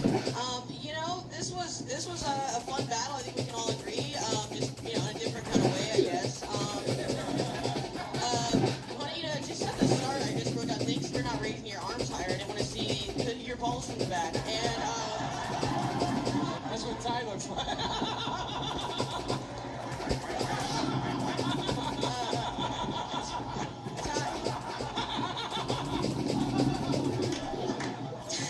Ty, how do you have split ends and a split top? That is crazy. Thank you, Master Spitter. Okay, you guys look like you danced with fans, but for very different reasons. Ty, you're my favorite Vietnamese fisherman that wakes up at 4 a.m. to fish for cigarette butts. And Juanita, thank you for bringing visual aids and actual aids. I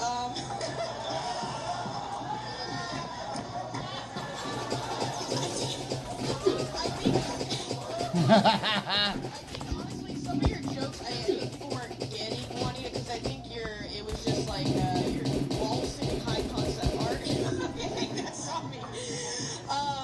But this really kind of was a little bit of a melee, no offense, but know your history.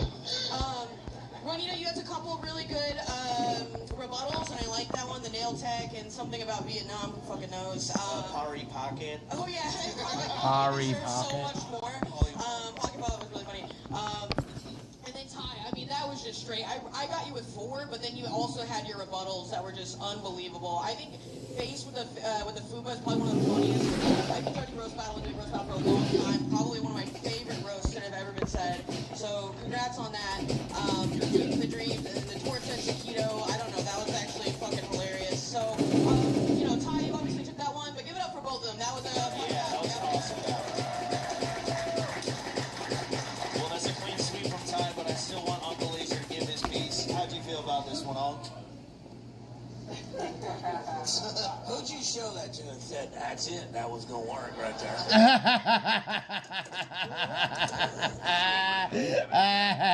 Who did you show that to and said this gonna work right here? Oh, fucking Uncle Laser, dude.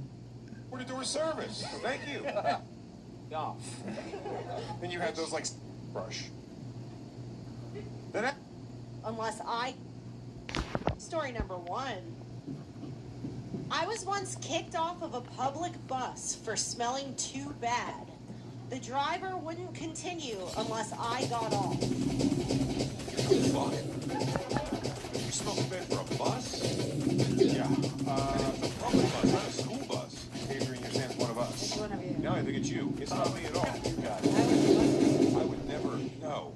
No, Jay, here's the thing. Because Jay grew up, you guys can't tell now because it's so svelte and sexy, but Jay was at one time a fat piece of shit. And one of the things about Jay that I've known for a very long time is that because he was a fat piece of shit, he never wanted to come off like a fat, gross guy. So he's been obsessed with smelling good since way back in his teenage days. Yeah. It always smells delicious. So this is not... A bus would be lucky to have me on board. If it says somebody kicked me off because they thought I was the boss, I would have said that to young Jay. How? Thank you. One guy. Yeah, fatso. Greg Stone, I'm getting Greg Stone vibes here. Greg, you got a wife, you're married, that's fine, but I've known you for a long time. You're a weird guy. I'm a weird guy, brother. Punk rock and heavy metal and hardcore. I've never known to smell like shit. He smells lovely every time I see him. Those are traits of punk rock people. They smell like shit. It's true. They throw shit at people. I'm just going all by G.G. Allen. It's true. Are you asking me? I don't know. Did you ever throw shit? Whoever throw shit? Yeah. Like a physical shit? Yeah, like a pile of shit in punk rock. I never threw shit, but my this is crazy. It is crazy you have anything but. I never threw shit, but. My uncle's G.G. Allen. What? No, I've just been telling that to people for years. I don't know why, but it's funny you bring him up. Because I'm like, oh yeah, I've been lying about G.G. Allen for a long time. Anyway, that got nothing. It's great. It wasn't even funny. It was just a thing I lie about. They went, okay, just info. It's not a woman. A woman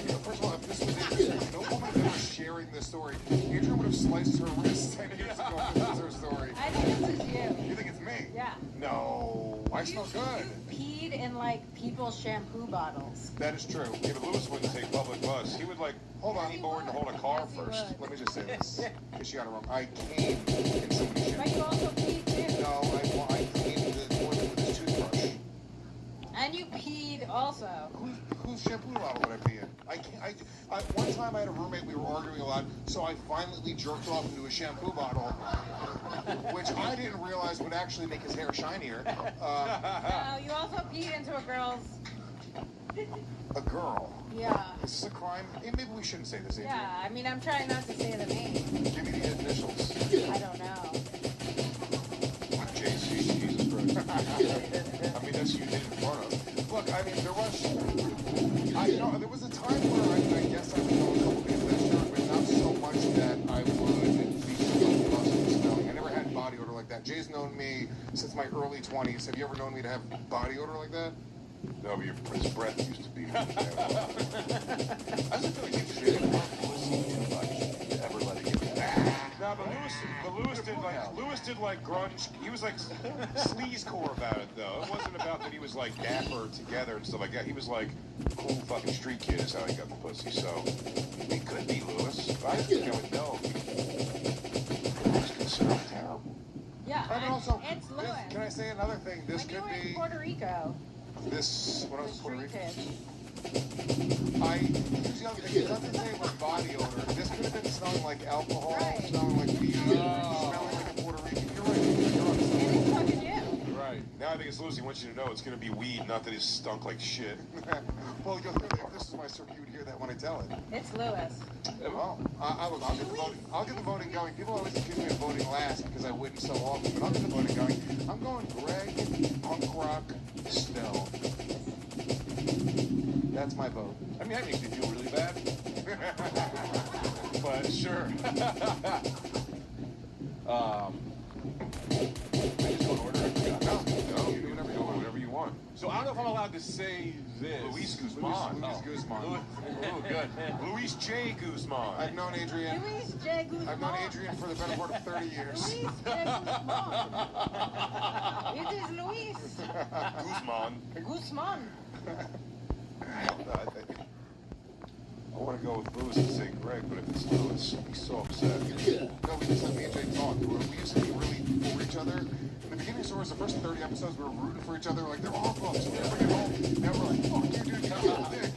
Your mom died. Your mom died. Lewis came we didn't have a talk. Lewis came to me outside. He goes, let's not be mean to each other on the show. Friends and work together. Well, because Greg and Anthony are doing podcasts together. They're going to cheat for each other. Why are we against each other? Is that what's happening right now? You think they're not voting because they're waiting for us? I'm voted. I'm done. I'm ready. I just wasn't sure when I'm going to unleash. Whenever you want. So I don't know if I'm allowed to say this. I don't know if you whatever, but you know, I don't know if you know that I've known Anthony since high school. We moved here to New York to do comedy together. So you can't smell each other. So yeah, I don't care whatever.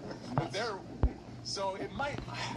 was a time Anthony was using this like magic deodorant, like it wasn't really deodorant, it was like crystals or something.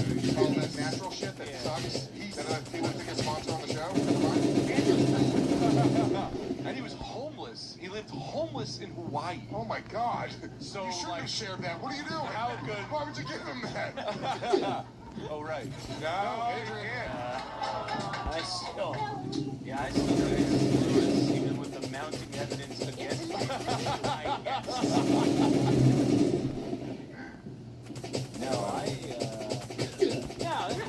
That never happened to me. You guys have been friends for 30 years. You don't know that he's a lefty? That's insane. You learn Apple's hand? I mostly talk about myself. Everyone's locked in, Alex. Story number 1 belongs to Anthony. I knew it! Oh, they say it. I know an old smelly Anthony. This guy wore a Hawaii shirt for 6 years. I made him retire it. Yeah, I mean... Was it body odor or was it like... no, I was homeless in Hawaii. And they kicked me off the bus. There was a consensus among the bus. It's one of the wilder things I've ever been involved in. Who all wants to kick him off? Sick joke. You're a smart guy. Thanks. Well, But yeah, no, they all like they had their mouths covered, and I kind of was like poking around, like I wonder what it is. And then the bus driver motioned to me, and then he was like, I won't continue unless you get off the bus. Then they just dropped me off. And you had those like smelly clouds above your head, like those lines. Yeah. But I didn't have a home, so I guess it was just kind of like, yeah, you could drop me off wherever. Yeah. That's fine. It's close to your house. It is my house. Yeah. I suppose it all is my house. I'm always sir. home. Door-to-door service. Thank you. I live everywhere and nowhere. Alex, one story down. Where are our points at? All right, tied for the lead with 2 points each. Big J. Okerson, Anthony DeVito, and Greg Stone.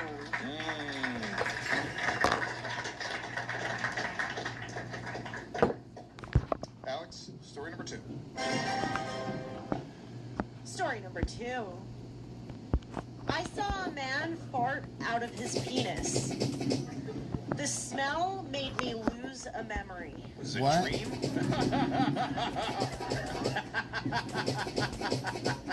Stories have to be true. I mean, it's written very funny, which makes me think it's Big J. I don't know what it means. No, but I don't think it's you because I played the game enough with you. This just isn't your style of writing a story. But Jay also has been learning the game a lot lately. He's got a win you guys haven't seen yet. Ooh. Is that the number you want? I don't think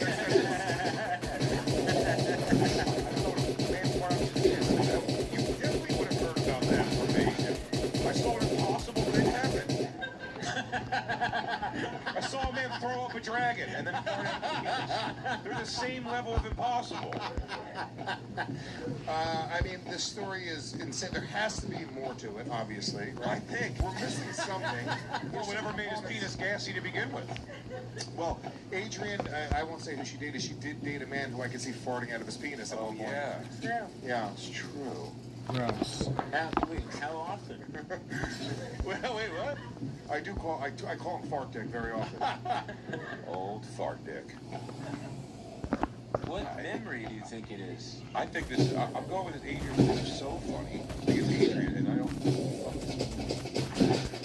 It's a little bit crazy. What do you think this man's Big Stone? I know what it means because I wrote the story. Because Anthony told. I mean, I don't know. I know his stories. This sucks. I shouldn't probably be saying that, but whatever. I know his stories. I know. You got the last one right.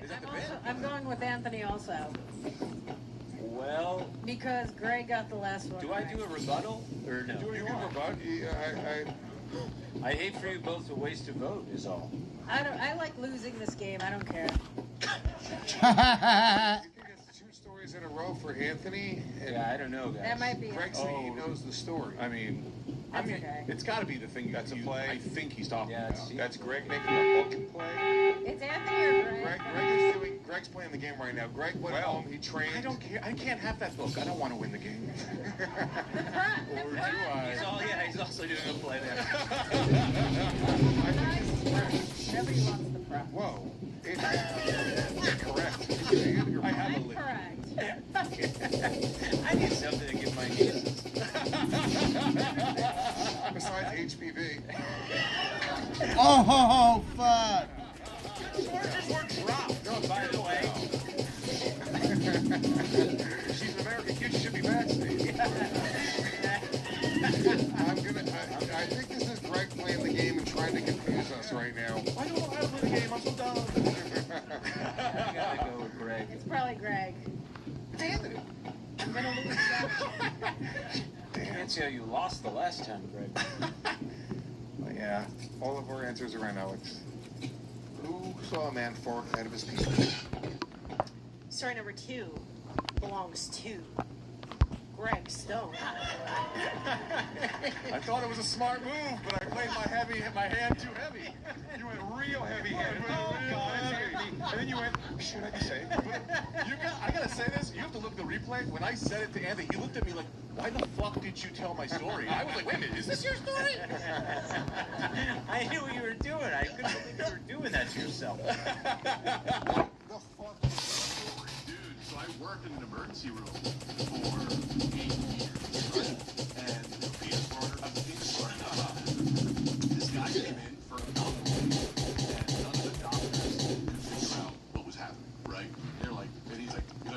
Dr. Stone. Until I go in there and I go, let me take a look at your dick. You have some stomach pains, are you? Why don't you lose those pains?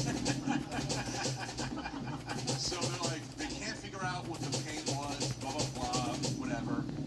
One of the residents walks in and goes, is there anything you can tell us? Anything you can tell us? Anything that's weird? Anything just not normal? And he goes, well, when I pee, I fart.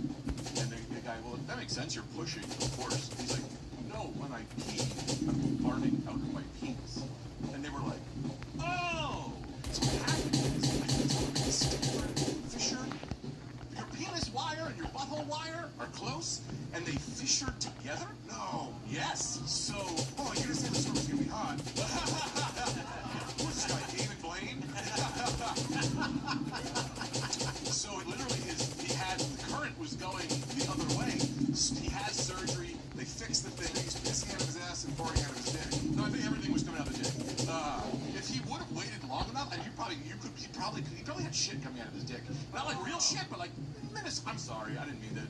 This is all, I forget. There's our monetization on YouTube. Thanks, Greg. Yeah, all I can think about is toothpicks of shit coming out of a dick hole.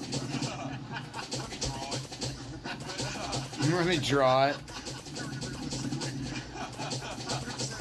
Jay was showing such realistic penises on the show that we were getting demonetized. So serious meeting with Jay and say, dude, stop drawing so many realistic dicks and jizz on the show. I say it falls under art. I wrote that in the text. I go, I don't think David, do they blur David's penis when they show the statue? No. No, but you have to say that there's, even if it's art, you have to tell YouTube that there's nudity, and when you do that, they take away 80% of your monetization. Yay. It's childish behavior. I agree. I can draw one thing real good.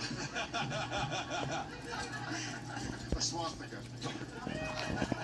With a dick coming out of the middle. It's sad. It's political satire is what it is. But society's not ready. YouTube certainly isn't. I'm like itching to tell the rest of this stuff. So anyway, so he has surgery. I go back in to just check on him, because I always check on these guys, and he's like still fucking in like almost like a coma, right? You know. And I go, man, how you doing? And he just wakes up. He just goes, pull my finger. And I went, hilarious. I pull it. He farts. And I went, what hole did that come out of? He goes, I don't know. And I was like, I've ever had in my life. Well, hold on. What is the memory you lost? I don't remember. I don't know. I just put that to be funny. You know, what the fuck you want me to do? We have a lot of integrity. That wasn't true, that part. That's okay. Alex, where are our points at?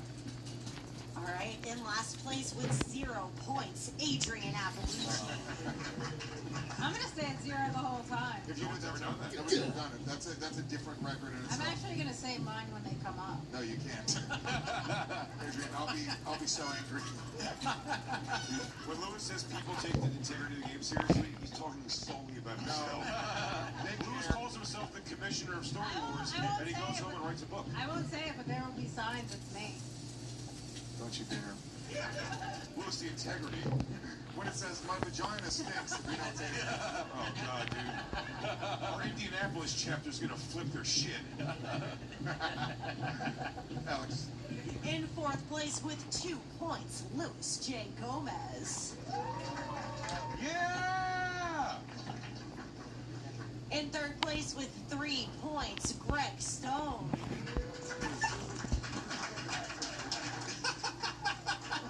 Somebody hate me? I don't know. Everyone clap. They're into it. Yeah. And tied for the lead with 4 points each, Big J. Ogerson and Anthony DeVito.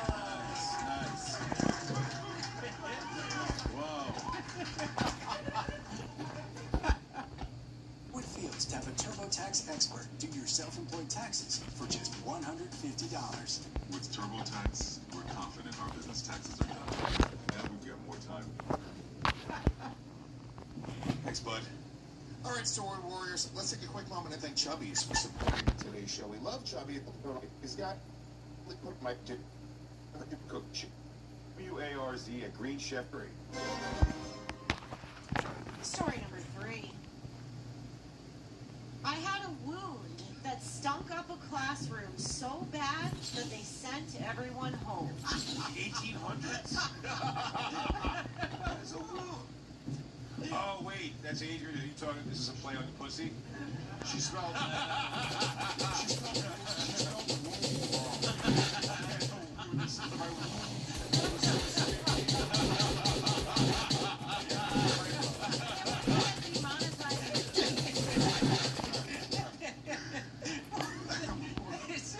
This is a story about Adrian's pussy sticking so badly that there's no way. I mean, they don't call her the Dark Queen for nothing. The Dark Queen for nothing. It'd be great if it was like, I had an abortion so bad that it was like, oh, no, it was an Adrian one. Never mind. Moving right along. What did I feel? That's so funny. They get home to their parents and they go, why are you home so early? They go, a smelly wound. Smelly wound. A wound that stung. Well, it's like what you remember. Wounds get wounds do get infected. All right, Mr. Fucking Emergency Room. They do get infected, and kids, they're not taking care of a wound that well. If you have a big cut and a bandage, you can open it up. My mom was around. She was sleeping on her. She used to go to Remember our Newtown friendship?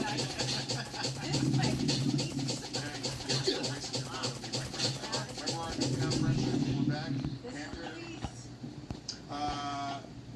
I mean, look, please, vote for me. Or you don't get the point, you idiots. Ooh, I'm getting some Adrian. I don't know how to spell your name. I know, and I love you, and you know we're close. I just can't spell. It's not Adrienne. Exactly. Adrienne? I mean, it's the last name is the hard thing to spell. Just go with the wound theory. I think it's Adrienne. Me too.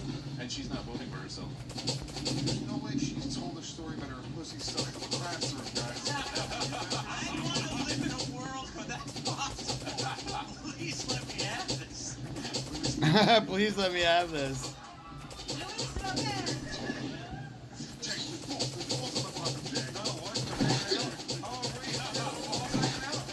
I didn't notice. This might be Big Ray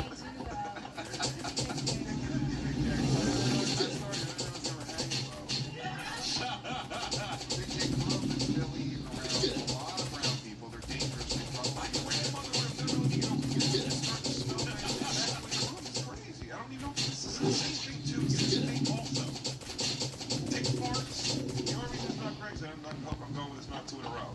I think it's you, Lois. I think you had a father that was taken to. Or not. By the way, his wound did stink. I was too much. Lewis's dad was the Puerto Rican guy who died of a heated knife fight. One of us, as soon as Michael Jackson left, that white guy finished him up. They don't say that. Like, oh, we danced, and then everything is okay now. The guy's like, sure, man, hug. And then he fucking did him the hard way. My father was stabbed in his lower intestine, which does carry shit from your ear. So if his wound probably really cleared off that. Beat it, beat it, beat it. No one wants to beat it. I'm going with Adrian I. Appalucci. Because why not? You spelled my name right? I did. Wow. Yeah, we're friends. Please love that bitch. Sorry. No, I didn't look up. You didn't look. You did it. No, he's promoter shouting. We should produce a show together. Alex, all of our answers are in. Whose story is this? Story number 3 belongs to Greg Stone.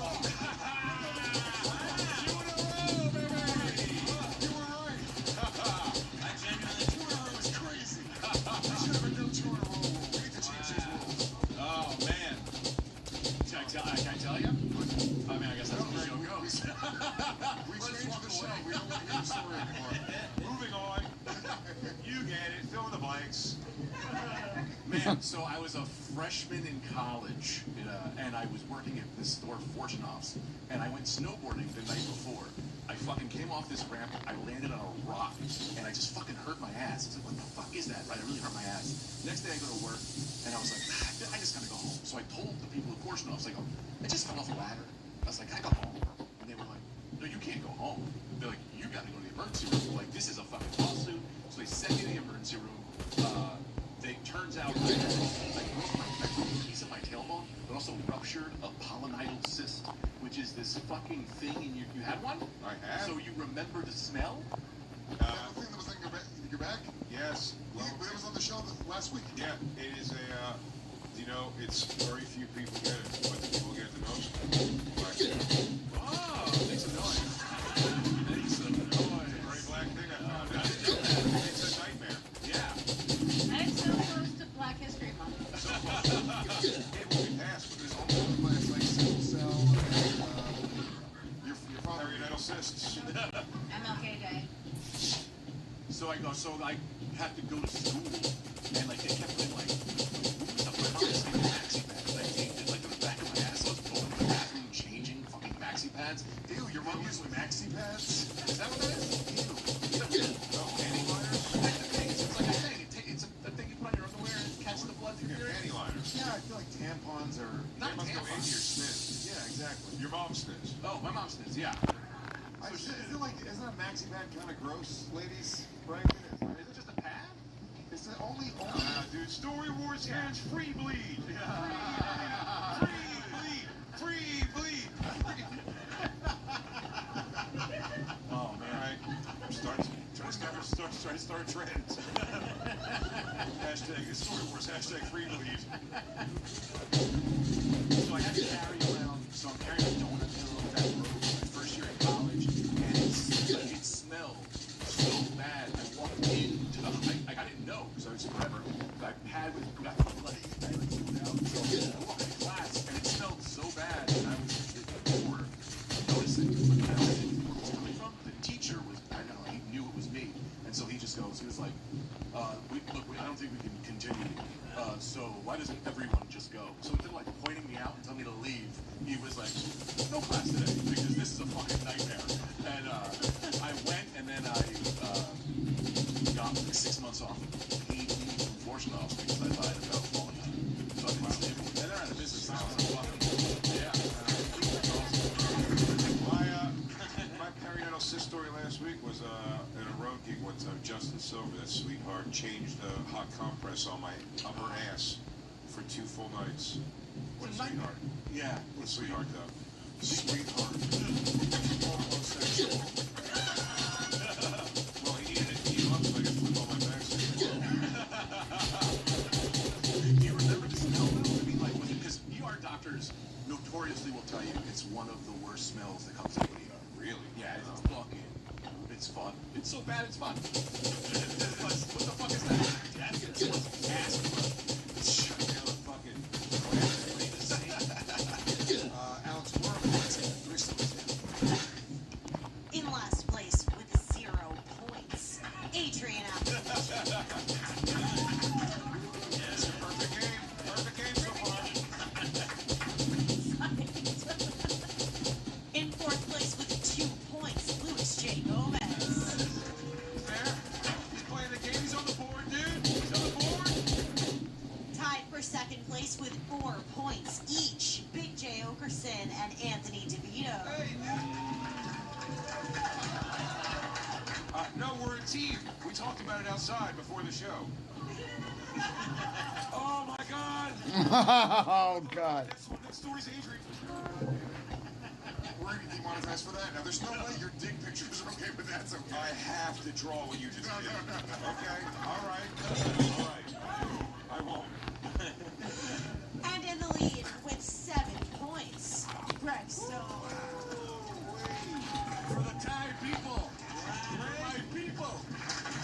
Your family of ladyboys is so close to coming home with ladyboys, which follows real people working as performers, models, beauty contestants, and in everyday jobs. Through interviews and first-hand reporting, the film shows how gender identity intersects with family expectations, money, relationships, and survival.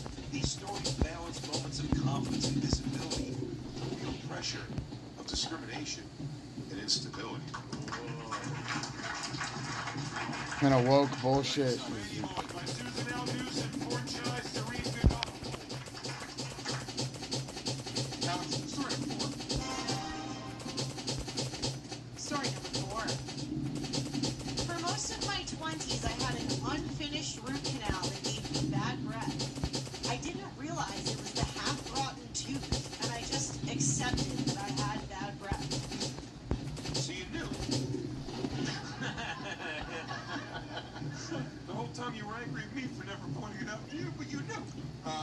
first of all, I've never had a root canal. Much less. Yeah, well, you got veneers. Yeah. You had fucked up teeth. Oh. It was a whole thing. My teeth weren't fucked up. I just didn't like them. You spent $20,000 in veneers because your teeth weren't fucked up? Yeah. No, my two front ones crossed over. I hated it. Yeah, I got veneers for sure. Never had bad breath for any reason. Louis, you just told everybody how good I smell. You did, but maybe this could have been you. This is why you got veneers. I had no idea why you For most of my 20s. You knew me most of my 20s. No, I met you when you were like 29. No, you didn't. Yeah, I did. This is not us coming together. You're 50 years old. 48. You're nearly 50. I didn't meet you in your 20s. I met you when you were almost 30. That would still be in my 20s, you dipshit. How do you even become a fucking team if you're gonna say dumb shit like this? For most of your 20s, this is why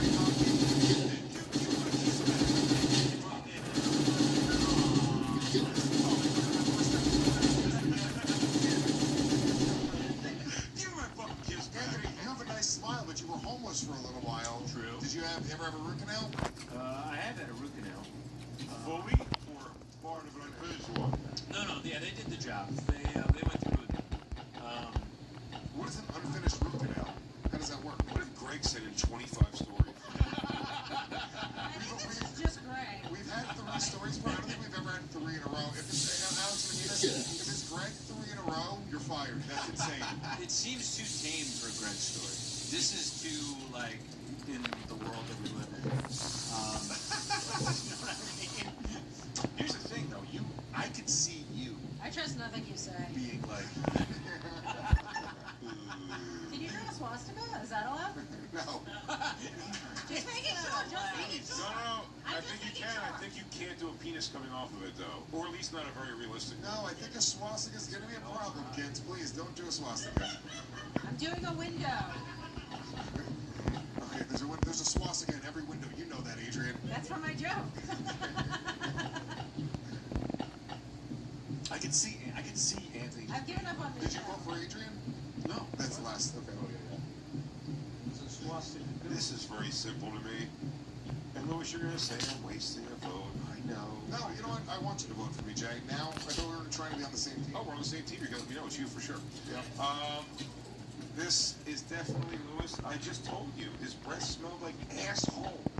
For the first few years I knew. Did you know me? Yeah, you did know me in my 20s. I did. Yeah, but my breath smelled like asshole probably until I was 40. Yeah. But you did eventually fix it and turkey. And that's what's important. I know Adrian to just accept things, too. I feel like he'd just be like, I guess this is who I am now. Adrian's from the Bronx. Yeah. What? I can see you just being accepting defeat. I have a bat. Are you mad at me? What's happening here? The smell. Lying about a lot of stuff. It's a show for lying. I don't like that. You have lied aggressively at her, if I'm being honest. You misspelled my name. Well, that's just classic me being an idiot. Like, I I can't think even... this is Greg. Well, I don't think Adrian was like, she was like me. Yeah. Like in school, and like, yeah, I just feel like this would be her, like, she Adrian. She had nice, beautiful teeth, and she gave a fuck. I never even had a root canal. But when you were a teenager, you God damn it, Anthony! What? What? It's Louis contorting himself. It's a man running. That's all. Oh, and he's got a screwdriver sticking in his stomach. Yeah, it's a man running, and he was on the job, and they stuck a screwdriver in him. He was working on a car, for God's sake. There's a nail in his stomach. But that leg looks like a dick, though. Anthony was actually homeless. He got a root canal. Anthony, you could have lied about having to get a root canal at one point. Can I write a couple people down? Can I write Lewis and Greg No, and just Jay? one. Whether homeless or not, Anthony's got really nice teeth. He does have really nice teeth. But so do I. yeah, fine. I do have nice teeth. I kind of thought it was Anthony, but I'll say this. You got so mad at me, and I know how much you love me, that means you're being defensive about something. Yeah. So I think, just based on the fact that you came at me like that, yep, Who did you write? I wrote you. Good. I write Lewis every time. You will eventually get points. It is me. I think it's Greg, though. I honestly think it's Greg. If it's Greg again, I'm gonna fucking lose. I'll flip the table over. I'll flip the table over. If it's 3 in a row, Greg, we need to make a rule that it can't be 3 in a row. Yeah, because then it's definitely never Greg again. All right, I'm doing Lewis. Idiot. Fool. Alex, I'm scared. I saw the sting. Whose breath stung? But so bad. I think it was Anthony. I feel like I remember this. Alex? The bad breath belonged to Lewis. Oh, man. I'm sorry, Adrian. Yeah. It was, there was a reason. I had an unfinished root canal. This dude. And, all guys went, ah! And yeah, I was like maybe, I want to say 17 when they like hollowed it out. And then my mom like never took me back to get it finished. So I had like a hollow tooth that would start to break apart. And it was just at one point just a little sharp fang that was like grain sticking out of my gum. And apparently it gave me really bad breath and my friends never told me. No, I didn't. I really didn't. We just let you lead us and always walk behind you. No, I still got... Oh, you're our leader now. Get up there. I still got... I think about it, it's like... These guys are cool. How did women sleep with me with my dead tooth in my mouth? That's insane. But that's... kind of a compliment, It's a testament to the... Thank you. It's a testament to the game that I have. Or maybe they were insecure and thought it was from you eating their ass. It's true. I went through a phase where I was only dating women with names that started with H. Nice. Helen. And I love you, Hannah. Oksana. Eastern European. God damn it, you fucking son of a bitch. We're supposed to be friends. Alex, where are our points at? All right. In last place with 2 points, Adrian Avalucci. Yeah. On the board. Come back in. In 4th place with 3 points, Louis J. Gomez.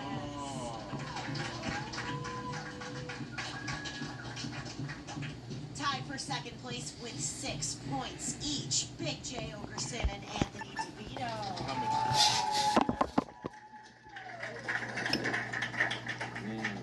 And in 1st place with 7 points, Greg Stone. Yeah, the dog baby. Woo-wee.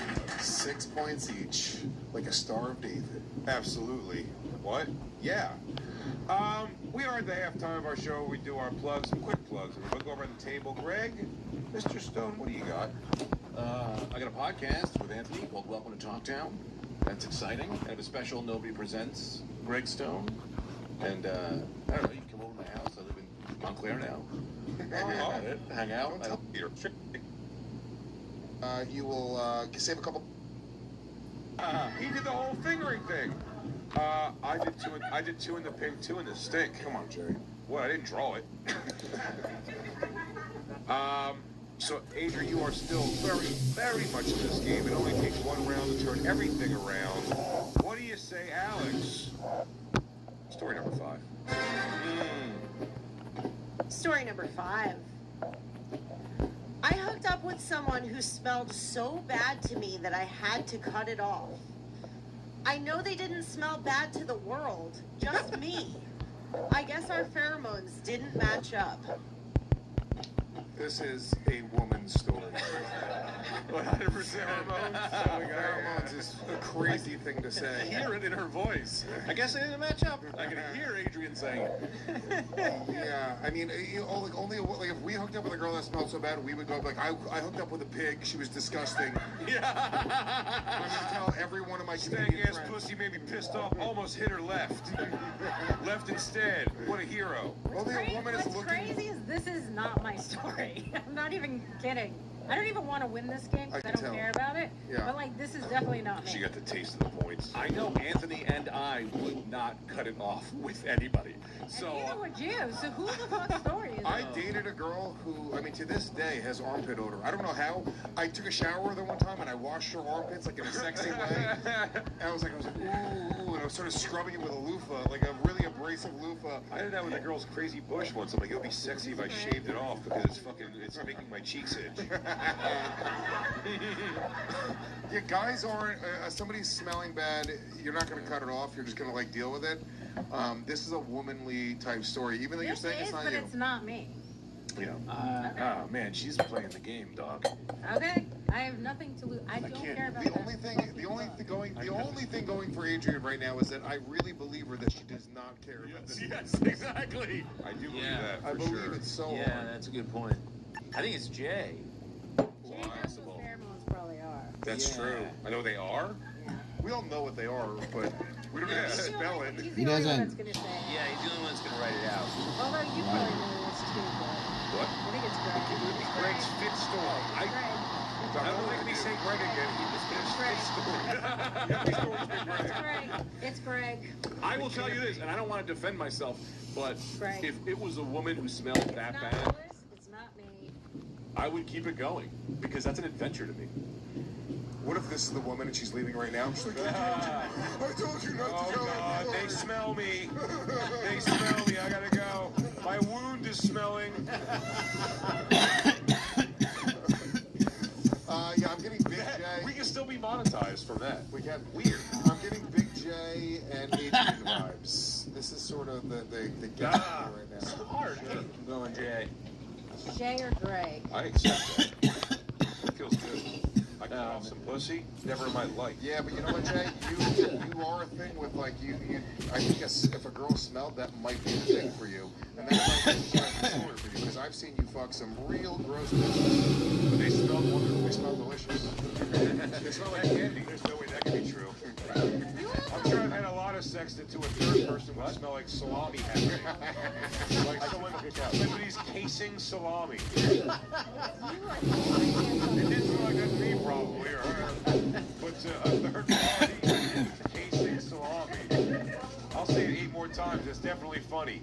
Our sex smelled like whatever kind of crumpled up shit is inside the salami being pushed through a machine into a casing. Yeah, Jay, look at Jay. Oh, I can't do myself. I can't. It's not. It can't be Greg again. I can't tell.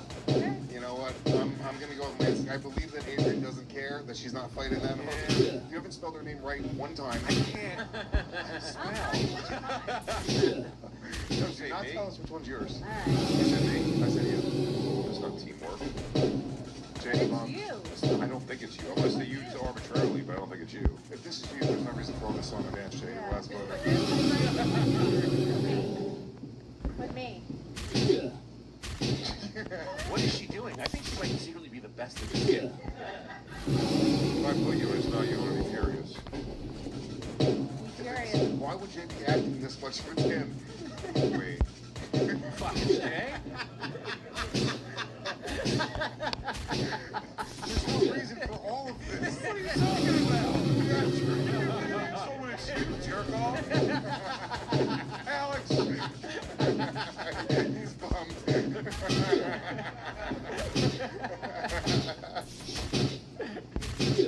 Story number 5 belongs to Big. It was me. Fuck. You changed your answer twice at the end. Drama! Damn. God, it's all about drama. It's a nice sweater. Yeah. She was so cute. I was very attracted to her, this girl, but like, What part of her body was it that smelled? her essence as a whole thing. I've never experienced that before in my life. I would have to assume it was just like that. It was pheromones. Like we just didn't match up because it's a white chick.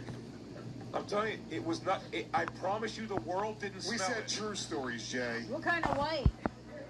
Smoking a hot white with No, the like- tightest pussy. No. She was really hot and she smelled? Yeah, she just went to a different school. It was Dude, fine. she was so hot. Like a Let me draw her pussy. Pussies are fun, right? Italian Come on, dude, it's different art.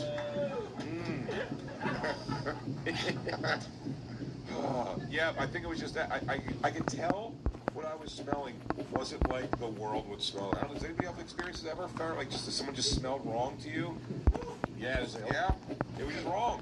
I know it wasn't body odor. She didn't have bad armpit. Nothing of that. It just her. She just smelled wrong. This is what Ice says about Mexicans. Do you ever smell it again out in the wild or no?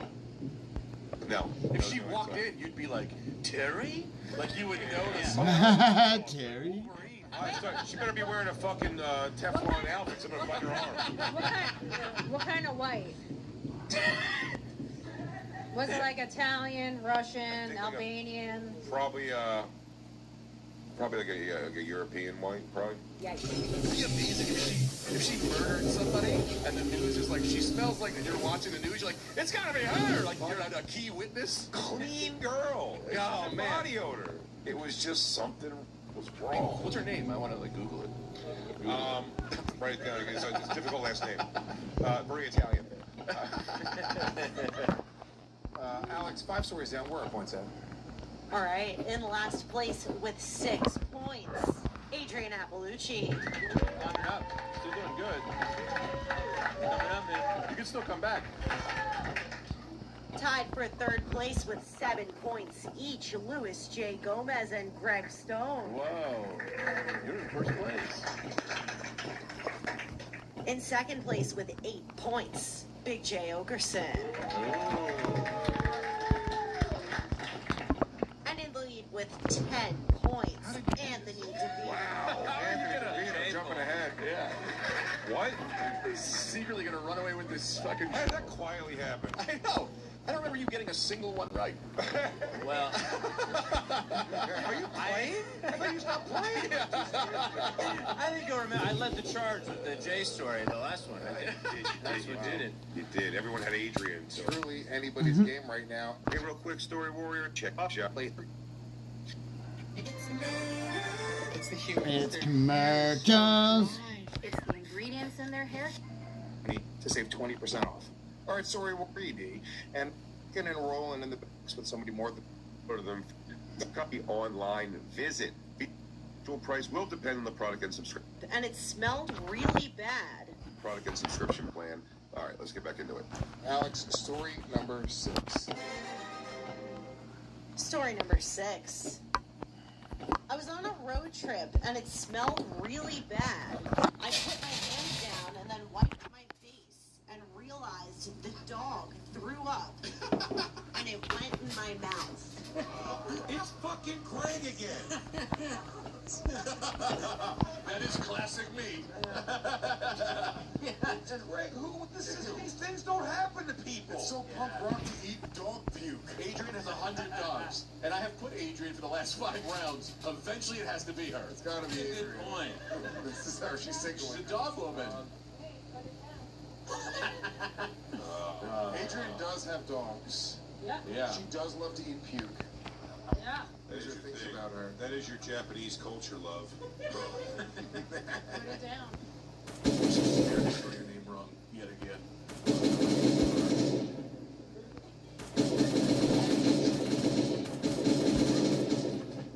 E-I? E-I-O? E-I-E-I-O? Greg.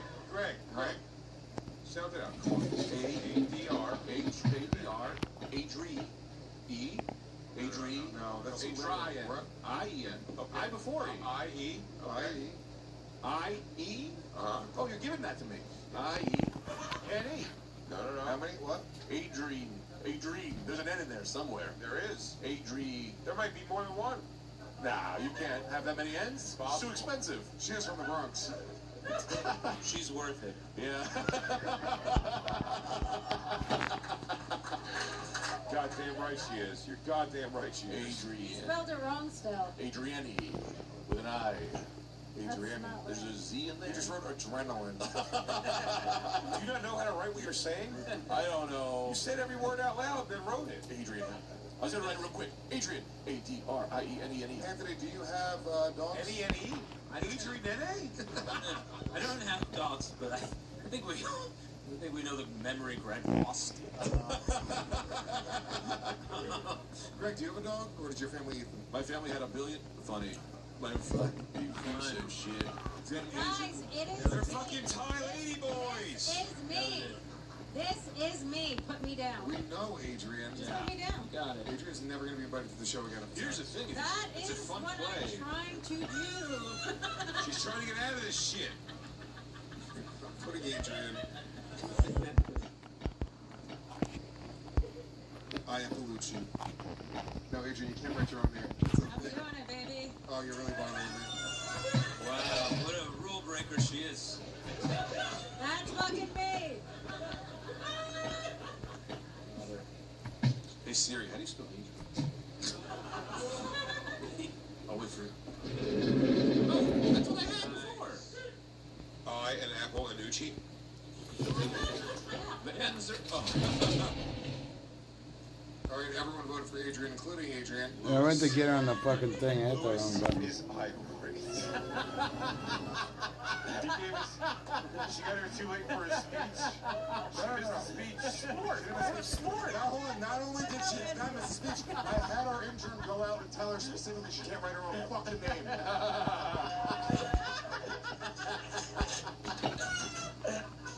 Our Minneapolis chapter is going to be furious.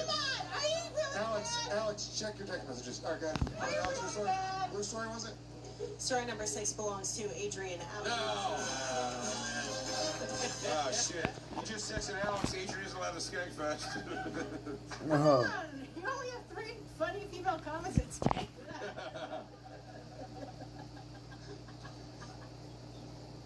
Hey, Listen, if I was doing better, I wouldn't have taken it. I mean, it was a strong play because it made us think so. Adrian, dumb bitch, tell the story.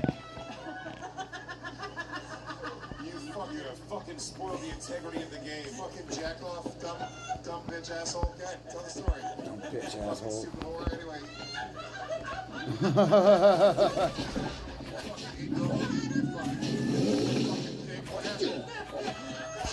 He's pissed. I spelled your fucking name right. I spelled your name right. I get it. How long could the show go Sanctity on? of the game. How long Nice. could the show go on? How long could the show go on? Alex, confirm that you got my text message. Got it. Adrian, What's gonna happen? No, I'll tell you what's going to happen. A civil suit. We're going to jam your office up. We're going to turn you inside out. You are finished in this business. You voted for yourself on Story Wars after you were explicitly told by not just Lewis, but a 21-year-old. A 23-year-old girl also told me. It's having so much fun. No, I'll tell you it's not having fun. Lewis is inside. His legs are shaking, he's rattling, and he's redder. He's Native American red right Listen, now. if they do a number 1, I will say it's me. Lewis's root canal is flaring up. Lewis and Alice, because Alice has to deal with it afterwards, too. Yes. We have one rule on this show, which is do not write your own fucking name. We have a whole speech to everybody backstage. Like, guys, if there's one rule, there's one thing you can't do, it's write your own name. I'm not a great liar. I'm not a great liar. Me neither. You suck. That's okay. That was humble, though. Alex, where are our points at? They're all the same, because we all voted for this. Everything's the right. Everything's the same. No, it's not. We all got it right. Yeah, we get points. Did we all just go up? I mean, I didn't. Yeah, but I'm saying, but it's the same. I also got it right. No, we don't get points for that. I got it right. Maybe you should have read the fucking rule book, I got Adrian. it right though. But I got it right though. You were sent the rule book months ago. So, I got it right though. we said learn it. But I got it right. Section 15C, you cannot write your own name. 15C. Section 15D, you cannot draw penises. Can't draw penises. Let's take Adrian like a Judge Joe Brown or something one of those shows for spoiling the sanctity of our show. How dare you? Oh my God. Now bring your ass He's in so here. mad. You bring your ass in here. Fuck. He's real mad at me. And also, like, annoying laugh guys here, and he's cackling in my face. Yeah, It's like even more mad. Oh my God, Lewis is irate at 2 things, and he's pointing and laughing. Lewis wants to flip the table. But he likes him so much. He's our biggest fan. He knows everything. He laughs everybody points at you and laughs. Somebody posted on the Reddit that annoying laugh guy is now ruining Story Wars. This is a precedent-setting moment in Story Wars. Yes. You now vote for yourself. Adrian changed the game. Man. I'm sorry. Alex, I'll take it over. Sorry. Tell your stupid, your dumb, stupid story, right? Your I was being a dumb con. Your stupid dumb cunt I story. was being a dumb. Probably not following the rules of the road, Dad. You were probably speeding, you fucking tramp. She's driving on the northbound side going south. You crazy. I was a kid. And throw in your mouth? I was a kid in the car with my parents. We had my dog in the car and got sick, and I just put my hand down, and I just went like that, and I got throw up in my mouth. I was like, ooh, that tastes bad. But now I'm here. Now I know the reason why And now I know how you felt when you put throw up in your mouth. This is what I feel right now. You have thrown up in Lewis's mouth, Adrian. So mad. I'm not happy. Like how mad? Call me on the drive home, man. Adrian, huh? What the fuck? And I'll be like, I know, dude. I think it's just being funny. I don't know. It is weird. We can be funny and follow the rules. Anyway, Alex, we're funny every week. We're funny every week. The commission was put in place for a reason. Alex, what are our points at? 6 stories down. In last place with 6 points, Adrian Appici. I hope she wins. You're right. Tied for favorite.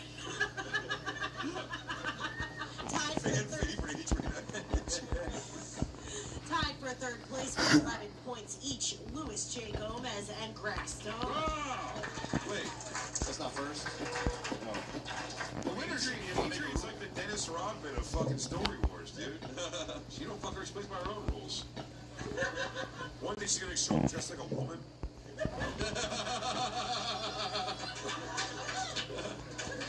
Alex. In second place with 12 points, Big J. Okerson. Knocking on the door. I'm knocking on the door.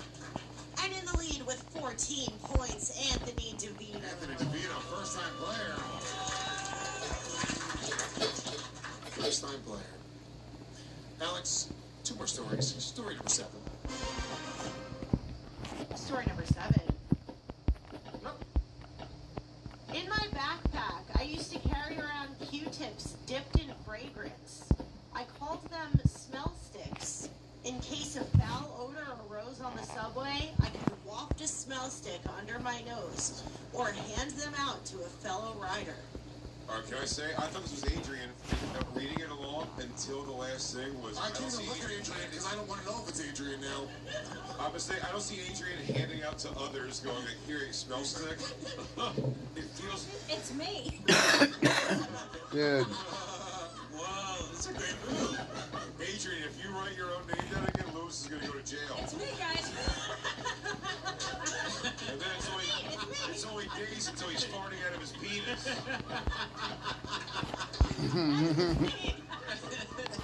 It's me again. Adrian, stop this. You're gonna be so jammed up in court, dude. We're gonna have so many different Judge Judy's not gonna want to listen to your shit. Yeah, who's creative? I don't think it's Adrian again because I wouldn't imagine Alex would do 2. It's the handout to a fellow rider thing is straight. That's the thing. Greg Stone would have 2. He could have 3. Is it a Greg Stone move? Is he want to like help? Greg's the fucking you can lie about all these things. When you went to Hawaii and stuff, are you like a fucking like a? Am I not understanding? You're like a moon doggy, like spiritual. It's one of these two. I could be a kind of a free spirit kind of fucking sense to. Yeah, I think this is Anthony. It's Anthony or Greg? Nah. Greg looks like a backpack guy. He seems like a fanny pack guy. That's his wife's name is Fanny Puck. Yeah. Fanny Puck. Fanny Puck. My wife's name used to be Frank Puck. She's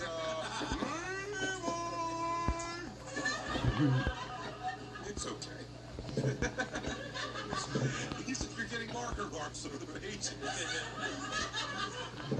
The show used to have integrity just last week. The resale! Just last week. Where did it all go out the window? Run! Oh, I wish you'd go on a good run, you chubby bitch. Oh, fuck. That was her next story. Listen, I can lose weight, but you'll never write a good joke. Oh. Story wars. Story wars. Battle. Battle. Damn, just know behind that's Anthony's dick. Could it be Greg having a third story here? It's Greg. Or Anthony DeVito with a second story? It's Greg. Feels like Greg to me. It's a Greggy story. Damn.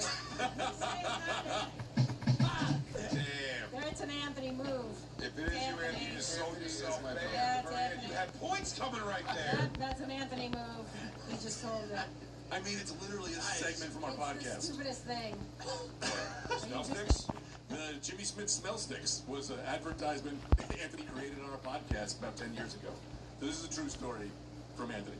We still don't know this. Oh, we don't know Bruce this. is going to go home and work out for 3 hours. Well, no, he said that after everyone voted. Yeah, everyone put it up. I made sure everyone put up before I said it. I put up Greg. But yeah, I know you did. Well, we'll see. I guess we will see. Alex, 7 stories down. Story number 7 belongs to Anthony DeVito. Shocking. Everyone voted Anthony. I'm as shocked as everybody else. Did you think I wouldn't remember our segment, the Jimmy Smith Smell Sticks? Well, I didn't know how to play that one. I knew you would remember it. Yeah, it was a nice move. I would dip them in cologne, and then if sometimes if there was a bad smell, I would hand them out. You would waft it under your nose. I thought it was like a very gentlemanly thing to do. Well, it was a real turnaround from being kicked off for smelling bad. You're now the cologne Q-tip fairy. Yeah, I'm not going to solve my problem. Sorry, guys, in case I stink. Yeah. The bus driver is not driving another inch until you smell better. Hello. All right. Why should I smell better when I can give you a smell stick? Yeah. What clone in your mustache instead of me fixing my problem? I brought that difficult thing. How often did you give these out to people in the subway? Not too often. You should have worn fairy wings while you did this. Well, I wore a velvet tuxedo, and no, not too often. I think it only happened a couple of times, and then I think people close to me were like, "You can't do that." You listen. And I listened. Oh, that's beautiful. They eat in their mornings. Like, yeah, maybe they can. Wow. I appreciate that. Wow.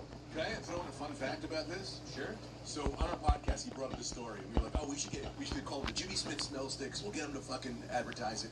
Then I did court it, and Jimmy Smith's was also on the show, and I approached him, and I was like, "Hey man, we want to see if you want to give us some funding for these smell sticks. We get your face on it, you'll pay for them." And he was like, "Oh, that is so crazy, man." And he just denied it flat out. But I approached him about your smell sticks. You remember that? That could have been big for them. Jimmy Smith. This was an entire segment that went on to be pitched to Jimmy Smith. You didn't think he was going to remember this? That's crazy. I knew he was gonna. That's why I was trying to play it pretty cool. Yeah. That wasn't that cool. I'm not saying I pulled it off. I'm just saying I tried. Yeah. Are you and Greg doing like a shake and bake move where you're like throwing it, you're winging each other around? Did you think I was going to be convinced it was you? That it was me? I was like, maybe I did do this. I did. I am the one who met Jimmy Smith. Yeah, that would have been my only thing. You would have won. I think I did that. It's very possible. Alex, 7 stories down. Where are our points at? Not that they matter. In last place with 10 points, Adrian Appalucci. Oh, man. It's a good 10. So disgusting. In 4th place with 14 points, Anthony DeVito. Yeah. Lewis just threw Adrian's kiss to the ground, stomped it out. It's serious over here. She's texting a new Puerto Rican. Tied for 2nd place with 15 16 points each. Louis J. Gomez and Greg Stone. You got it, baby. Oh. No way. Did you win last week? Oh my God. It's 2 weeks in a row. It's wild. And in the lead with 16 points, Big J. Okerson. I gotta go take that fish to put up my phone. This is insane. Big J, I mean, has your streak been broken? Is this it? What? Are you good at the game now? No. I don't know. Maybe. If I get 2 in a row, we'll see. Next story's mine, by the way. We have one more story. Folks, are you guys ready for your final story? Yeah. Before that, let me remind you what's hanging in the balance here. Ladyboys, The Secret World of Thailand's Third Gender by Susan Aldous and Pornchai Siri Mongkongkongpool. Ladyboys is written by journalist Susan Aldous and Thai writer Pornchai Serim Kampool, combining an outside perspective with local insight. The book focuses on real lives instead of stereotypes, offering a clear and human look at a culture that approaches gender differently than the West, while showing the personal cost of living openly. Yeah. Adrian, a question? This says it's Do you expired guys get paid to read this? But no. November 22nd, 2001. I'm not kidding. That's It's actually a other great scam. We can have people send their books in, and they have to pay us in order I to use it to Yeah. Great to idea. my phone. You're forgiven. Pull my phone off. Hold on. Adrian just made us a good $300 each. That is. Nothing would be better than if this next story's Adrian's and she just tells you again it's hers, and nothing changes and I just win, I'll accept it. Alex, our final story. Story number 8. Don't pick my story. Don't pick my story. Story number 8.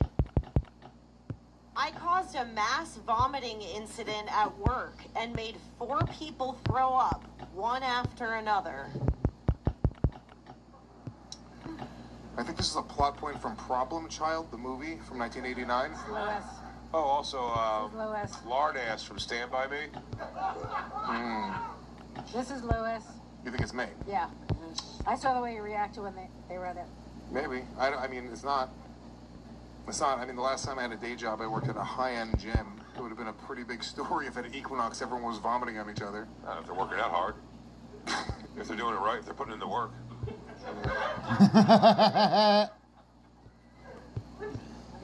I think it's Adrian, and I think she's terrified to vote for herself again. I don't think she is. I think she knows. She doesn't think you hit women, but she thinks she can be pushed to the point. Oh yeah, there's I would love to sue Gas Digital. Sue us for what? Absolute cheapers, Gas Oh, Digital. Adrian, bring Grass Digital to its knees. Greg Stone.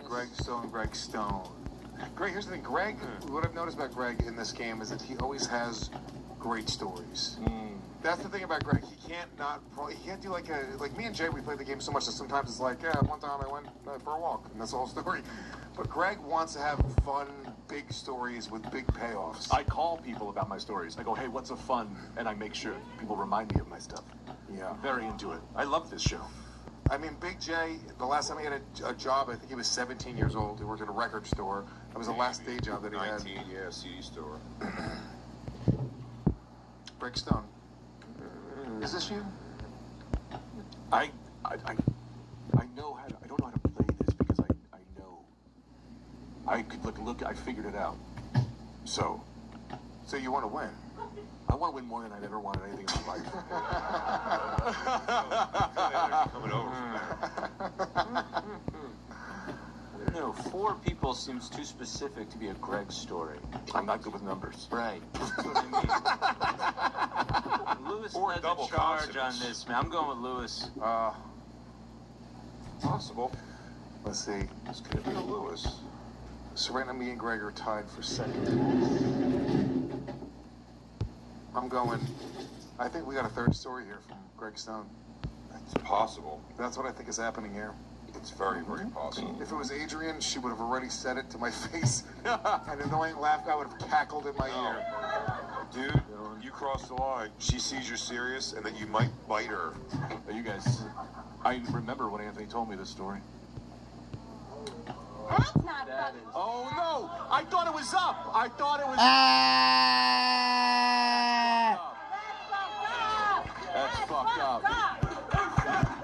Greg, you think Greg's playing the game? Greg's playing the game again.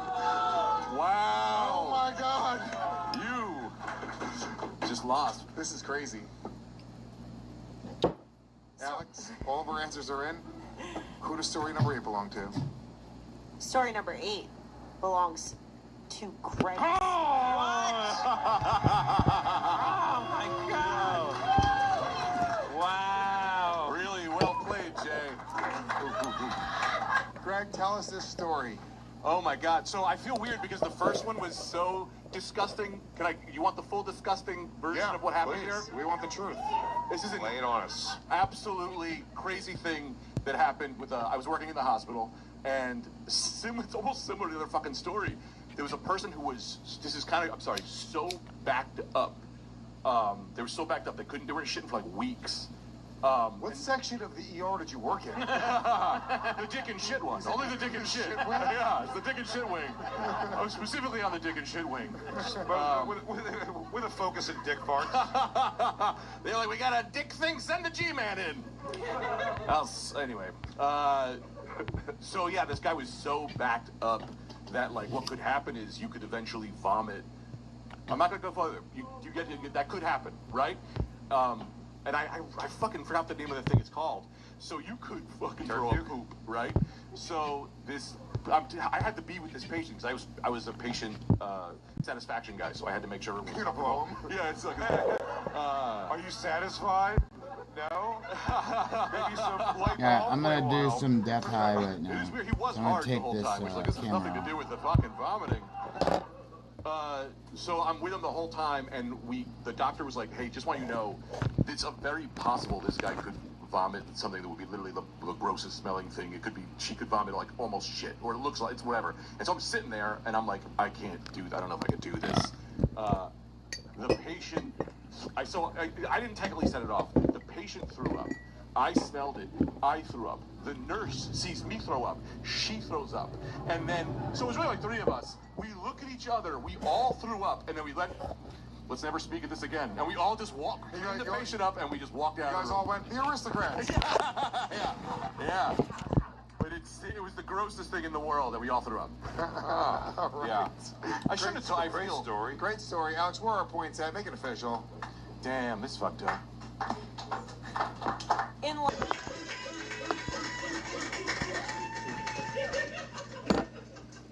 In 4th place with 14 points, Anthony DeVito.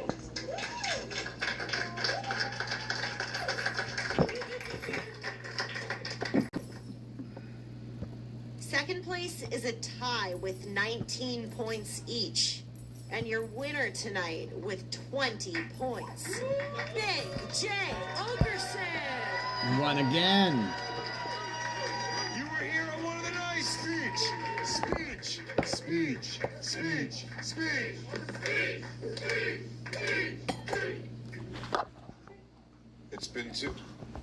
It's been two in a row. I can't put this on myself. I have to put it on the lazy effort of Adrian Appalucci, the horrific bluffing face of Greg Stone. I owe this to them, the people. This book isn't for me, this is your book.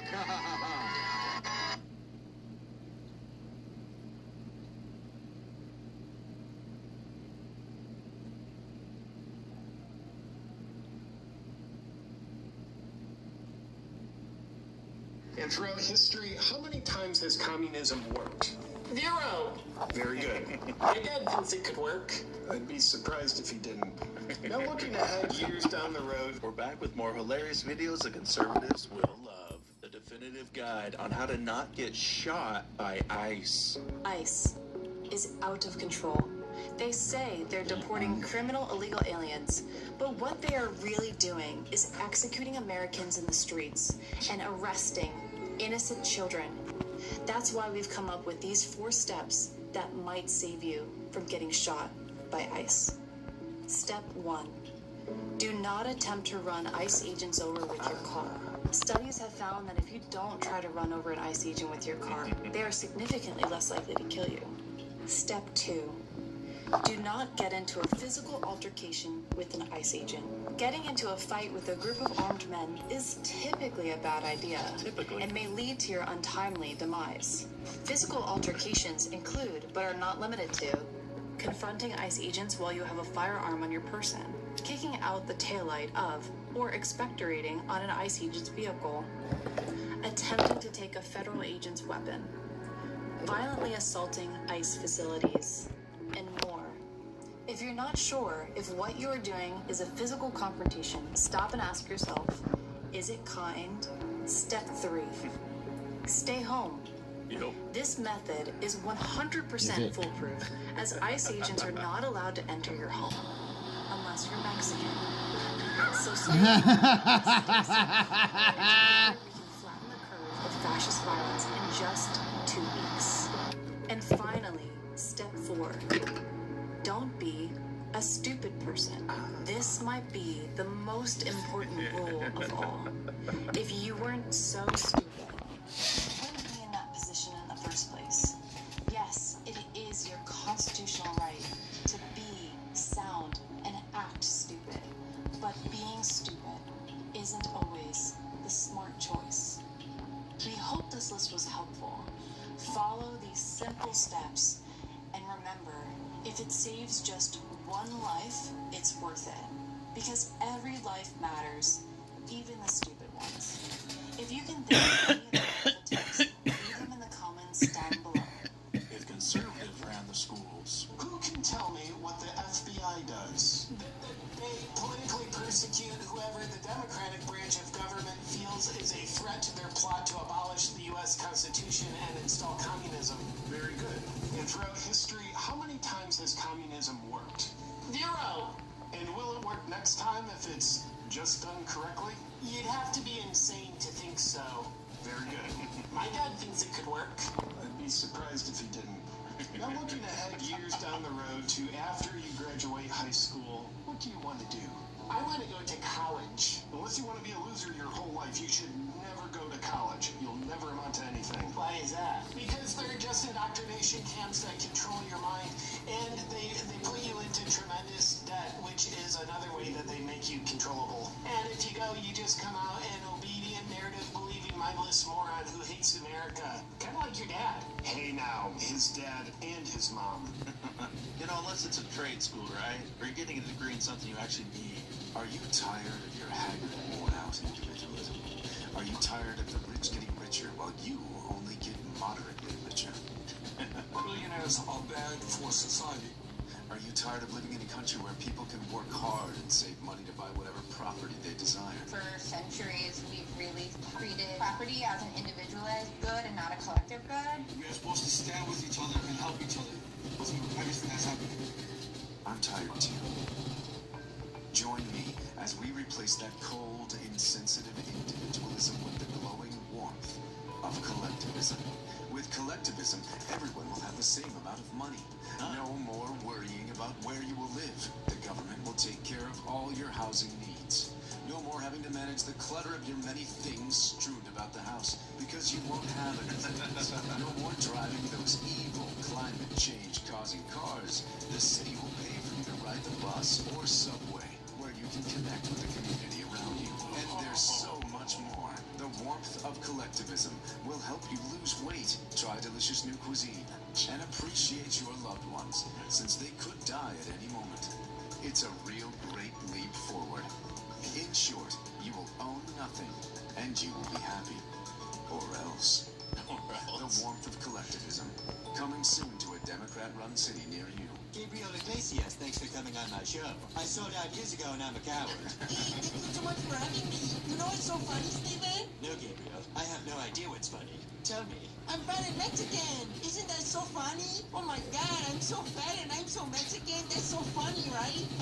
Oh my God, that's hilarious. I sold out years ago and I'm a coward. Stop the show. There he is. That's the fat Mexican who doesn't belong here. Hey, what the hell are you doing? What's going on? I'll tell you what's going on. You're an illegal immigrant from Mexico and you're not welcome here anymore. No, that's not true. I was born in San Diego. Come on, man. I'm fat and Mexican. Isn't that funny? Don't waste your time, guacamole, a burrito, a salsa, whatever your name is. I don't speak Spanish. Hang on there, mister. I sold out years ago and I'm a coward. Doesn't that mean anything to you? You better back up, pal. I'm allowed to say I got scared for my life and shoot you as many times as I want. We're gonna take Greenland, JD. We want Greenland because it's so green. And after we take Greenland, we're going after Iceland. And it's gonna be so easy. There's like 5 people in Iceland. Donald, Ice just deported Gabriel Iglesias. What? Seriously? That's my favorite comedian. He's so fat and Mexican. Isn't that funny?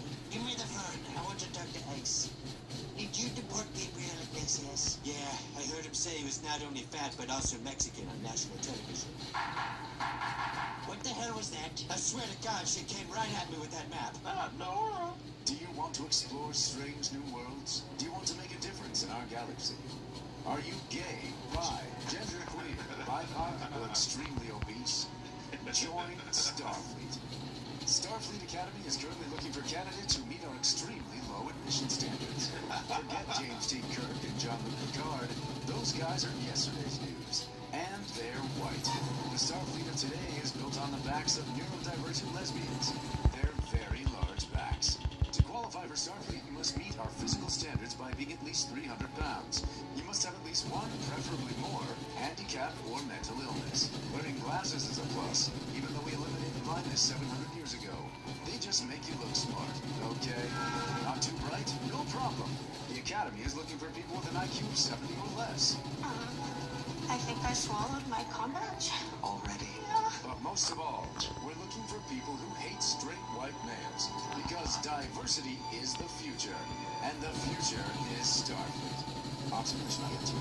Financial aid is available unless you're white. Individual experiences may vary. Starfleet is an equal opportunity employer unless you're white. All these cadets may not be small enough to fit through the hard doors. Also, we hate white. My favorite Star Trek joke. Why did Jean-Luc Picard pee into space? He wanted to go where no man had ever gone before. Do you think Jeffrey Epstein hated me, Hillary? Of course not, Bill Gates. Why would you think that? Because he wrote in his emails that I have an STD, which is just not true anymore. Oh, I bet it's his. Ah, Bill. What exactly did the email say? Well, it basically described how I got an STD at a pizza party, but I don't know why he'd write that. It's not true anymore. And if I did have an STD, would I have started a global pandemic and put the STD in the vaccine so that everyone on the planet has the same STD as me, just so I wouldn't feel embarrassed about it? Probably. Oh my God, that's insane. Your name, ma'am? María. Last name? María. No, your last name. Sí, María. What about a middle name? María. Can I please see some ID, man? María. So what exactly happened today? Pues estaba trabajando, ¿no? En el bar usualmente. Y llega un chico y ordena un tequila. Y luego otro, y otro, y otro. Y 6 tequilas después, se me va sin pagar. Man, you know I can't understand shit, right? María. Can we get a translator in here?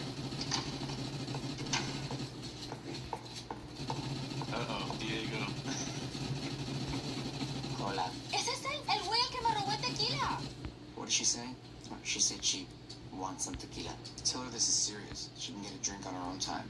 Por favor, no digas que fue yo. Es que tú me robaste, eres un criminal. No lo soy. Solo tenía mucha sed. Criminal. She says the guy was a criminal. Yes, we know that. Tell her to describe him. Quiere que describas al hombre. ¿El hombre es tú? Bueno, no le voy a decir eso. Pues perfecto, mira, está chaparrito, latino, tiene un bigotón y tiene una camisa azul con una corbata. She says he's tall, white, blonde hair, blue eyes, no mustache, no tie. Good. Ask her she's sure that he's white. Wait, why does that matter? A white guy drinking tequila in the morning? Come on, good point. Pregunta que si estás seguro que es gringo. ¿Y pues eso qué importa? Él no cree que un gringo tome tequila. Ah, no, pues sí, buen punto. Yeah, definitely a white guy. Okay, ask her what happened after the incident. Si no dices nada, cubro tu turno en el bar toda la semana. Trato hecho, dale. She says she doesn't know. Does she have any other information? ¿Tú qué haces esa noche? No, pues nada. De pronto verme un episodio de ese show Game of Thrones. She says she has no more information. Ask her if the bar has a security camera. ¿Qué te parada hablas? Yo acabando de terminar la sexta temporada. She says no camera. Okay then. Guess we're done here. En realidad, ¿cómo agarraste un trabajo como traductor? Tienes que ser inteligente, ¿no? She wants to turn herself in. What? Yeah, she just admitted to stealing from the bar herself. Are you serious? Yes. Ask her if she means that. ¿Te gusta mucho Game of Thrones? Sí. Sí. Holy shit, man. I'm afraid you're under arrest. A ver, ¿qué dijo? Dice que gracias por tu cooperación.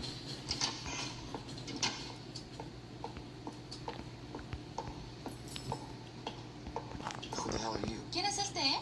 I'm the translator. I was told my services are needed. But who are you?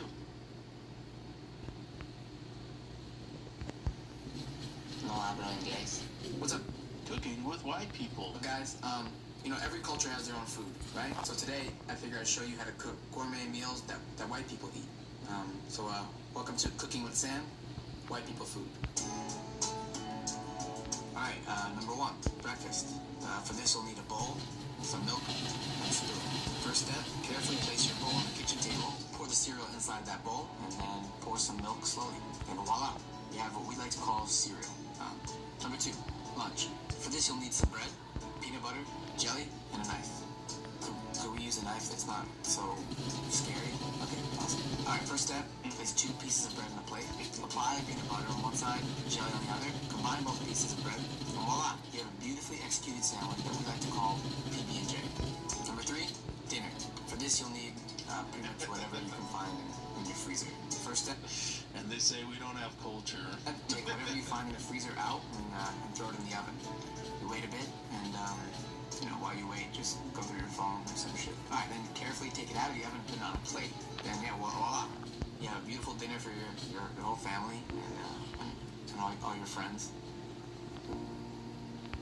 Number 4, drinks. For this, you'll need a bottle of water, and that's pretty much it. Carefully pour the water from the bottle inside of a glass cup. Add a few cubes of ice if you're feeling kind of crazy. Then voila, you got a classic drink that we like to call a glass of water. White people do have culture. We have food culture. If you go to Texas barbecue, get some Cajun food. When your conservative friend used to be a liberal. Bro, do you believe these idiot liberals acting like a bunch of stupid homos or something? Dude, just stop. What? You used to be a liberal. That was a long time ago. I'm a conservative now. That was until January. Well, these liberal guys today are way worse, acting like a bunch of sissies. They're a poor example of what men should be. I wish they'd just grow a pair of balls. Dude, you got your balls chopped off. I did. Didn't I? All the channels featured today are in the description down below if you want to go check them out. What video made you laugh? Drop a comment down below. Don't forget to like and subscribe to Conservative Vibes. I'm CV, and I'll see you in the next video. Do you identify as American?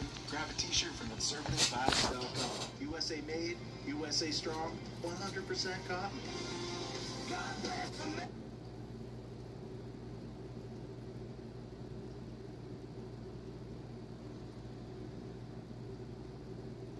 Don't touch me, I don't want to touch you. Guys. Oh, I was just looking at her. I was just looking at her ass. Are all the women being harassed any minorities? Would you report it? If you are going to be the victim of a sex crime, particularly on public transport in the UK, the most likely perpetrator is not a white Englishman. In your mind. Mind it. Close your eyes. What do you think? Which demographic commits the most crime per capita? Okay, there's an objective answer. Yeah. Do you have it in your head? All right, that's racist. There you go. That's racist. So the media in the public eye, they've decided now to edit, censor media to reflect the exact opposite of that. Now, I know that you might say, well, hold on a second, if it's inaccurate and if it's actually directing us to perceive a threat where maybe it doesn't exist statistically while ignoring a real threat, none of that matters because progress. So here is a PSA that was pulled. It was the Transport for London, I guess, department. They were forced to pull this Would You Know How to Act for a Friend campaign. And the reason that they pulled it, even though you'll watch this and see that it includes a white person and a black person, is, you guessed it, it reflected poorly on black people. So we can't have that, even though it was a 50-50 split. Why did you not want to talk to me, man? I said you look good and you don't want to go out with me. Hello? Can you hear me? Seeing someone else uncomfortable makes you uncomfortable. Okay. I'm just going to rapid fire this for you. The real statistics, by the way, non-whites are about 16% of the population in the UK, 60% of the top 100 sex offender suspects, 38% of arrests on trains, 29% of the prison population. The black arrest rate is 2 times that of the white rate, not to mention migrants in the UK. If you are a woman and you are out alone and you want to be, you don't want to get Zarutska, guess what? The numbers come back over and over and over again. It doesn't mean all. It doesn't even mean most. Migrants are black people. But it means if you are going to be the victim of a sex crime, particularly on public transport in the UK, the most likely perpetrator is not a white Englishman. The man in the grey suit is staring at you. Would you report it? These are all the other ads, though, with the realistic-looking criminals. Not bold. Shit. Don't touch me, I don't want to touch me. Guys. What? I was just looking at her. I was just looking at her ass. Are all the women being harassed going to be minorities? Would you report it? Yes. There's the Say it. I guess it's all. She might like it. Just ask her if she needed a daddy. Come on, have a crisp. There you go. Oh, it's a white girl. Have a crisp. I think this is a meme. A little bit rude, to be honest. God, is am I really that bad? Just saying. I know where she lives. God.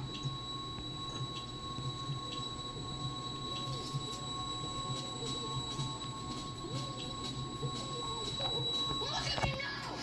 Probably won't know a good thing if it slaps her in the face. Someone I'd gladly do it for fear again. Mate, what did I do now? Stop! Just stop, man. You can't be saying that, bro. That's serious stuff.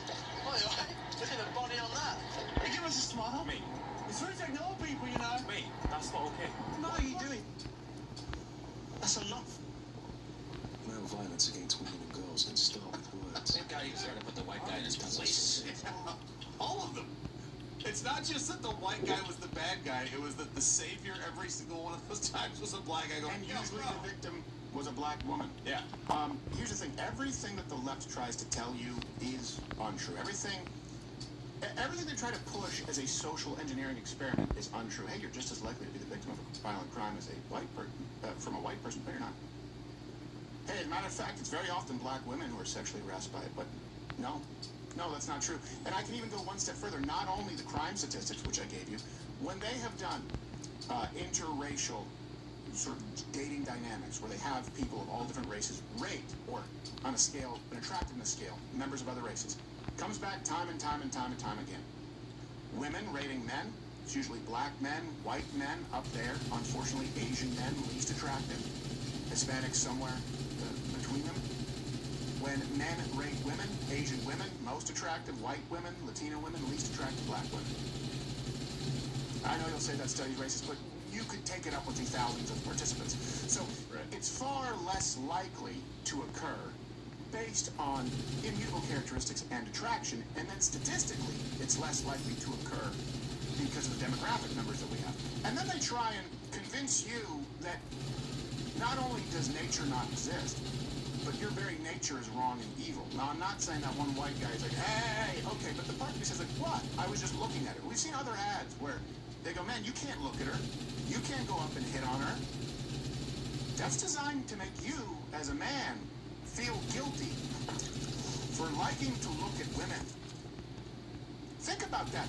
We were concerned about Christian conservatives pearl clutching, right? Trying to ban porn at one point in time. South Park. And now the left wants men to feel bad for looking at women. Nothing they tell you is true. As a matter of fact, it's a lie. to separate and pull you away from the truth. Why do you think, unless you believe it's true that men don't like or men shouldn't like looking at women, or unless you believe it's true that the most likely sexual assault scenario is a white man and a black woman. These are most likely scenarios. Do you believe that? If not, why is the left lying to you about reality all the time? Why are they trying to alter it? Even when white people don't commit the crime, when you look at the UK, Europe wants you to know that white people are actually still responsible.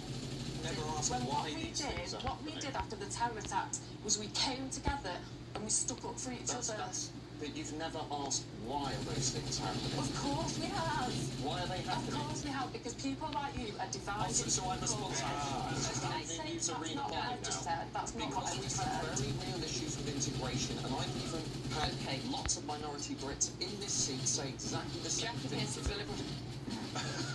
I wonder if we could, here's the thing, you may not like him, and you certainly may not like her. You have a difference of opinion. Is there a tiebreaker here? Oh, well, yeah, the recent increase in violent crimes and rapes correlates directly with the influx of migrants, along with the statistics as to who is committing them. Keep in mind, that's using Europe's own sources, particularly the UK, where they actually hid grooming gangs. So we're being very generous here. I'm quite certain the number is higher. But none of that matters. None of it matters. I mean, hey, let me ask you this. Do you think Zarutska might have been safer if she had been properly educated on identifying more likely potential threats? I know it's racist. Is it a worse world where a single white woman, A, doesn't get on the train because she understands that it may not be that safe, despite the left telling you that public transit is a more viable form of transportation than having your own car? But is that a worse world? Or is it also a worse world where she looked and saw the Carlos Brown Jr. and said, you know what? That probably seems like a chance I don't want to take. I don't want to make that calculator risk. Is that worse because it would be racist if we live in a world where she's alive? Now take that and multiply it by thousands. What kind of world do you think we would have if the most likely victims, white and Asian women, set as a course of action, if it's late at night and it's a migrant who doesn't speak English, or someone who looks like they're from the latest mixtape that dropped, I'm going to wait for the next car. Okay, maybe you're uncomfortable with it. Now do it using your daughter or your wife. Is that a worse world? No. The ad reflects poorly on a black guy. You know, white guy's there, who, by the way, is distinctly shittier looking. It reflects poorly on black people, so it has to go. And in trying to whitewash and re-engineer stereotypes on both sides of the ledger, they've done this across the board. They also recast Wall Street. Greed, for lack of a better word, is dope. Greed is dope, motherfucker! It's less sinister. It's Wall Street. Oh, yeah. Brothers. Yeah. We was Wall Street Kangs. Boys in the street. Now, they even replaced, there's nothing whiter than Tim Burton. They even replaced Johnny Depp, reflected again poorly on white people, from the newly named Edward Six Sourhands. He's got something in his hands. Looks like Six.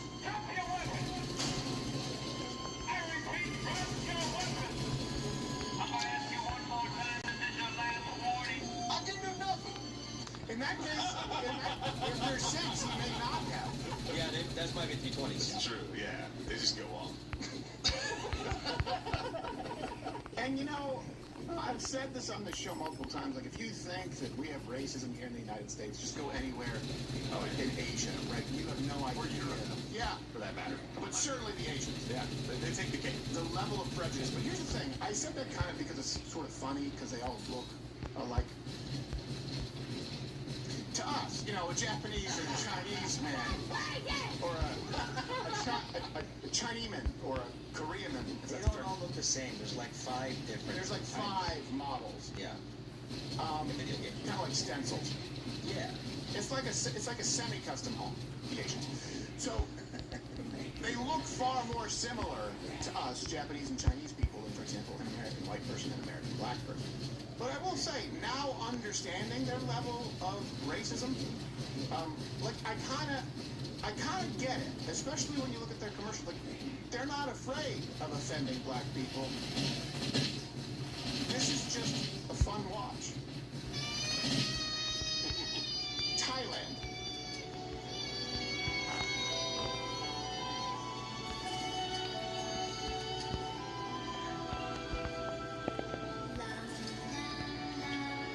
Oh my god. What is he supposed to be mimicking? Somebody climbing a pole, Josh. My gosh. What's the matter with you?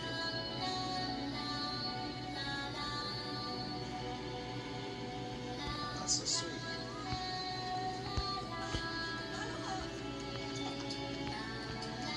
Oh, well, that's sad. Poor guy. Just trying to do the right thing.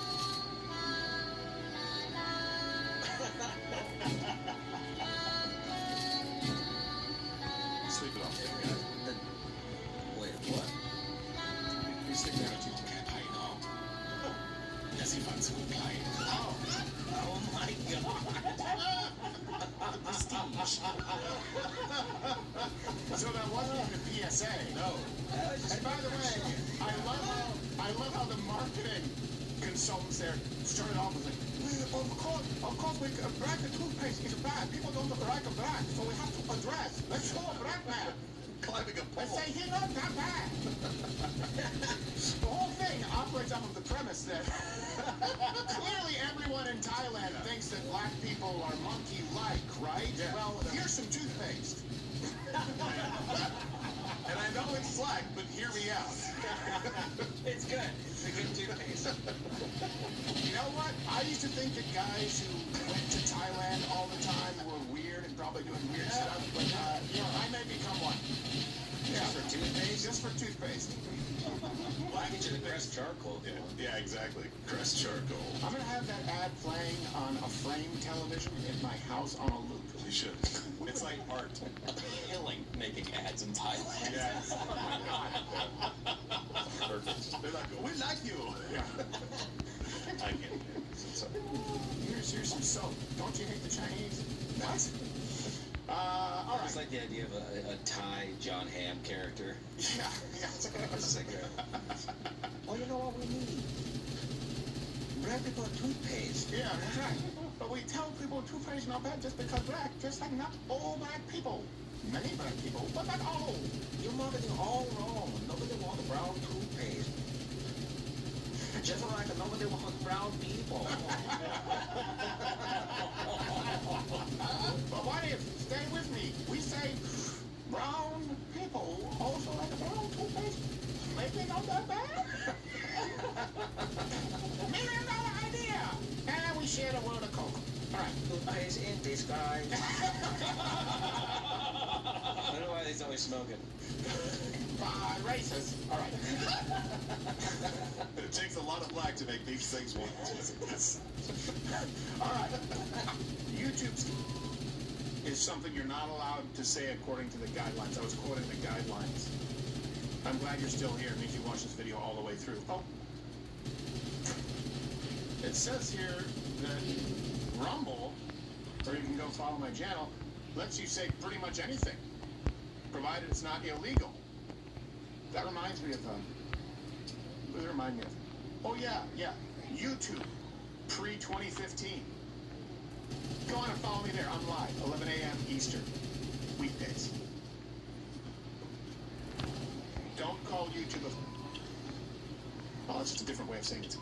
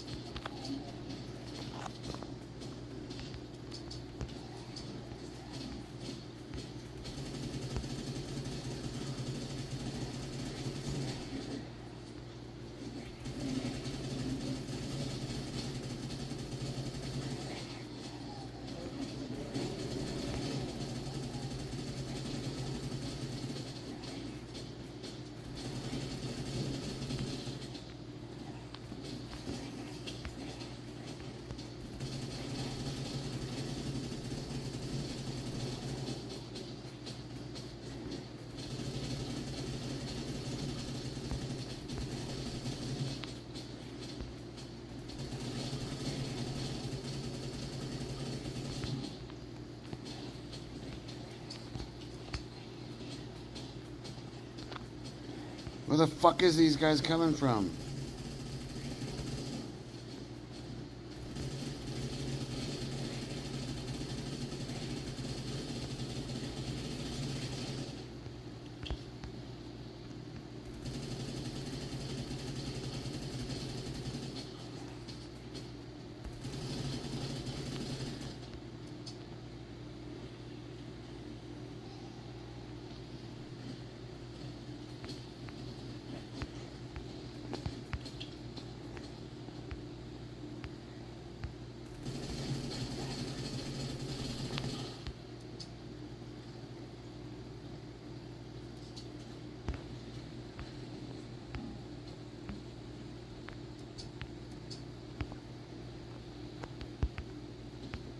What the fuck? Oh, that middle one.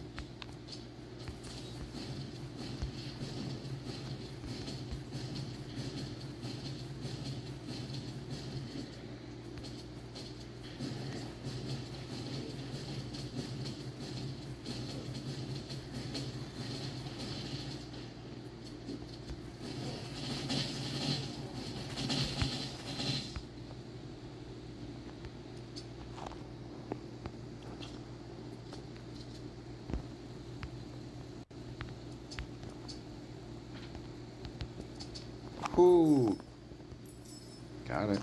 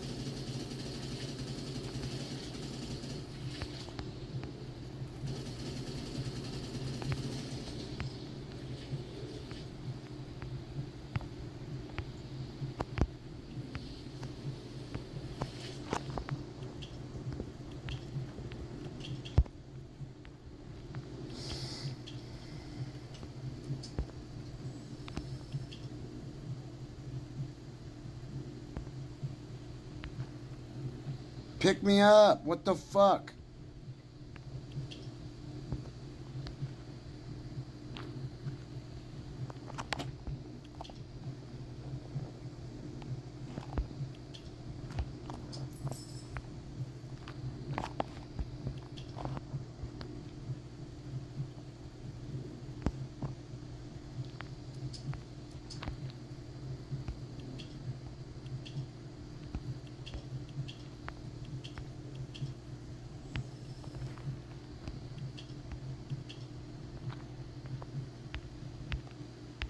Drone. The fuck, dude?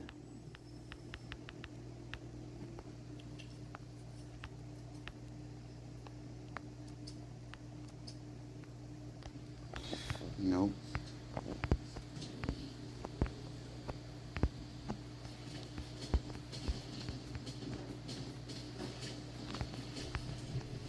Fuck.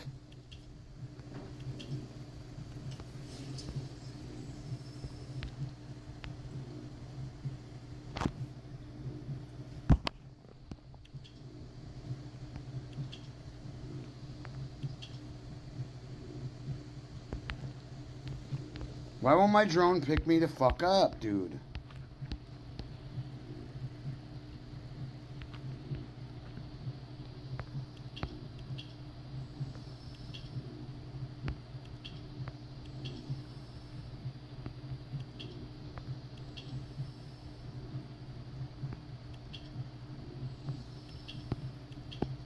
Because it's not this one.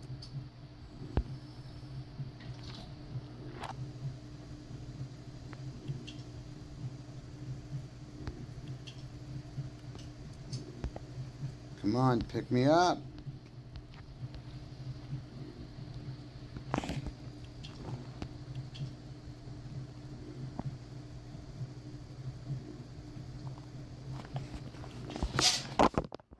Dumb as fuck, dude.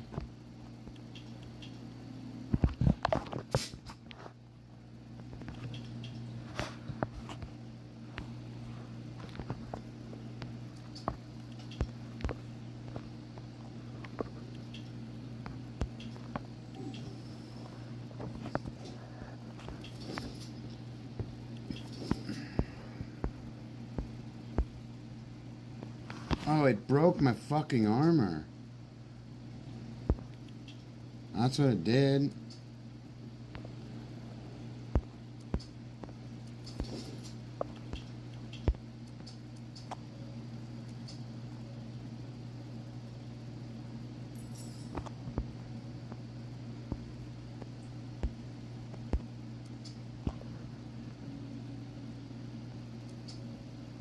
I don't need to do that.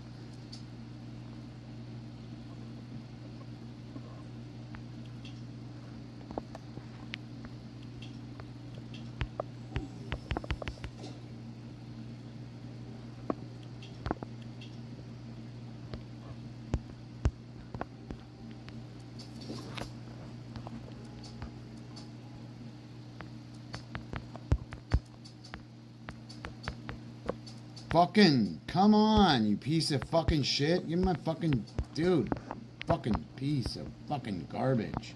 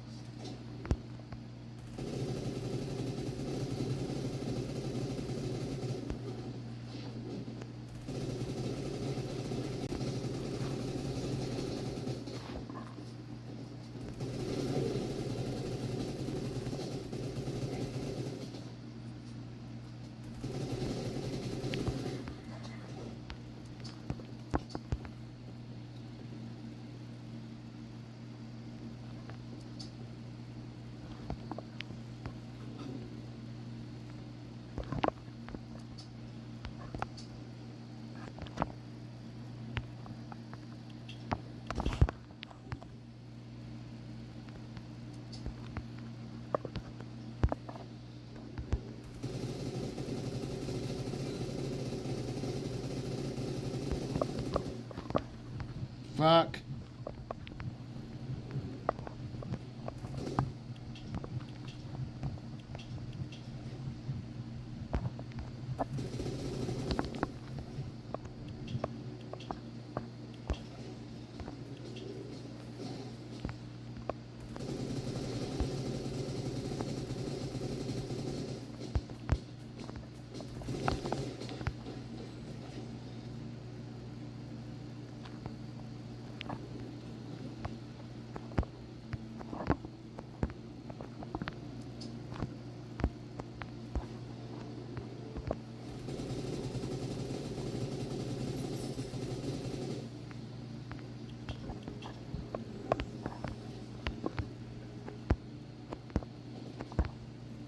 Fucker.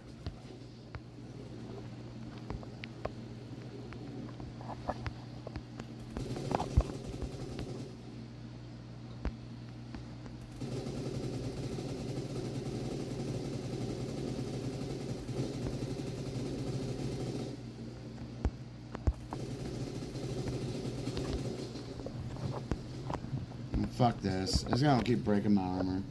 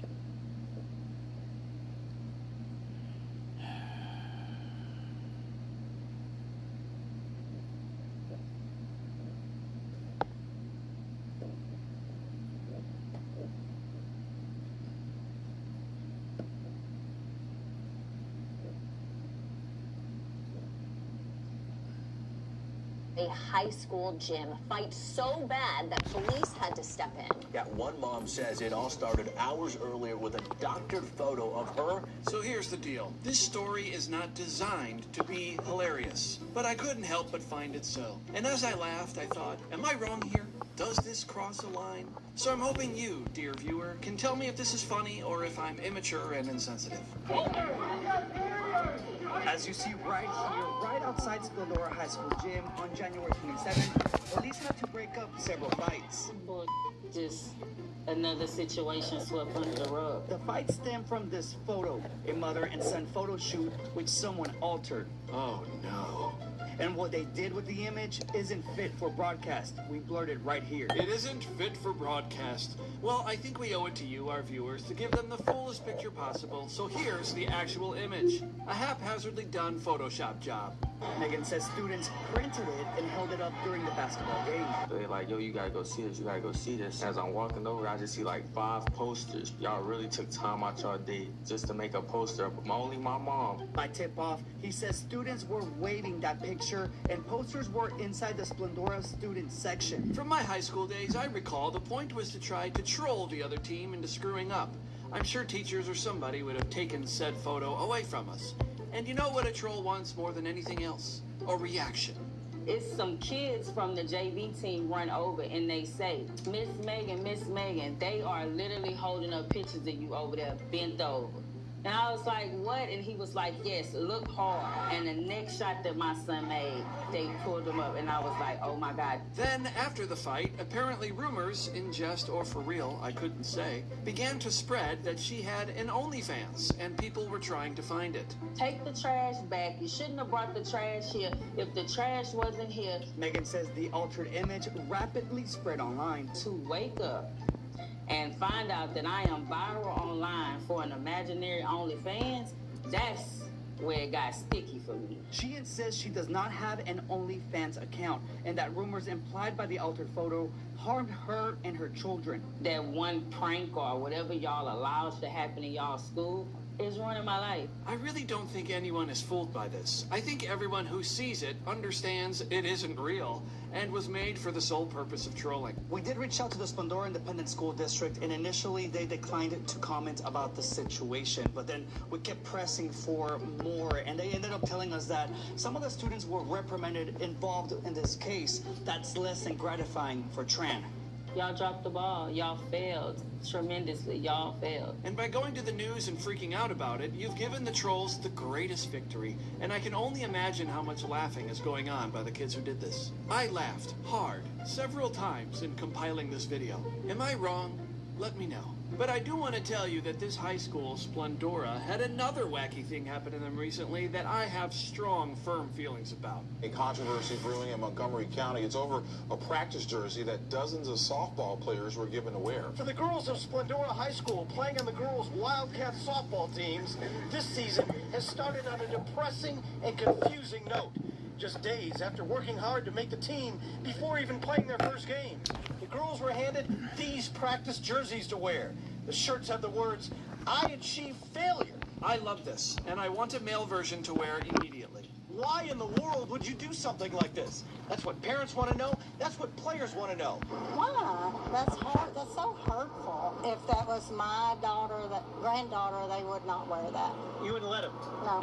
It would either be don't wear that or don't play. You're supposed to be pumping them up the whole time, not tearing them down. This is actually outrageous that these people can't see the real meaning of this shirt. APRC2 Investigates received this statement from Splendora ISD. The phrase, "I achieved failure," means we have reached the desired level of effort that showed us our mistakes. I achieved failure means we welcome the opportunity to learn from our mistakes. We embrace adversity. Duh. From failure comes success. What do you want to teach your kids? Never fail? Fail. Fail again and again and again, over and over. Wear this shirt with pride and embrace your failures. Come on.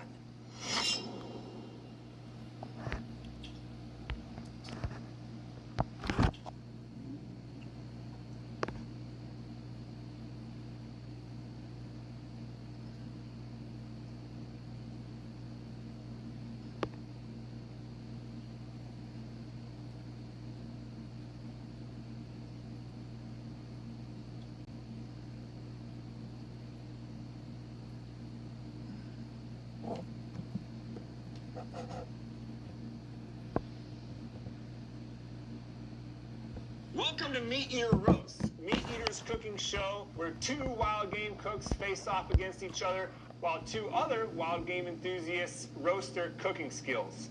Each episode consists of an unknown chunk of wild game that the contestants have a limited amount of time to prepare. I'm your host, Giannis Patelis, and today our contestants are Meat Eater cinematographer Rick Smith and my manager here, Meat Eater, Corey Calkins. Corey is a previous winner of Meat Eater Roast, but don't count out Rick Smith. He's filmed over 30 episodes of Meat Eater. From observation alone, you should be able to handle a little bit of wild game.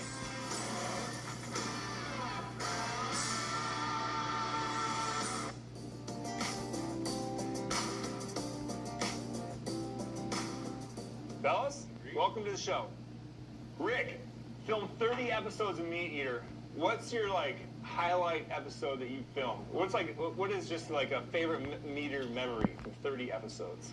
Oh, I think every shoot has something that is memorable, but probably Prince Wales, the fish shack, getting up high in the Alpine. Do you feel like you learned some cooking skills through those 30 episodes that might help you today? They're all theoretical. So today is going to see if I can put it into practice. Right. But yeah, I've watched some people that know what they're doing. That's right. You're watching them with a through detailed up close lens. Okay. Whether I can do it or not, today we'll find out. Corey, you worked as a wilderness guide where you would also have to cook for the people. Sometimes on the river, sometimes in the mountains, doing pack string trips. Mm-hmm. In those kind of scenarios, what's the biggest challenge of having to cook? Man, probably timing. I mean, you're cooking mostly over a fire. We also had a 2-burner propane stove. There were the clients out fishing or hunting, and you had to just, keep stuff warm and make sure it wasn't overcooked or, unedible by the time they got back in. So it was just trying to keep it tasty. If you just had to sort of just rate yourself as a wild game cook, or just cook in general, scale of 1 to 10. I would say out of 10, 6 probably. Oh, really? Okay. Above average. Above average, okay. Yeah. But I would say it's totally contingent on me just following the directions. There's not a lot of like self-generation, like where I'm just like, oh, I know how to do this. So you normally cook from a recipe? Yeah. Man, 1 to 10. Right about there, 6, because it's been a few years. I got a 7-year-old boy at home, and we just make like the simple meals throughout the week, so I don't get as creative as I used to. Now let's meet our judges. Joining us for the very first time is a very stout Phil Taylor. Phil, thanks for being here today. I'm sorry it took so long to get you. I'm thrilled to be here, Giannis. I think this was like the 4th invitation I got, but this one wasn't canceled at the last minute. With Phil Taylor today, we have the wonderful and powerful Randall Williams. You don't think he's powerful, just try to stay in the paint with him under a basketball hoop, and you'll know. What do you think, or how do you feel about the matchup today between these two? Well, this is tough for me because in the intro you labeled me as a wild game enthusiast. That was incredibly generous of you. So I don't have a whole lot to go off of here other than kind of, I mean, both of these gentlemen, some of the nicest people that work at the company. So it's going to be hard for me to be mean to them, so I'm going to try my best. But just based on appearance, if I had to say, like Rick kind of reminds me of a high school English teacher who would have changed my life. Whereas Corey reminds me of a guy who I would have been scared to talk to in high school. So the beta in me is rooting for Rick, just kind of, you know, my genes are telling me that Rick's going to run away with this. Randall, what do you think about the matchup? I think that Corey comes in here with a wealth of outdoor cooking experience and clearly has proven his own talents on this very show. Rick is sort of a dark horse. I don't really know what to expect from him, but we both have a similarity here that I picked up on in that we can follow directions from a cookbook, and that's the extent of our cooking prowess. So it really depends on the mystery ingredient, I think, to see who will come out on top today. Well, that might be a little bit of foreshadowing from Randall there, folks, because today our mystery ingredient is deer meat. Not just any deer meat, fellas. This is trim meat that was going to be ground from my daughter's very first white-tailed buck in Wisconsin. Now, I asked her if we could use it for today. She said yes, but you boys better treat it right. What I want you guys to do with this trim, so I want you guys to make a recipe out of the Meat Eater cook roll. Sausages? That could be good. Oh, hold on. How about April Bloomfield's Scotch eggs? Ooh, I could use a Scotch. Huh? Do you know what that is, Rick? I do, but that is definitely pushing the limits of my... That's ground up. That's why I chose it. I think it's going to be a good challenge for you guys. Does that include some frying? Yep. Yeah. Yep. All right, if you guys don't have any further questions, I'm going to give you 90 minutes. The clock's going to start now. Have fun. Okay.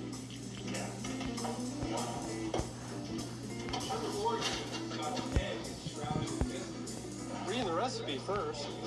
A lot of steps, especially if I make my own breading. Yeah, I'm going to let Corey divide me up some venison first. You know, I've never made something like this before.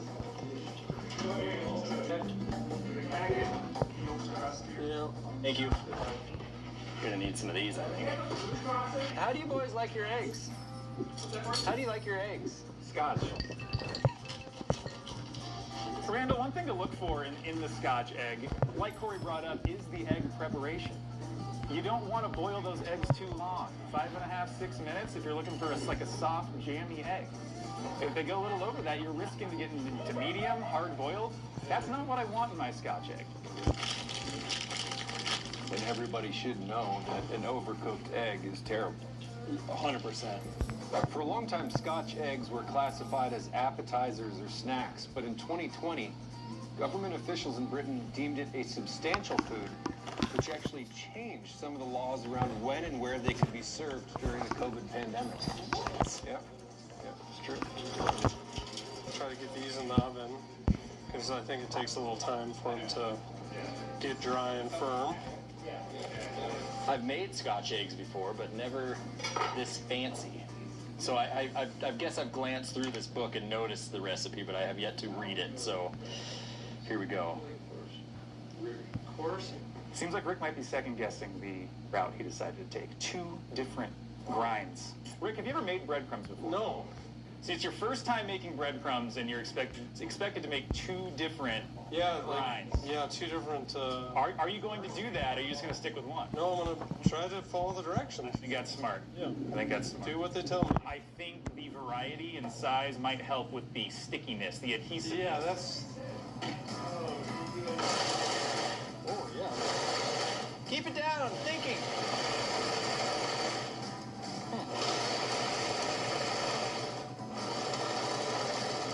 Corey's giving this recipe a very close read. The hell is sage paste? But I think I got more than I'm going to need, so, you know. Well, hey. So, if you scratch my back, I'll scratch yours. Play nice and teach me how to do the rest of this. I'll just give you some breadcrumbs.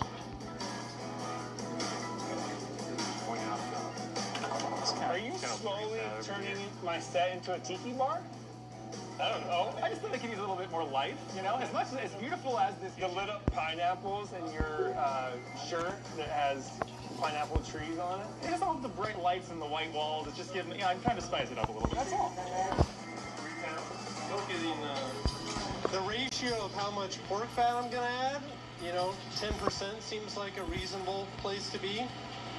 10 to 15%. I don't know. I would like to weigh my meat. Yeah.